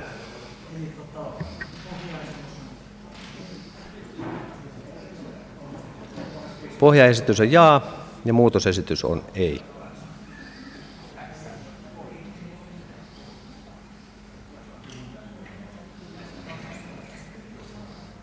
Ja ääniä annettu 51 kappaletta. Ja jaa-ääniä 26, ei-ääniä 25, joten kaupunginhallituksen pohjaesitys tulee päätökseksi. Kohta 2, sivu 29. Ja nuorisotyö. Poistetaan nuorisotyön yksikön henkilöstölisäykset verrattuna vuoteen 2022, yhteensä +2 virkaa tehtävää, 23 +4 virkaa tehtävää, 24 +5 virkaa ja tehtävää, ja 25 voidaan ottaa uudelleen käsittelyyn 24-25 talouden tasapainotustarpeen selvittyä, ja talousarvion vaikutus on ensi vuonna 63 948, 24 127 896, 25, 26 ja 27 vuosina 159 870 000 euroa. Ja nämä siis mahdollisina säästöinä, ja tämä on kokoomus RKP:n ehdotus. Ja pohjaesitys on jaa, ja kokoomus RKP:n muutosesitys on ei.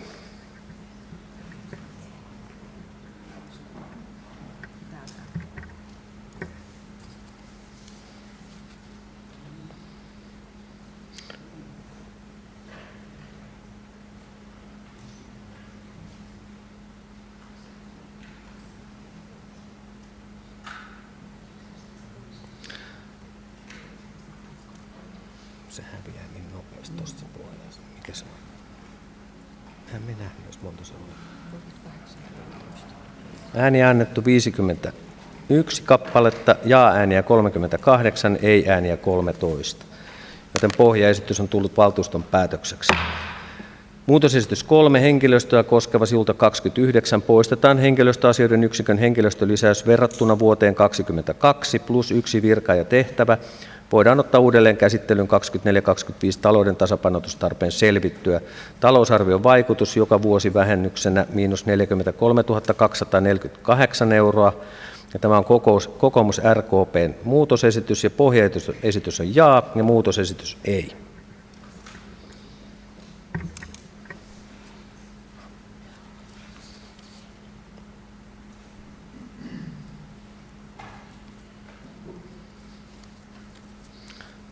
Ääniä annettu 51 kappaletta, jaa-ääniä 38, ei-ääniä 13, joten pohjaesitys on tullut valtuuston päätökseksi. Muutosesitys kohta 4 koskee investointeja sivulta 31. Toisen kappaleen jatkoksi tekstilisäys, sanat ja vaihtoehdot ilmeisesti pois. Eli vuoden 2023 aikana selvitetään mahdollisuus toteuttaa Katariina uimahallin investointiohjelmaa aikaisemmin tai investointiohjelman ulkopuolisena hankkeena. Ja tässä investointiohjelman lisäys vuodelle 2027 miljoonaa euroa. Ja tämä on kokoomuksen, RKP:n, SDP ja Vasemmistoliiton yhteinen esitys. Kysynkin, että onko valtuusto yksimielinen?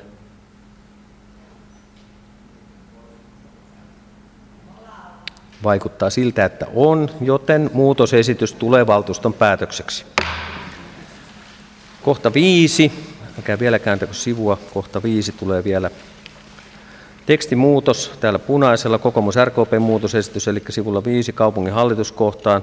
Lisätään teksti talouden tasapainottamistyön tueksi kaupunginhallitus selvittää tarjouksien hakemista konsulttipalveluiden tarjoajilta ja arvioi mahdollisuuksia hyödyntää ulkopuolisen tahon laatimaa selvitystä kaupungin käyttötalouden tehostamiskohteista. Pohjaesitys jaa, kokoomus RKP muutosesitys on ei.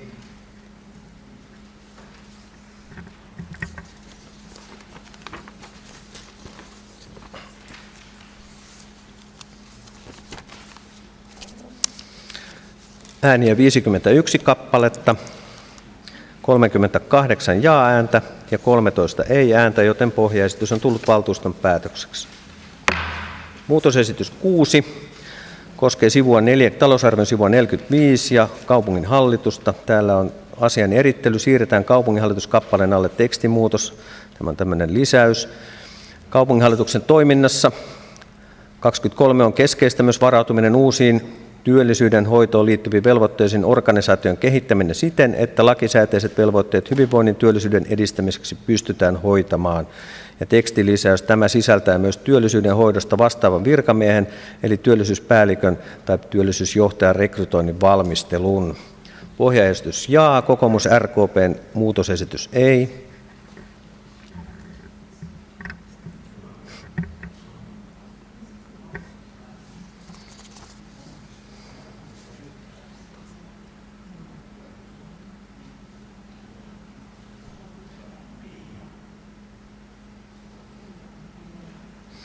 Ääniä annettu 51 kappaletta, 22 jaa-ääntä ja 29 ei-ääntä, joten muutosesitys on tullut valtuuston päätökseksi.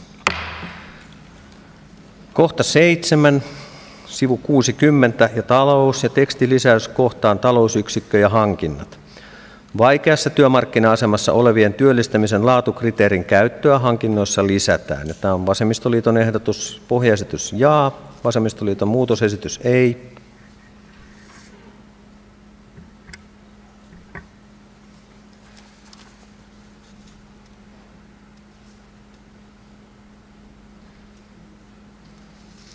Ääniä 51 kappaletta, 27 jaa-ääntä ja 24 ei-ääntä, joten muutosesitys on,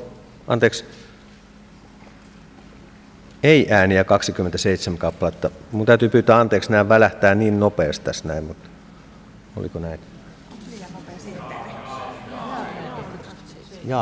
Jaa-ääniä 27, sitten otin kyllä ihan oikein. Jaa-ääniä 27 ja ei-ääniä 24, eli pohjaesitys on tullut valtuuston päätökseksi. Sitten mennään kohtaan 8, sivu 66, ympäristölautakunta, tekstilisäys kohtaan ympäristösuojelun palveluyksikkö, 3. kappale. Vasemmistoliiton esitys on, että kaupunki päivittää luonnonmuistomerkkien listan ja käynnistää työn uusien kohteiden suojelemiseksi omistamillaan mailla sekä tekee yhteistyötä yksityisten maanomistajien kanssa. Pohjaesitys jaa, vasemmistoliiton muutosesitys on ei.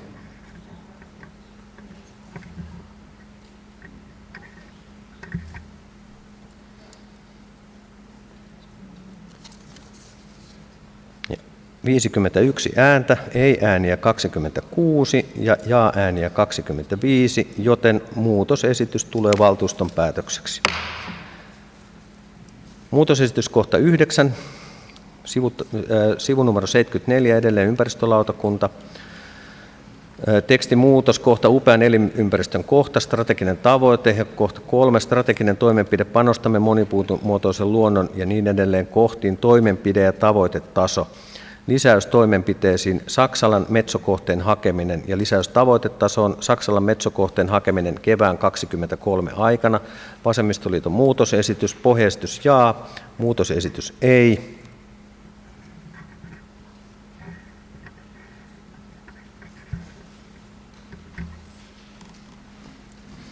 Ääniä 51 kappaletta ja pohjaesitys eli jaa sai 41 ääntä ja ei 10 ääntä, joten pohjaesitys tuli valtuuston päätökseksi.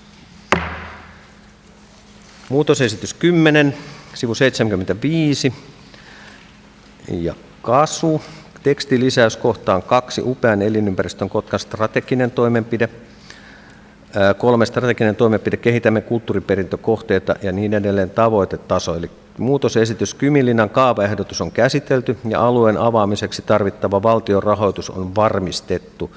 Tämä on Vasemmistoliiton muutosesitys ja muutosesitys on ei ja pohjaesitys jaa.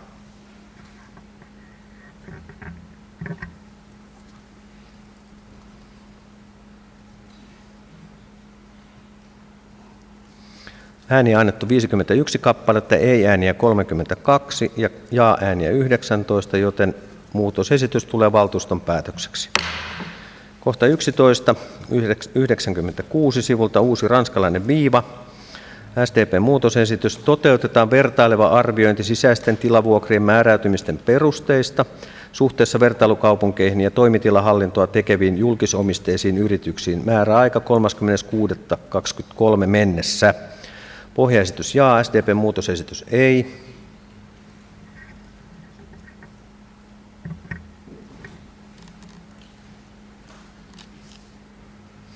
Ei-ääniä 37 kappaletta, jaa-ääniä 14 kappaletta, joten SDP-muutosesitys tulee valtuuston päätökseksi. Muutosesitys kohta 12, sivulta 98. Ja uusi kohta 6 hankintaohjelman alle. Sosiaalisten kriteereiden hyödyntämistä hankinnoissa lisätään. Ja tämä on Vasemmistoliiton ehdotus. Pohjaesitys on jaa, muutosesitys ei.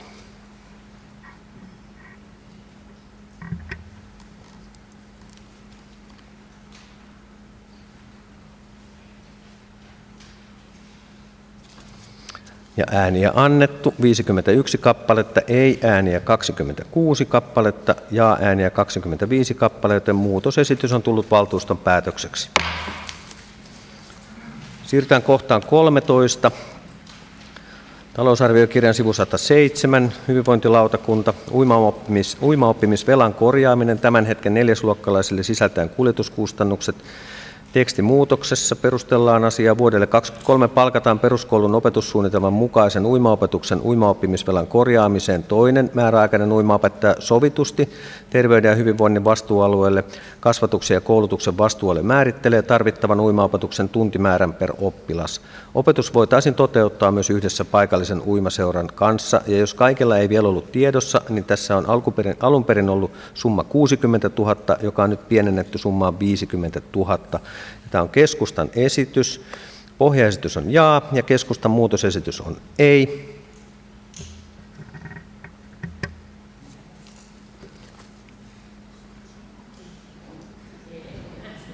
Jäipä kysymättä, että onko valtuusto yksimielinen. Hyvä Riitta. Valtuuston muutosesitys tai keskustan muutosesitys on tullut valtuuston päätökseksi. Kohta 14, sivulta 108 ja hylä edelleenkin kotoutumisen tukemisen avustus. Ja täällä on tekstimuutos, että poistetaan. Ja tämä on perussuomalaisten esitys ja ensi vuodelta poistettaisiin 100 000 euroa. Ja pohjaesitys on jaa ja perussuomalaisten muutosesitys on ei.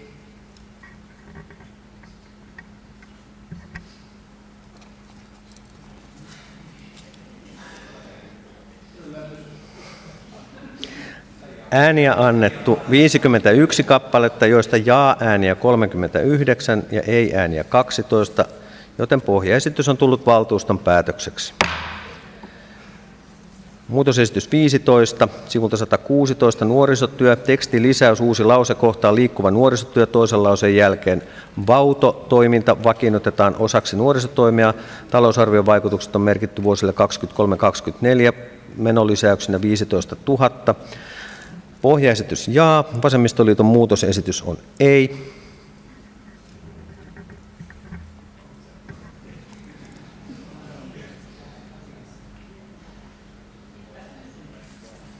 Enpäs kysynyt.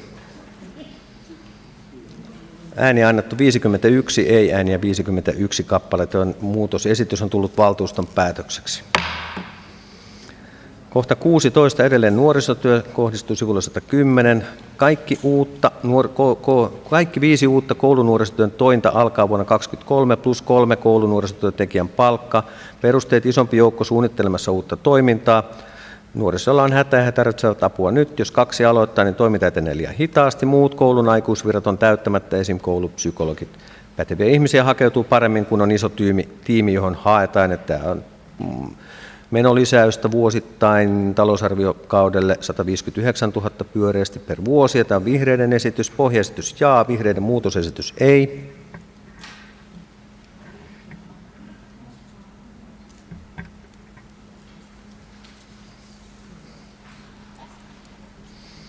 ...51 ääntä, jaa-ääniä 32, ei-ääniä 19. Joten pohjaesitys on tullut valtuuston päätökseksi.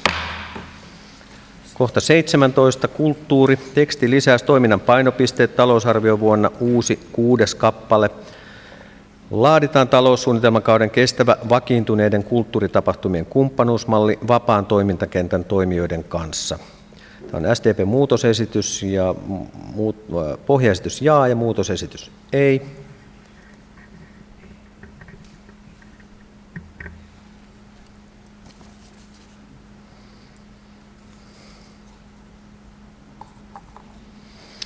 Ääni annettu 51 kappaletta, ei-ääniä 43 ja kyllä- tai jaa-ääniä 8, joten SDP-muutosesitys on tullut valtuuston päätökseksi. Kohta 18, sivulta 126, kulttuuri, tekstipoisto. Eli toiminnan painopisteet talousarviovuonna 4. tekstikappale. Otamme käyttöön tapahtuma-avustustukimuodon talousarvion sen mahdollistaessa. Ja tämä on Vasemmistoliiton muutosesitys ja pohjaesitys on jaa, Vasemmistoliiton muutosesitys ei. –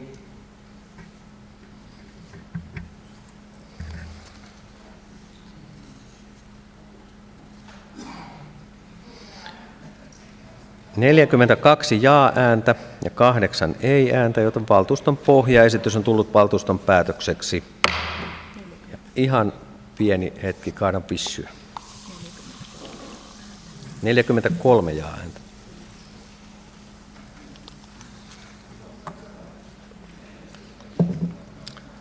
Siirrytään muutosesityskohtaan 19, sivulta 134, kasvatus ja koulutus. Tekstilisäys kohtaan perusopetukseen valmistava opetus ensimmäiseen kappaleeseen. Vasemmistoliiton muutosesitys. Koulukuljetukset valmistavaan opetukseen korvataan yhdenvertaisesti perusopetuksen periaatteiden mukaisesti tai periaatteiden kanssa. Muutosesityksen talousarvio ja vaikutus ensi vuonna 20 000 € lisäys. Pohjaesitys jaa, Vasemmistoliiton muutosesitys on ei.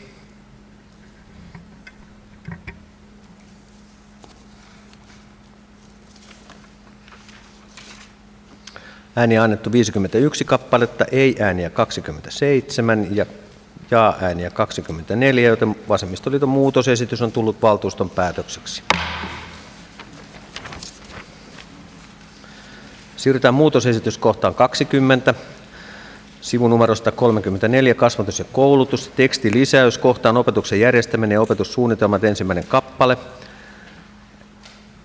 Opetustoimi huomioi oikeusasiamiehen tekemän päätöksen, se on päätösnumero ja sitten on myöskin sivusto, mistä tämä löytyy, erityisestä tuesta, joka turvaa erityistä tukea saavan lapsen oikeuden erityisopettajan opetukseen. Tämä on Vasemmistoliiton muutosesitys ja pohjaesitys on jaa ja Vasemmistoliiton muutosesitys on ei.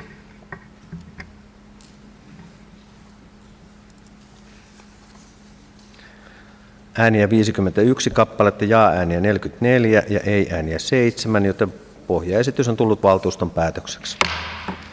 Kohta 21, kasvatus ja koulutus, sivu 135, tekstipoisto, kohdasta toiminnan painopisteet taloussuunnitelman vuosina. Täällä on lause, missä ratkaistaan opetusryhmien määrä ja ryhmäkoot pedagogisin perusteen, eli Vasemmistoliitto haluaa taloudellisin ja sanat pois. Eli lause kuuluisi, ratkaistaan opetusryhmien määrä ja ryhmäkoot pedagogisin perustein. Vasemmistoliiton muutosesitys on ei ja pohjaesitys jaa. –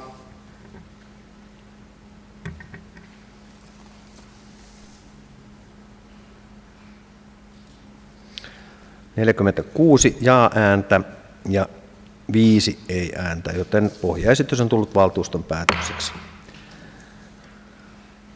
Muutos 22, sivulta 140, varhaiskasvatus, tekstilisäys, toiminnan painopisteet talousarvion vuonna toisen kappaleen loppuun ja tekstimuutos kuuluu: huolehditaan siitä, että varhaiskasvatusikäisillä on riittävät tilat käytössä, kun myös inkluusioperiaate huomioiden. Tämä on SDP-muutosesitys ja SDP-muutosesitys on ei ja pohjaesitys jaa.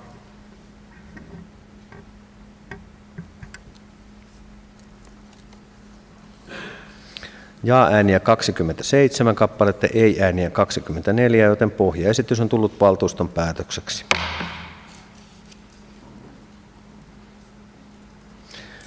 Muutosesitys 23, sivulta 146, kasvatus ja koulutus, tekstilisäys, uusi toiminnan painopiste. Tekstimuutos kuuluu seuraavasti: nostetaan varhaiskasvatuksen työntekijöiden vaateraha 100 € per työntekijä vuodessa. Vaaterahan käytöstä tiedotetaan aktiivisesti ja käytäntöjä yhdistetään.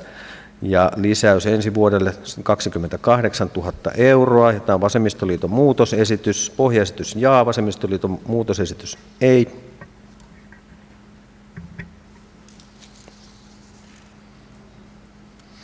51 ääntä, jaa-ääniä 42, ei-ääniä 9, joten pohjaesitys on tullut valtuuston päätökseksi.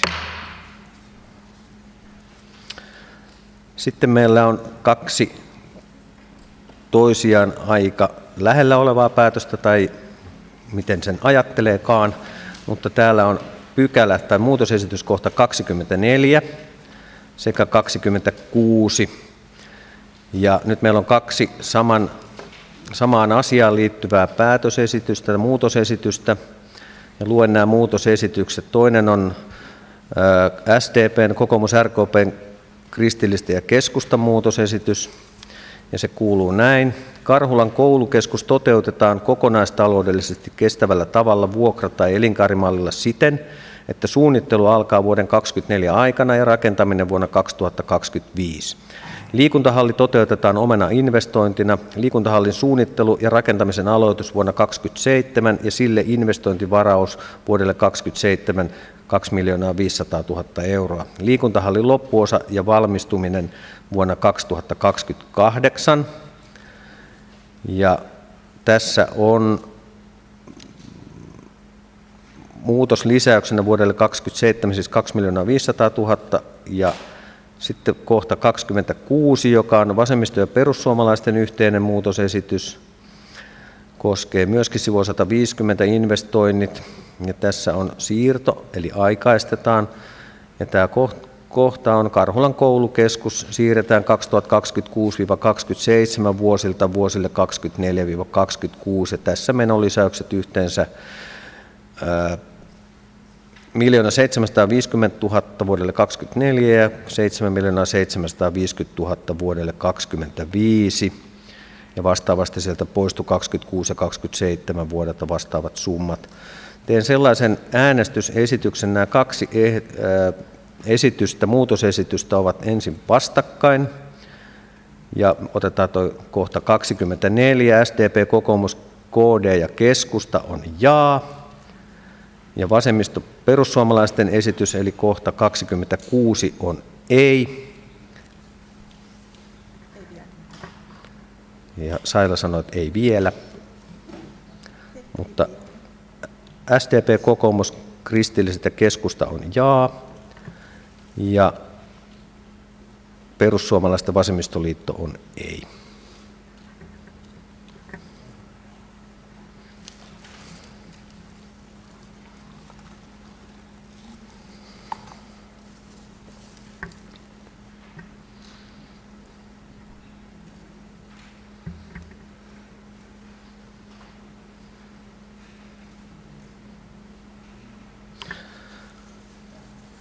Ja näiden kahden välillä SDP, kokoomus, RKP, KD, keskusta sai kannatusta 32 ääntä ja vasemmistoliitto, perussuomalaiset 19 ääntä. Ja jatketaan asian käsittelyä ja otetaan käsittelyn pohjaehdotus sekä muutosesityksenä SDP, kokoomus, RKP, KD ja keskusta. Ja tämä on edelleen kohta 24. Eli pohjaesitys vastaan SDP, kokoomus, RKP, KD ja keskusta. Nyt kun on tämä ensimmäinen äänestys suoritettu, niin kysyn valtuusto, onko valtuusto yksimielinen tässä vaiheessa?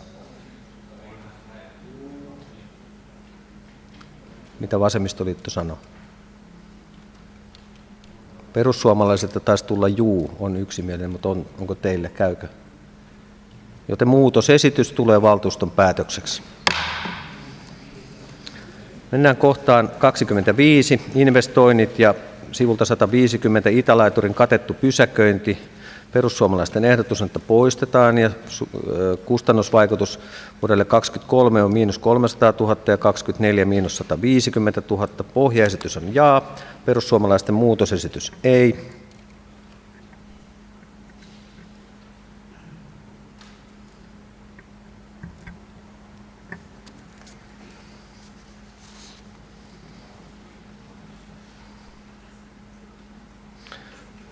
...51 ääntä, 31 jaa-ääntä ja 20 ei-ääntä, joten pohjaesitys on tullut valtuuston päätökseksi. Mennään muutosesityskohtaan 27, sivunumero 148, investoinnit, ja täällä on lisäys, Karhulan koulukeskuksen kalusteet. Pieni hetki.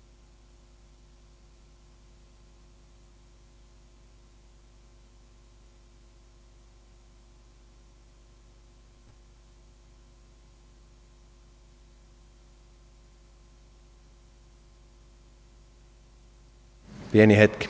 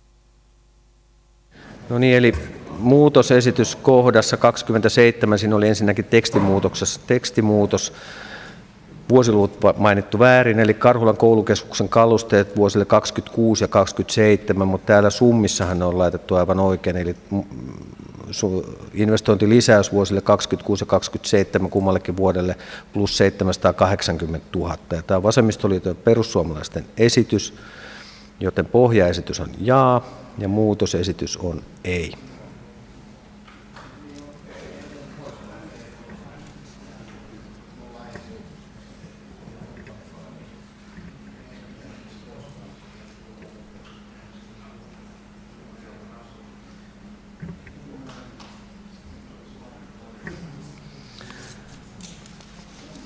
Ääniä annettu 51 kappaletta, jaa-ääniä 13, ei-ääniä 38, ja tiedän, että tämä aiheutti valtuutetuissa hieman hämmennystä, koska me lähdetään rakennuttamaan nyt meidän koulukeskusta perinteisestä poikkeavalla tavalla, ja kellään ei ollut oikein varmuutta, että miten nämä kalusteet ylipäänsä sisältyy tähän. Ja koska tämä on vuosille 26 ja 27, niin meillähän on aikaa myöskin korjata tämä tilanne vielä.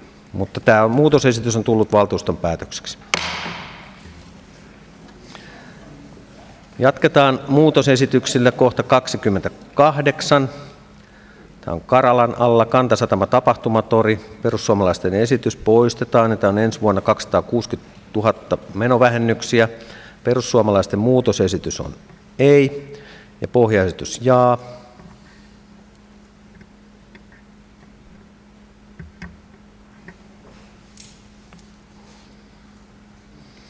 ...37 jaa-ääntä ja 14 ei-ääntä, 51 ääntä annettu ja pohjaesitys tulee valtuuston päätökseksi. Edelleen investointia muutosesitys 29, Kanta-Sataman infra, pysäköinti kattamaton, perussuomalaisten esitys poistetaan. Muutosesitys on ensi vuodelle 200 000 euron menovähennys. Muutosesitys ei, pohjaesitys jaa.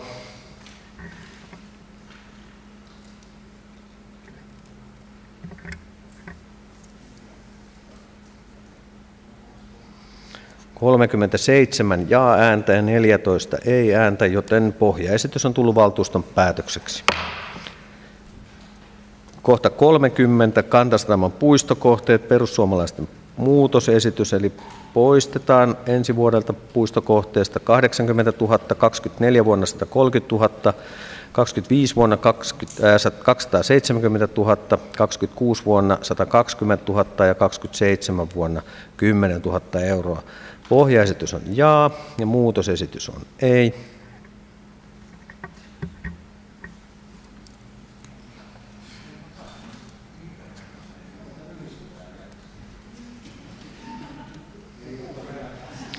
Ääni annettu 51 kappaletta, jaa-ääniä 37 kappaletta, ei-ääniä 14 kappaletta, joten pohjaesitys on tullut valtuuston päätökseksi. Sitten asia, mikä aiheutti hieman päävaivaa, eli tässä on nyt yhdistettynä perussuomalaisten 6 seuraavaa kohtaa, eli muutosesityskohdat 31, 32, 33, 34, 35 ja 36. Ja nämä kaikki nyt sitten otetaan muutosesityksen kohdan 59 vastakkain, jossa muut ryhmät SDP, kokoomus, RKP, keskusta ja vasemmistoliitto ovat tekstimuutoksen kannalla. Tulen kohta tämän vielä toistamaan.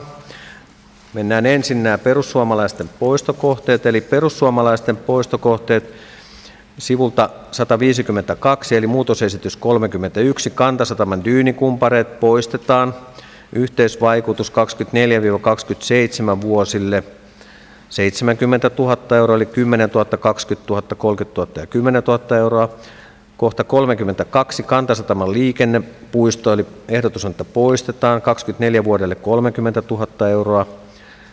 Muutosesitys kohta 33, Kanta-Sataman BMX-rata, ehdotus on, että poistetaan, ja tämä kohdistuu talousarvio vuodelle 2026, ja se on 60 000 euroa. Ja sitten muutosesitys numero 34, Kanta-Sataman Pump Track-rata, ensi vuodelle 150 000, perussuomalaisten esitys poistetaan. Muutosesitys 35, Kanta-Sataman aktiviteetit vuosille 24 10 000, 25 vuodelle 30 000 ja 26 vuodelle 30 000. Ehdotus on, että poistetaan. Ja muutosesitys 36, Kanta-Sataman infrakalusteet 24 vuodelle 20 000 ja 25 vuodelle 50 000, ja nämä esitetään poistettavaksi. Ja tämä kokonaisuus äänestetään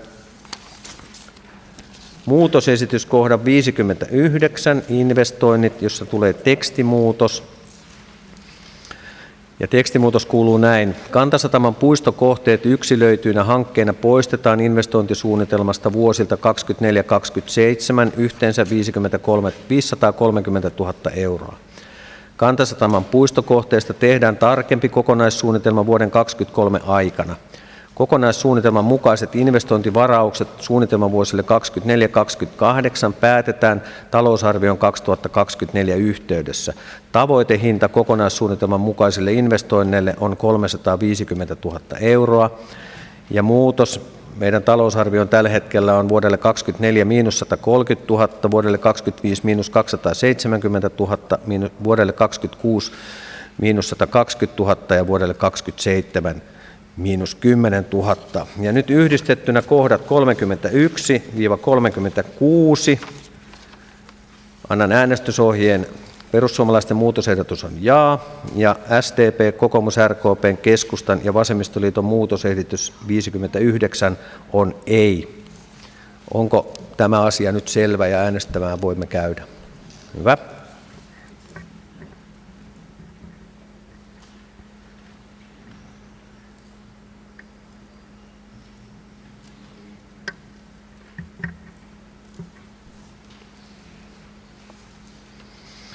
Ja ääniä annettu 51 kappaletta, joista jaa-ääniä 11 kappaletta, ei-ääniä 40.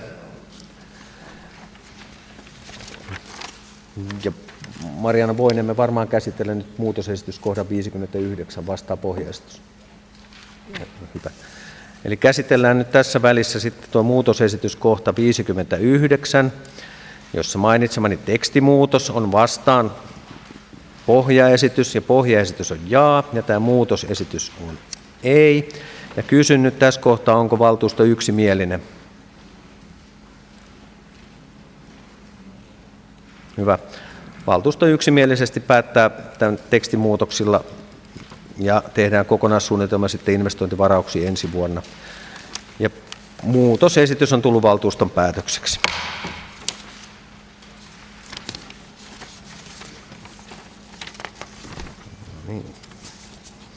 Ja sitten siirrymme muutosesityskohtaan 37. Edelleen pysymme Kantasatamassa. Tämä on sivunumero 152. Tämä on Kantasatama Messikallen puiston investointivaraus poistetaan. On perussuomalaisten ehdotus ja muutosesitys toisi 80 000 euron kulusäästön ensi vuodelle. Pohjaesitys on jaa, perussuomalaisten muutosesitys ei.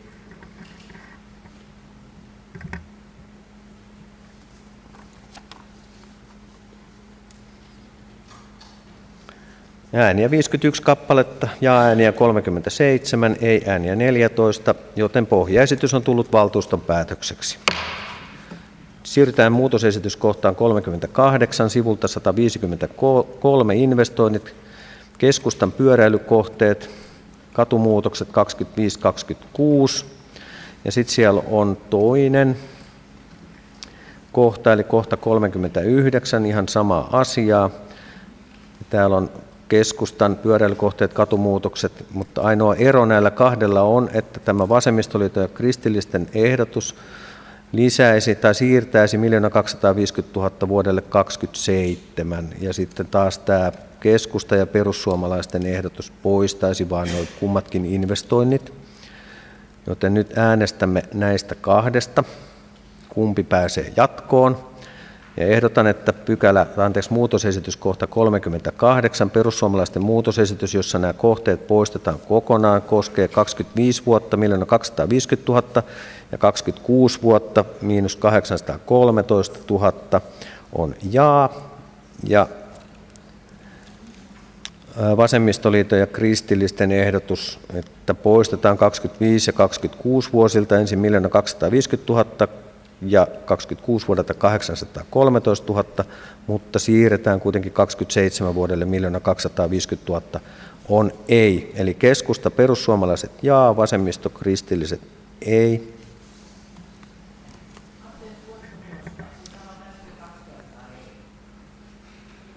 En sanonut. Keskusta, perussuomalaiset jaa ja vasemmisto, kristilliset ei.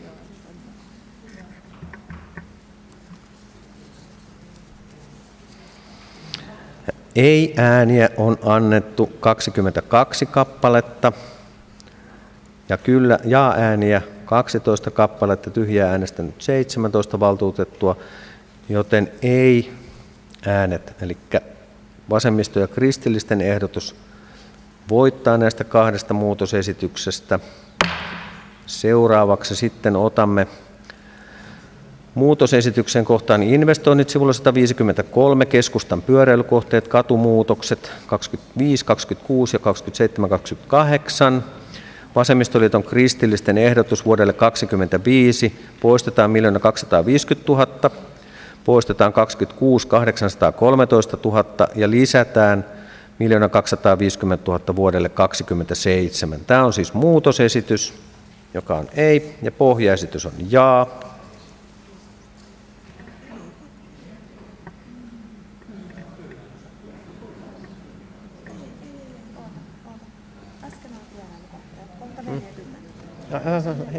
Ei. Nyt me äänestetään tämä 39 vastaan pohjaesitys.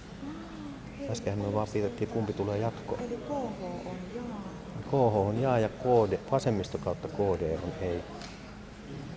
Vas kautta KD ei.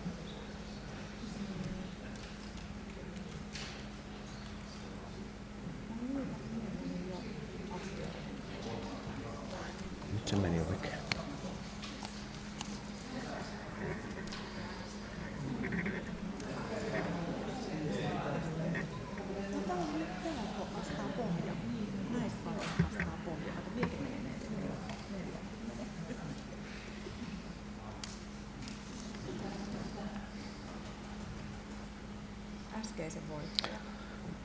Ääniä 51 kappaletta, jaa-ääniä 32, ei-ääniä 18 ja tyhjä 1 kappale, joten pohjaesitys on tullut valtuuston päätökseksi.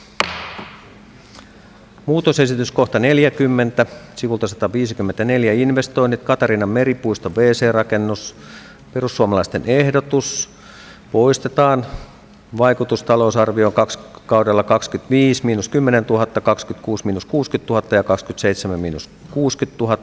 Pohjaesitys on jaa, perussuomalaisten muutosesitys ei.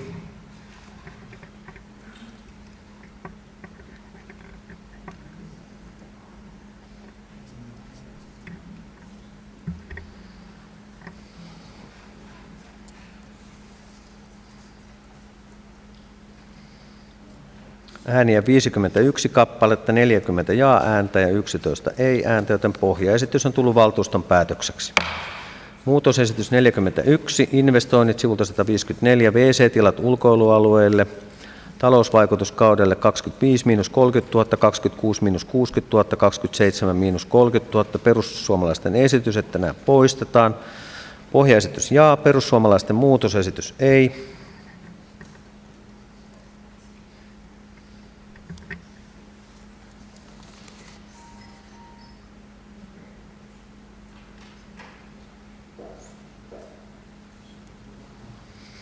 Ääniä 51 kappaletta, jaa-ääniä 39, ei-ääniä 12, joten pohjaesitys on tullut valtuuston päätökseksi.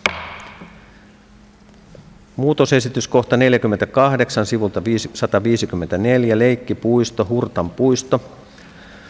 Perussuomalaisten esitys.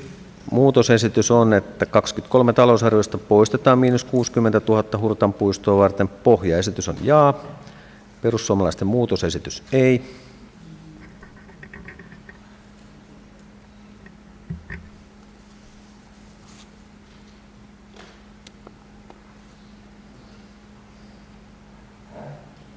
Ääniä 51 kappaletta, jaa-ääniä 41, ei-ääniä 10, joten pohjaesitys on tullut valtuuston päätökseksi.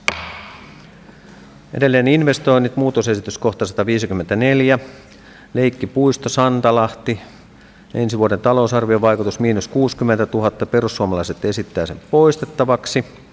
Pohjaesitys on jaa, muutosesitys ei.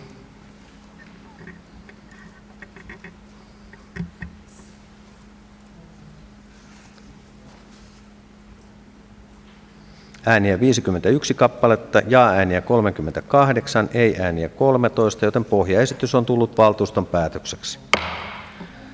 Muutosesitys numero 44, investoinnit sivulta 155, sisääntulotien suunnittelu, perussuomalaisten ehdotus, talousarviovaikutus vuodelle 2025 -50 000.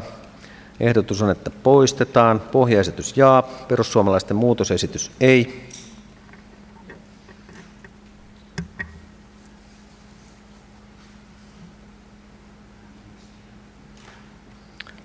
Ääniä 51 kappaletta, jaa-ääniä 40, ei-ääniä 11 kappaletta, joten pohjaesitys on tullut valtuuston päätökseksi.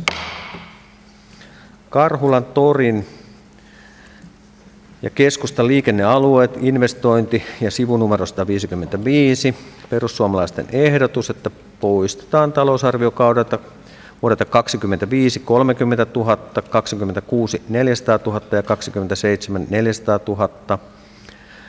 Ja perussuomalaisten muutosesitys on ei, ja valtuuston pohjaesitys on jaa.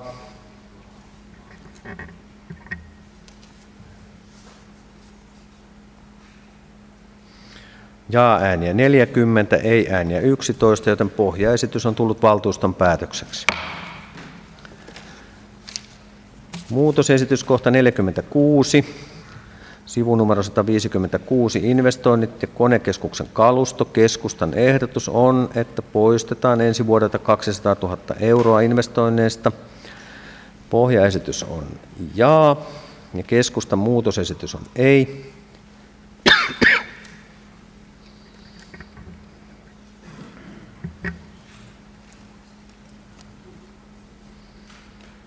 Ääniä 51 kappaletta, jaa-ääniä 37, ei-ääniä 14, joten valtuuston pohjaesitys on tullut valtuuston päätökseksi.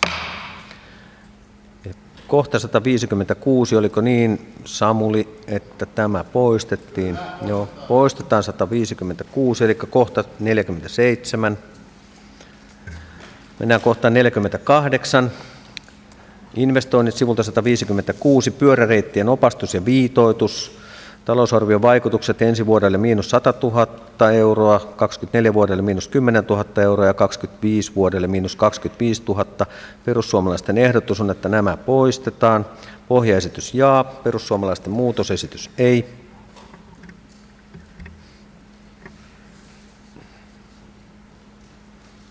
Ääniä 51 kappaletta, jaa-ääniä 39, ei-ääniä 12, joten valtuuston pohjaesitys on tullut päätökseksi.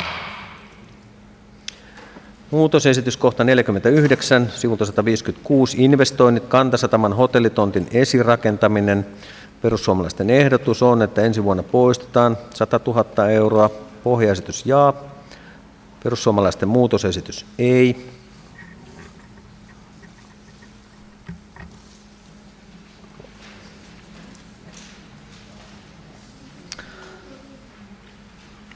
Ääniä 51 kappaletta, jaa-ääniä 39, ei-ääniä 11 ja 1 tyhjä, joten pohjaesitys on tullut valtuuston päätökseksi.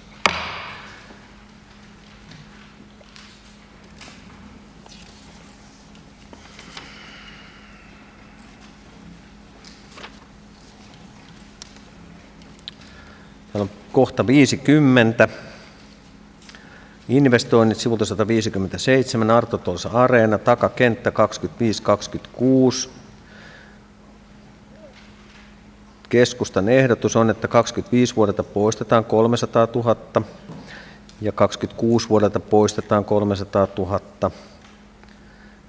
Menin vähän miettelijäksi, koska ihan kun mulla olisi ollut mielessä, että täällä oli joku vastaava, mikä koski, mutta ei ole. Eli pohjaesitys on jaa, keskustan muutosesitys on ei.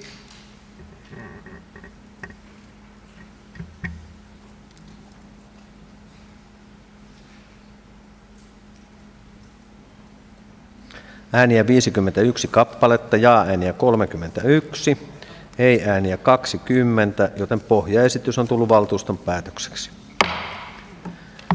Muutosesitys 51, sivulta 41. Tämä on kaupunginhallituksen alainen.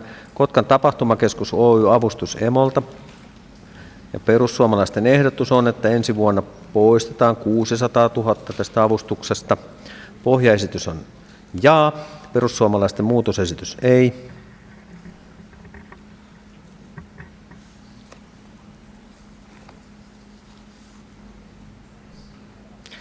Ääniä 51 kappaletta, jaa-ääniä 39, ei-ääniä 12, joten pohjaesitys on tullut valtuuston päätökseksi. Muutosesitys numero 52, sivulta 158, investoinnit. Kirjastoauto muuttaminen dieselkäyttöiseksi. Tämän mukaan tämä vähentää 23 200 000 budjetista ja 24 200 000 budjetista. On perussuomalaisten muutosesitys, pohjaesitys on jaa ja muutosesitys on ei.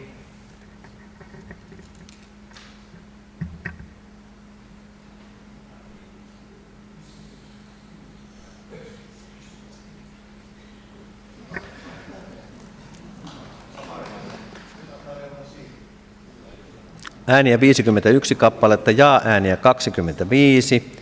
Ei-ääniä 26, joten perussuomalaisten muutosesitys on tullut valtuuston päätökseksi. Muutosesitys kohta 53, henkilöstö. Työllisyyspäällikön johtajan rekrytointi, kokoomus RKP muutosesitys, jossa talousvaikutukset 23 vuodelle 51 520 euroa. sekä seuraaville talousarviovuosille aina vuoteen 2027 asti 77 280 euroa. Pohjaesitys on jaa. Kokoomus RKP muutosesitys ei.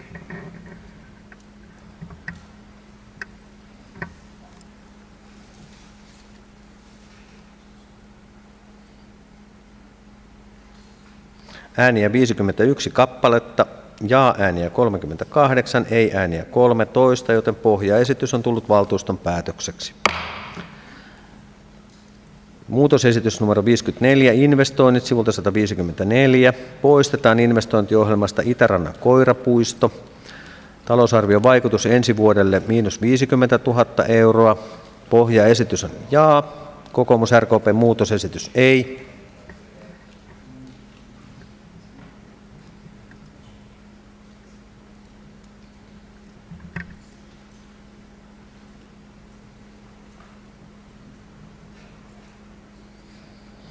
Ääniä annettu 51 kappaletta, 21 jaa-ääntä ja 30 ei-ääntä, joten kokoomus RKP muutosesitys on tullut valtuuston päätökseksi.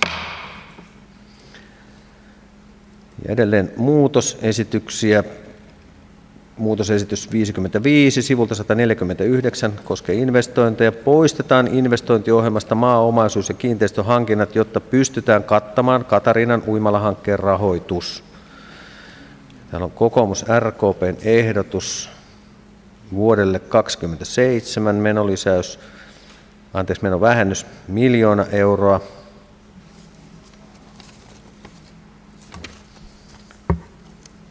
Pohjaesitys on jaa, kokoomus RKP:n muutosesitys on ei.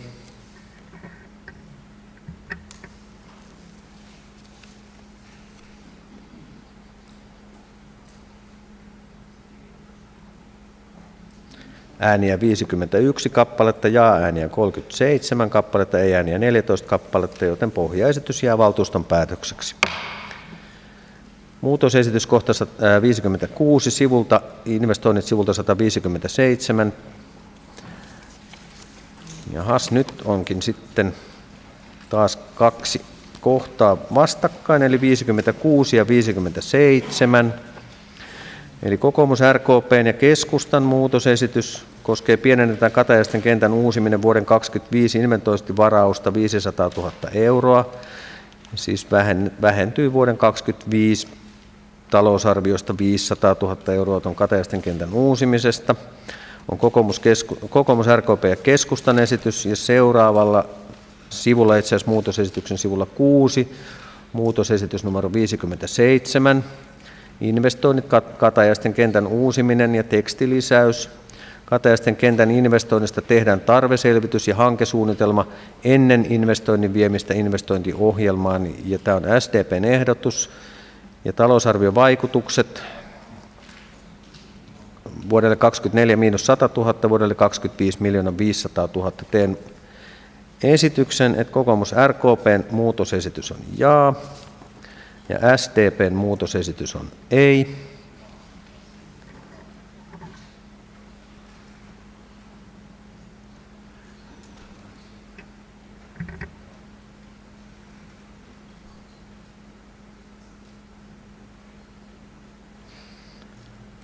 Ja-ääniä 27 kappaletta, ei-ääniä 24 kappaletta, joten kokoomus RKP:n muutosesitys meni tässä vaiheessa johtoon.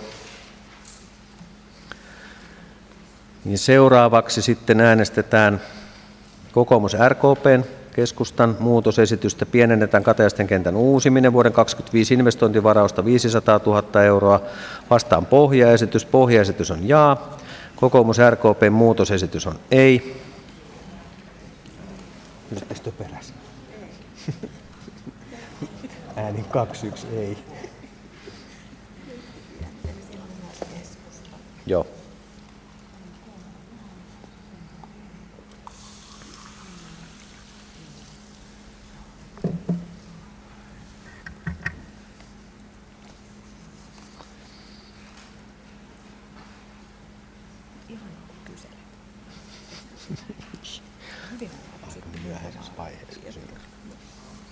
Ääniä annettu 51 kappaletta, jaa-ääniä 12 kappaletta.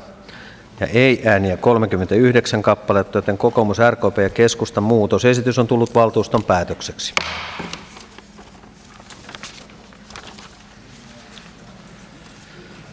Siirrytään investointikohtaan, muutosesityskohtaan 58, edelleen investoinnit ja asian erittely. Lisätään 150 000 euron varaus vuodelle 2024 lähiliikuntarakentamiselle. Kokoomus RKP:n ehdotus vuodelle 2024 lisäys 150 000. Muutosesitys, pohjaesitys on jaa ja muutosesitys on ei.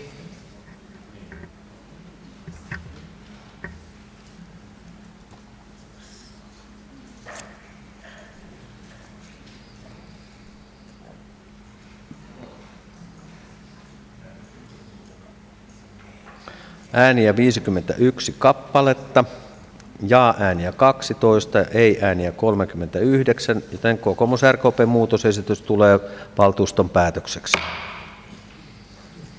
Olemme käsitelleet jo kohdan 59, joten menemme kohtaan 60. Ja tämä on kaupungin hallituksen johdon investoinnit, näin käsitin. Asian erittely, korkeakoulu- ja yliopistoyhteistyön lisääminen.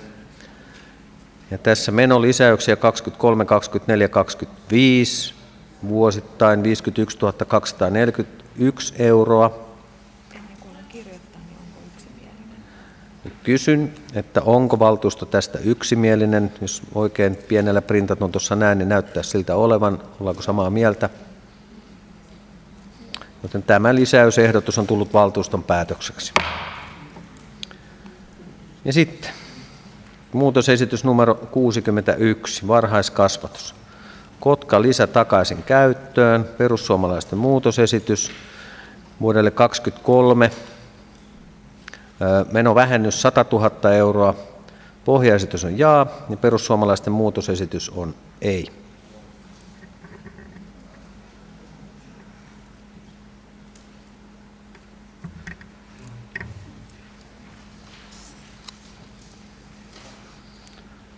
...51 ääntä, 34 jaa-ääntä, 16 ei-ääntä ja 1 tyhjä, joten pohjaesitys on tullut valtuuston päätökseksi. Ja olemme käsitelleet 61 muutosesitystä. Hyvä me. Eli tämä on nyt talousarviopykälän käsittely.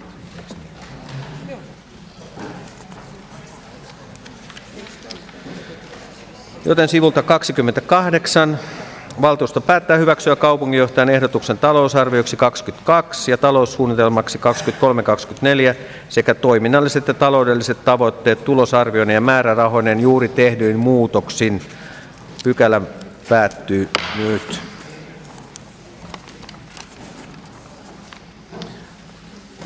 Ja henkilöstö. Onko 2 minuutin tekninen tauko, että me saadaan pois muutettua nämä henkilöt, jotka lähti ja palasivat? Joo. Silleen ruotuun. 2 minuutin. Otetaan 5. Tämä 5 minuutin tekninen tauko, jos joku haluaa jalotella ja Saila ja Päivi saa noin koneet kuntoon. 5 minuuttia.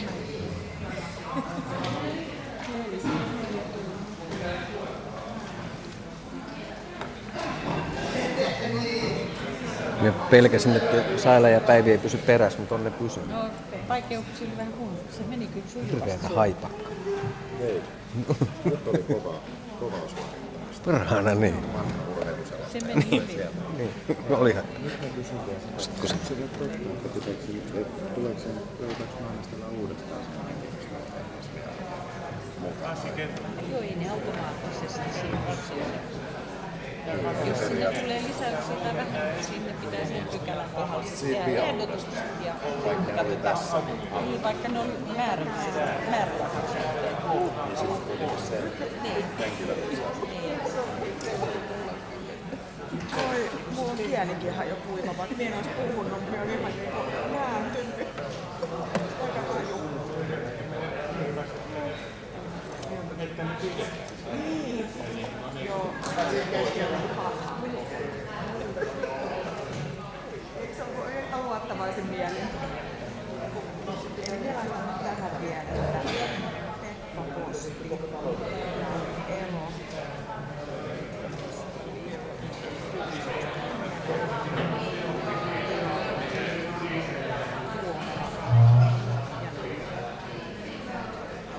Paitsi ja Marianna noi vaihdokset. Pekka Posti.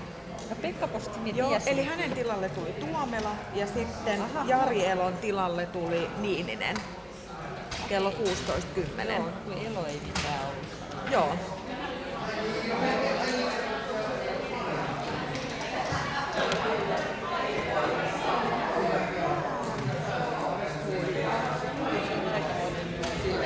No, aika raju oli kyllä kuule toi. Mulla tuli ihan hiki. No Pasi selviytyi tosi hyvin tosta. Oli tää oli, ja nyt niin tykkäsin, kun siellä tuli nyt tätä selostustakin, just tätä urheilun toimittajan selostusta. Niin se on miellyttävämpi kuunnella sieltä YouTubestakin. Ne ties, mistä nyt päätettiin. Paitsi, että Kotka-Liisa ei kyllä ollut 100 000 euron menovähennys. Ois ollut. Mekin vähän ilmeisesti. Joo, mutta ei myös takeruta pikkuseikkoihin. Ei.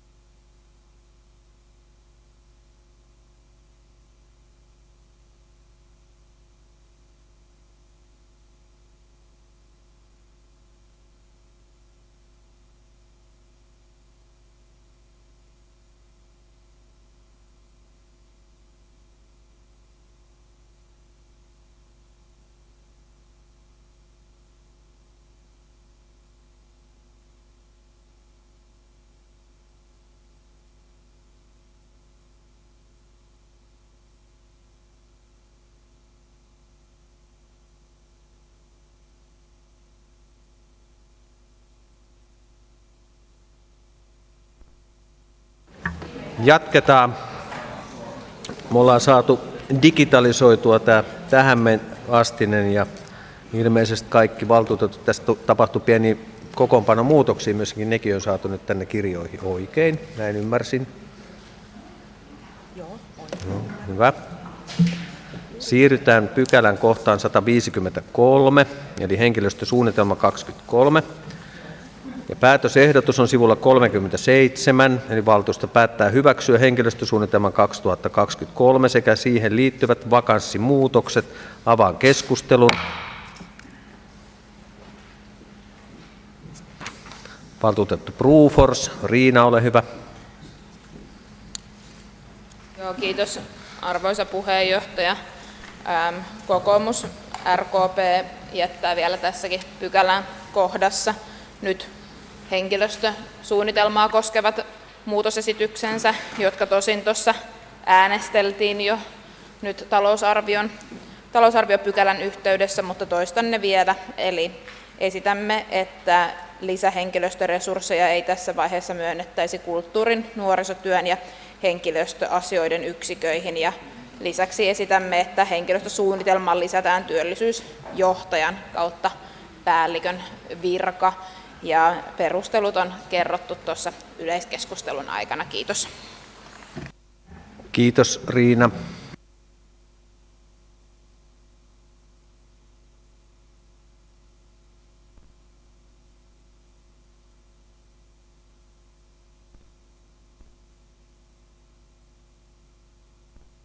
Riina, onko mahdollista saada tämä äsken esitetty myöskin kirjallisena, niin Marianna saa ne sitten pöytäkirjaa merkittyä oikein. Ja mikäli halutaan, että tästä sitten äänestellään, niin en sano, mutta vihjaan, että jonkun ehkä kannattaa sitten kannattaa.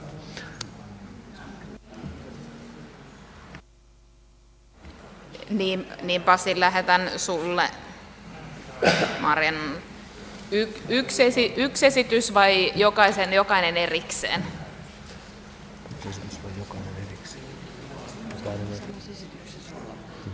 Toki ne voi samassa esityksessä olla, mutta että erittelet ne vaan niin, että sitten ymmärretään, mistä on kysymys. Ja seuraava puheenvuoropyyntö, valtuutettu Rauhala. Jouko, ole hyvä.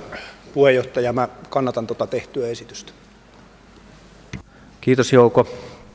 Nyt meillä on kannatettu muutosesitys. Seuraavat puheenvuoropyynnöt kohdistetaan sitten tehtyihin muutosesityksiin. Ja muutosesitykset, kertaalleen me käytiin näin äänestyksessä läpi, mutta täällä on kulttuurivastuualueelta poistetaan henkilölisäykset 2 virkaa työtehtävää ja poistetaan nuorisotyöyksikön henkilöstölisäykset 2 virkaa työtehtävää vuodelle 2023 ja 4 virkaa työtehtävää 2024 ja 5 yhteensä vuodelle 2025. Ja sitten voidaan ottaa uudelleen käsittelyyn 2024-2025 talouden tasapainotustarpeen selvittyä sekä poistetaan henkilöstöasioiden yksikön henkilöstölisäys verrattuna vuoteen 28 plus 1 virka kautta tehtävää. Voidaan ottaa uudelleen käsittelyyn 2024-2025 talouden tasapainotustarpeen selvittyä.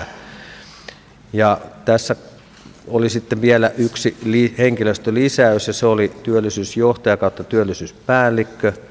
Niin ensin otetaan äänestykseen nämä henkilöstövähennykset ja pohjaesitys on. Koskeeko Arttu-Petteri muutosesitystä? Jos koskee, niin puheenvuoro, ole hyvä. Joo, kiitos herra puheenjohtaja, arvoisat valtuutetut. Niin, jos me nyt käsitin jo oikein, niin me äänestetään nyt sitten uudelleen tuosta, mitä me äsken äänestettiin, niin pyydän kokoomuksen ja RKP-valtuustoryhmältä lisää perusteluita, että minkä takia nyt kannattaisi vaihtaa mielipidettä näihin seuraaviin äänestyksiin. Kiitos.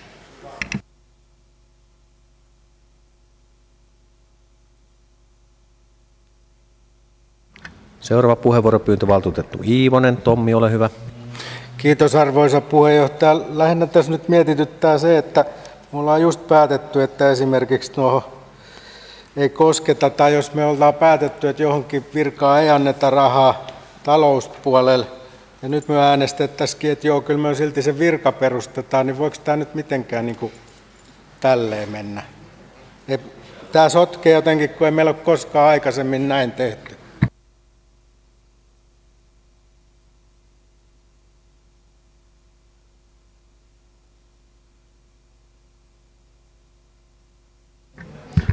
Seuraava puheenvuoropyyntö valtuutettu Brufors. Riina, ole hyvä.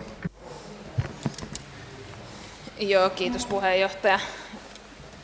Valtuutettu Klami tuossa pyysi perusteluja vielä, että minkä takia kannattaisi mielipidettään vaihtaa. Perustelen tietysti kernaasti, vaikka kuten valtuutettu Iivonen tuossa sanoi, niin rahapuoli meni niin sanotusti jo kiinni näiden muutosten osalta, mutta tosiaan minkä takia ollaan näitä esitetty nyt tässä vaiheessa, jos nyt ensin aloitetaan näistä kulttuurin osa-alueen 2 tehtävästä, jota meidän ryhmän ajatuksissa ei nyt tarvitsisi tässä vallitsevassa tilanteessa myöntää.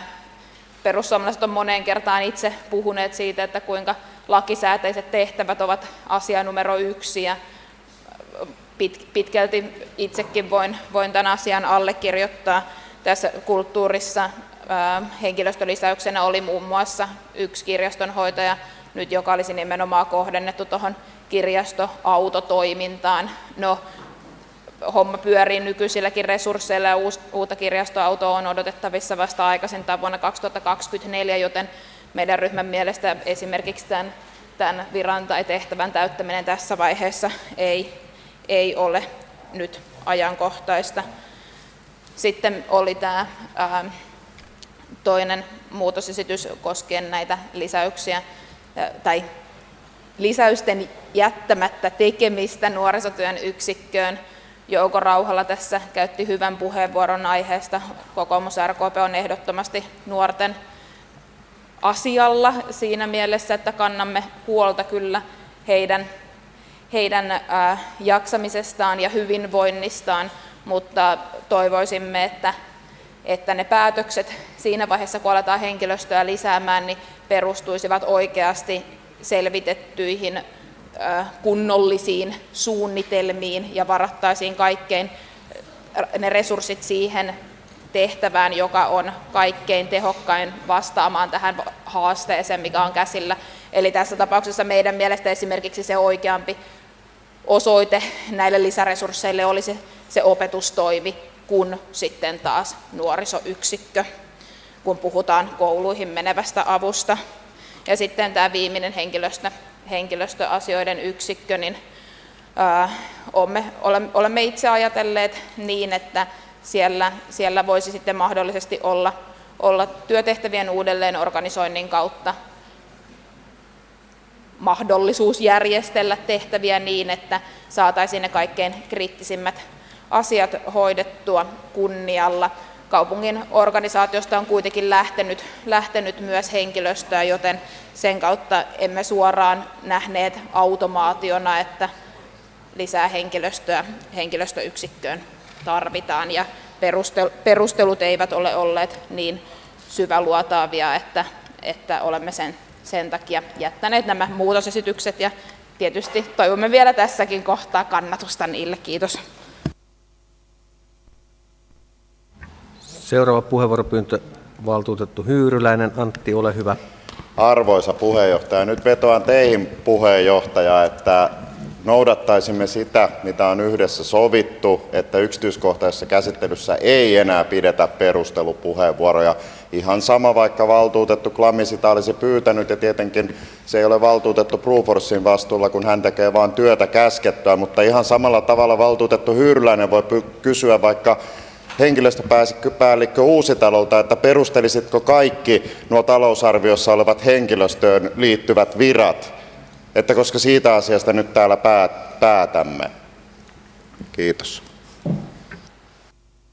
Seuraava puheenvuoropyyntö valtuutettu Montonen. Tiina, ole hyvä. Arvoisa puheenjohtaja, hyvät valtuutetut, tämä oli kyllä tällainen vähän erikoinen ratkaisu, että on neuvottu äänestämään vielä uudelleen tässä kohdassa henkilöstövähennyksistä ja lisäyksistä, että ei aikaisemminkaan kyllä minun muistini mukaan ole koskaan näin toimittu, mutta kun kerran puheenjohtaja siellä johtaa puhetta, niin me teemme tietysti niin kuin hän sanoo, mutta toivottavasti tämän kokouksen jälkeen meillä on loogisempi linja, jota voimme kaikki sitten noudattaa, emmekä koe tällaisia yllätyksiä.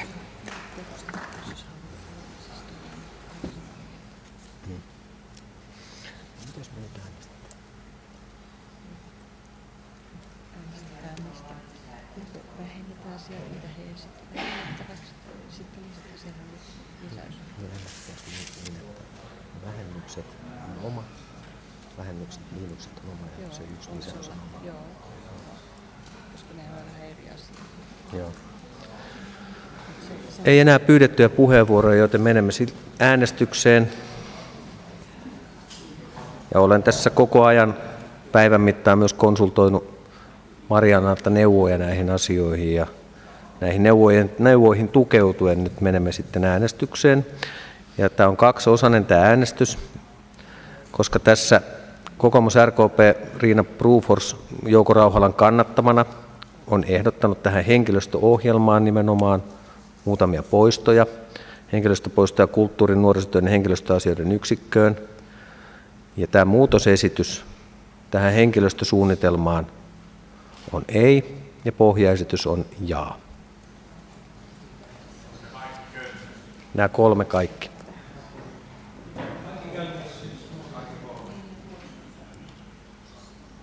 Eikö se näin ole? Ihan vaan. Kirjallista esitystä, mikä se on?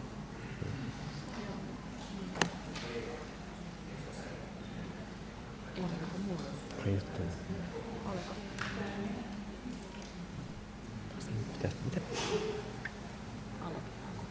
Ei ole.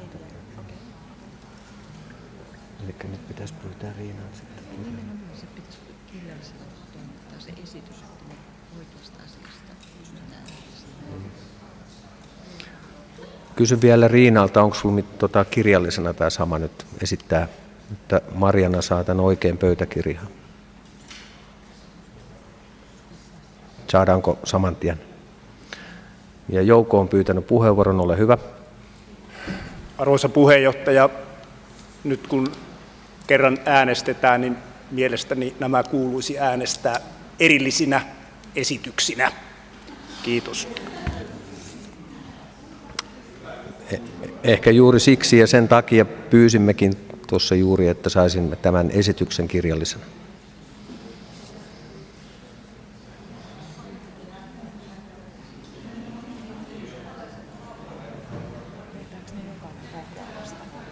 Totta kai. Totta kai. Katsotaan nyt, kun se tulee se esitys. Jukka Lopperi, olet pyytänyt puheenvuoron. Ole hyvä, Jukka. Toivoisin puheenjohtajalta selkeää ehdotusta, selkeää esitystä siitä, kuinka toimitaan. Äänestetäänkö kaikki kerrallaan vai yksi kerrallaan ihan rauhallisesti, että pysyttäisiin kaikki kartalla. Kiitos. Arvoisa valtuutettu Lopperi, tätä mekin haluamme ja pyysimme juuri kirjallisena tuon muutosesityksen. Odotellaan hetki.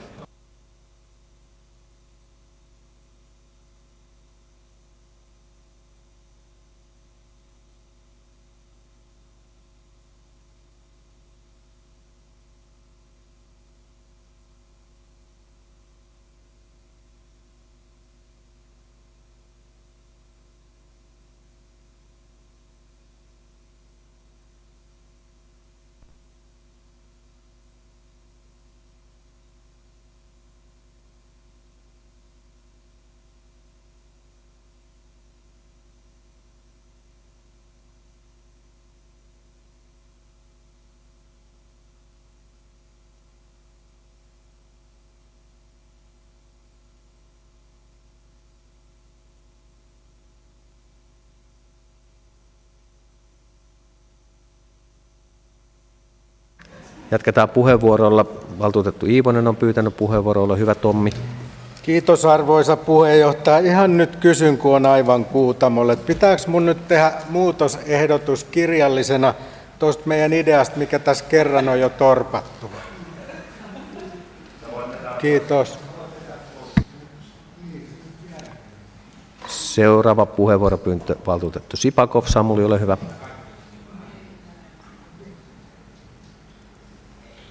Kiitos puheenjohtaja. Kun tämä nyt menee tällaksi pelleilyksi, niin tietysti kaikki ymmärtää sen ja tietää, että jos ihan lakipykäliä luetaan, niin valtuustohan on kunnan ylin päättävä elin. No, jos valtuusto jotain päättää, ja valtuusto päätti tuossa pykälä pari sitten jotain, ja nyt valtuusto sitten kumoaa sen edellisen päätöksensä vaan uudella päätöksellä, mutta että siis tätä voidaan jatkaa ihan loputtomiin. Kiitos.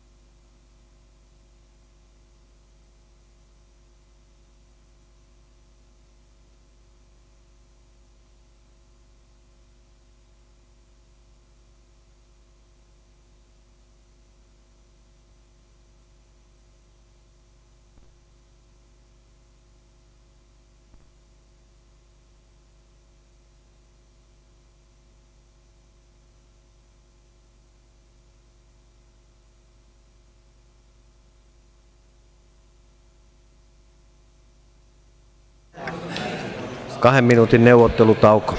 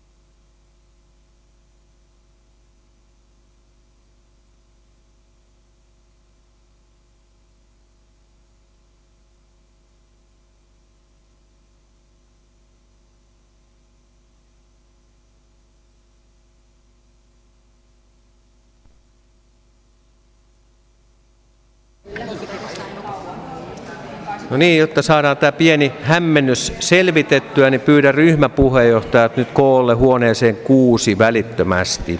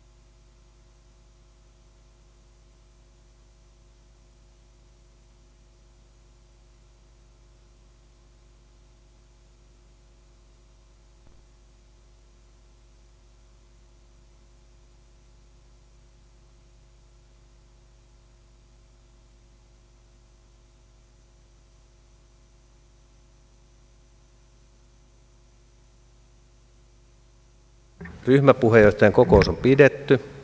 Jatketaan keskustelua. Seuraava puheenvuoropyyntö valtuutettu Brufors. Riina, ole hyvä.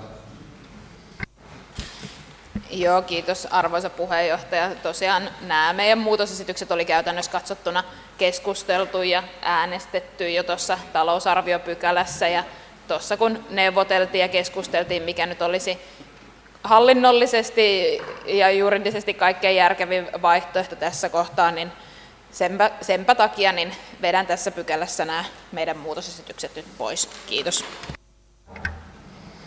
Kiitos Riina.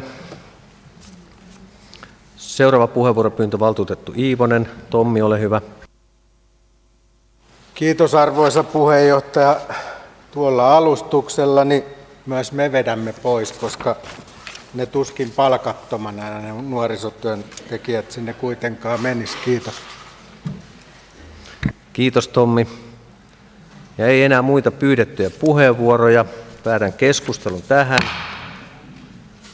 Ja valtuusto päättää hyväksyä henkilöstösuunnitelman 2023 sekä siihen liittyvät vakanssimuutokset. Päätös on tullut valtuuston päätökseksi.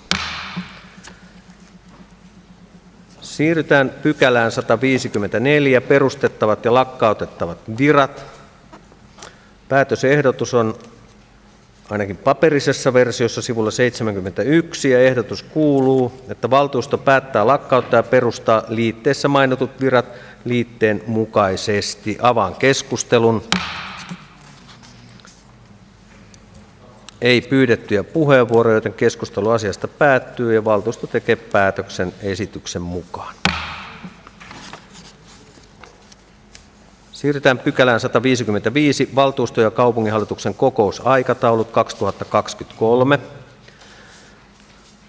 Kokousaikataulu on esitetty sivuilla 76 ja 77 ja päätösehdotus löytyy sivulta 77 ja kuuluu, että valtuusto päättää, että sen kokoukset ja tiedonantokokoukset vuonna 2023 järjestetään kaupunginhallituksen esityksen mukaisesti. Avaan keskustelun. Valtuutettu Rauhala, Jouko, ole hyvä.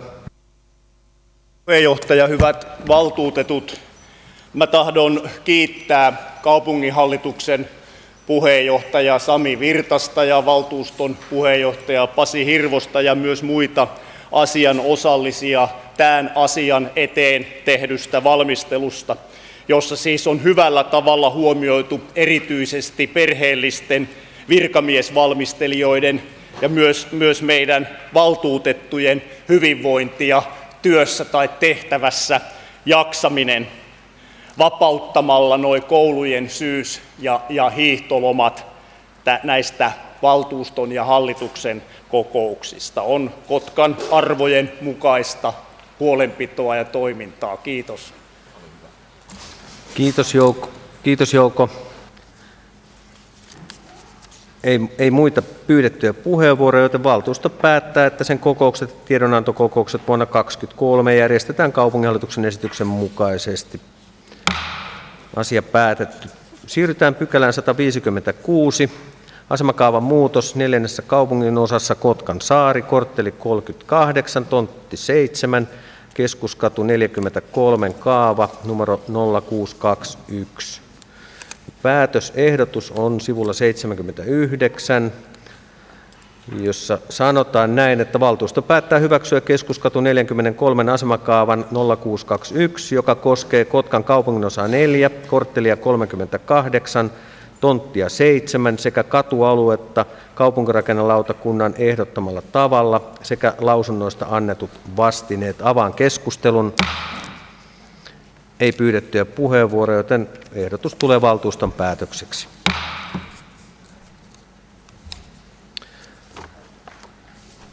Seuraavaksi pykälä 157, eron myöntäminen elinvoimavaliokunnan varajäsenyydestä ja uuden varajäsenen valinta. Päätösehdotus on sivulla 159, että valtuusto myöntää Jukka-Pekka Inkiselle eron elinvoimavaliokunnan varajäsenyydestä. Kaksiosainen päätös sikäli, että nimeää myös elinvoimavaliokunnalle uuden varajäsenen jäljelle olevaksi toimikaudeksi. Ja myöntänemme eron. Tästä mennään ensin tuon eron myöntämiseen. Onko siihen Mitään pyydettyjä puheenvuoroja ei. Myönnetään Jukka-Pekka Inkiselle ero elinvoimavaliokunnan varajäsenyydestä. Ja Riina, ole hyvä. Joo, kiitos puheenjohtaja. Esitämme Jukka-Pekka Inkisen tilalle elinvoimavaliokuntaan valittavaksi Olli-Pekka Brunila.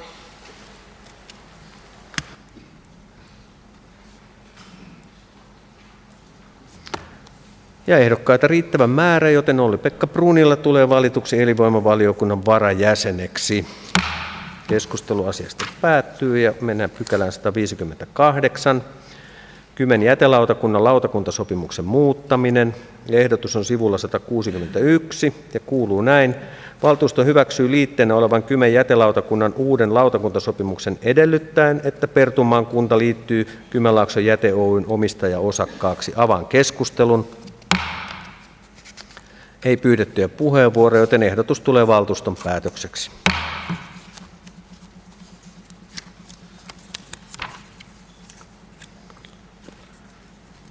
Seuraavaksi pykälä 159, eron myöntäminen kaupunkirakennelautakunnan varajäsenyydestä ja uuden varajäsenen valinta.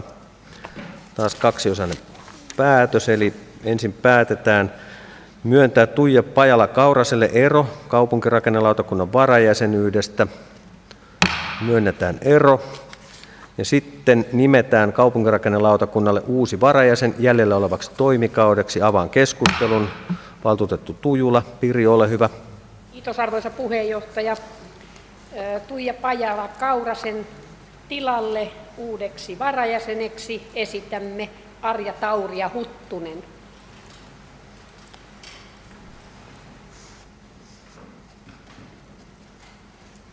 Ehdokkaita riittävä määrä, joten hänet valitaan Arja Tauria Huttunen.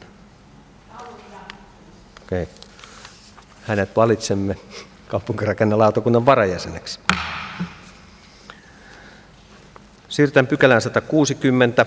Vastaus valtuustoaloitteeseen Kotkan kaupunkikeskustan turvallisuuden ja siisteyden parantamiseksi. Päätösehdotus on, että valtuusto merkitsee vastauksen valtuustoaloitteeseen tiedoksi. Avaan keskustelun. Valtuutettu Brask. Niina, ole hyvä.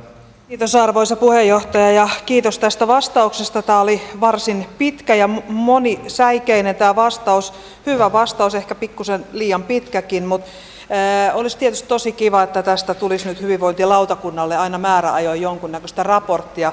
Hyvinvointialueen valtuustolle tuossa viime viikolla taidettiin poliisipäällikön toimesta kertoa Kymenlaakson tilanne ja se ei nyt ihan kaikilta osin kauhean hyvälle kuulostanut ja muun muassa nämä selviämisasemat on tänne Kotkaan äärimmäisen tärkeitä ja tämä nuorten ilmiö ja väkivallan lisääntyminen oli selkeästi tästä poliisipäällikön katsauksessa tuli ilmi ja kyllä jaan edelleen tämän huolen tästä meidän nuorison hyvinvoinnista ja toivoisin, että tämä työryhmä, joka tätä työtä tähän on nimetty tekemään, niin myös antaisi tämmöisiä katsauksia tästä asiasta ja kertoisi, missä ollaan menossa ja mihin ollaan päätymässä. Niin kiitoksia kumminkin. Kiitos Niina. Ei muita pyydettyjä puheenvuoroja, joten valtuusto merkitsee tiedoksi kaupunkirakennelautakunnan ja hyvinvointilautakunnan käsittelyjen mukaisen vastauksen valtuustoaloitteeseen Kotkan kaupunkikeskustan turvallisuuden ja siisteyden parantamiseksi. Asia loppuun käsitelty. Pykälä 161, vastaus valtuustoaloitteeseen kirjojen vaihtohyllyn palauttaminen Kotkansaaren kirjastoon, päätösehdotus sivulla 191, joka kuuluu, että valtuusto merkitsee tiedoksi hyvinvointilautakunnan käsittelyn mukaisen vastauksen valtuustoaloitteeseen kirjojen vaihtohyllyn palauttamisesta Kotkansaaren kirjastoon. Avaan keskustelun. Ei pyydettyjä puheenvuoroja, joten päätös tulee valtuuston päätökseksi. Pykälä 162, vastaus valtuustoaloitteeseen museolaivat paremmin esille Kantasatamassa, päätösehdotus sivulla 194, joka kuuluu, että valtuusto merkitsee tiedoksi hyvinvointilautakunnan käsittelyn mukaisen vastauksen valtuustoaloitteeseen museolaivat paremmin esille Kantasatamassa. Avaan keskustelun.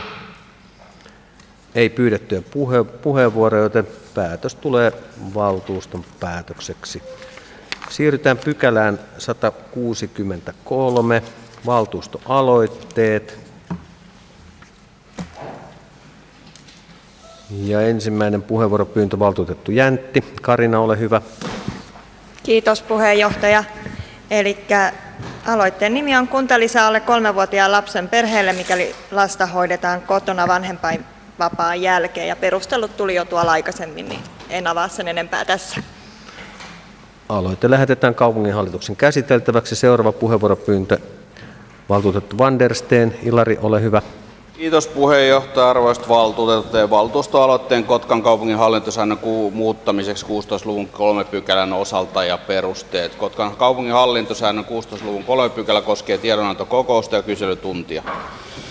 Pykälän 4. momentti kuuluu seuraavasti. Valtuutetulla on oikeus esittää kaupunginhallituksen puheenjohtajalle ja kaupunginjohtajalle kyselytunnilla vastattavaksi lyhyitä enintään 1 minuutin pituisia kysymyksiä kaupungin hallintoa ja taloutta koskevista asioista.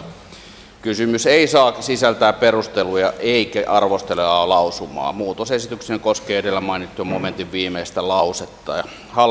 Hallintosääntö on tältä osin ristiriidassa käytännön kanssa, koska tähänkin asti puheenjohtajat ovat sallineet esittää perustelukysymyksen tueksi. 1 minuutin aikaraja estää puolestaan tehokkaasti ylipitkät perustelut. On pelkästään luonnollista ja järkevää, että kyselytuntikysymysten tueksi esitellään tiivistetyt perusteet siitä, miksi kysyjä pitää kysymystä merkityksellisenä. Esimerkiksi eduskunnan kyselytunnilla tällaista perustelukieltoa ei ole eikä voisikaan olla, koska se saatettaisiin nähdä sananvapautta rajoittavana tekijänä.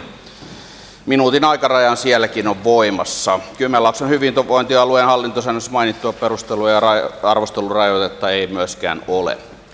Hallintosääntö on asiakirja, jonka uskottavuutta ei ole syytä horjuttaa ristiriitatilanteella käytännön ja hallintosäännön välillä. Perustelu ja osittain arvostelukieltokin sisältävät sananvapauden rajoittamiseen ja ennakkosensuurin elementtejä. Tämän takia edelleen mainittu siis hallintosäännön 16 luvun 3 pykälän 4 momentin viimeinen lause. Tämä kohta hallintosäännössä on poistettava tai muutettava. Tarvitseeko se tämän? Kiitos Ilari. Aloite lähetetään kaupunginhallituksen valmisteltavaksi. Ja tämän pitkän rupeaman päätteeksi haluan oikeasti kiittää kaikkia valtuutettuja ja erityisesti valtuustoryhmien puheenjohtajia, jotka kärsivällisesti jaksaneet istua aika monissakin kokouksissa. Viime viikolla laskin, että noin 6 tuntia käytiin läpi näitä muutosesityksiä, plus mitä sen jälkeen kävimme vielä kukin tahonamme näitä keskusteluja ryhmien välillä ynnä muuta. Ja jos oman arvion saa tästä käsittelyn etenemisestä sanoa, niin me ollaan kyllä suoriuduttu aika hyvin. Tänään puheenjohtaja kangerteli muutamassa kohdassa, mutta jos muut asiat meni hyvin, niin suonette sen anteeksi. Mutta kiitän talousarvion valmisteluun. Se meni tänä vuonna mun mielestä paljon paremmin kuin viime vuonna, ja tästä oppineena niin uskon, että ensi vuonna suoriudumme tästä vieläkin paremmin. Kiitos ja päätän kokouksen. Minuuttia vailla päättyi, eli tarkoittaako sitä, että säästi rahaa? Olisiko siellä mennyt kuule joku sitten minuutin säästä joku 3 tunnin sessio? Niin, olisi varmaan. Niin. Hyvin johdettu, kiitoksia. Olisi tuo johdettu johtopäätös. Kiitos. Olisin voinut loppupuheenvuoron vähän venyttää, niin olisi mennyt 17 yli. Niin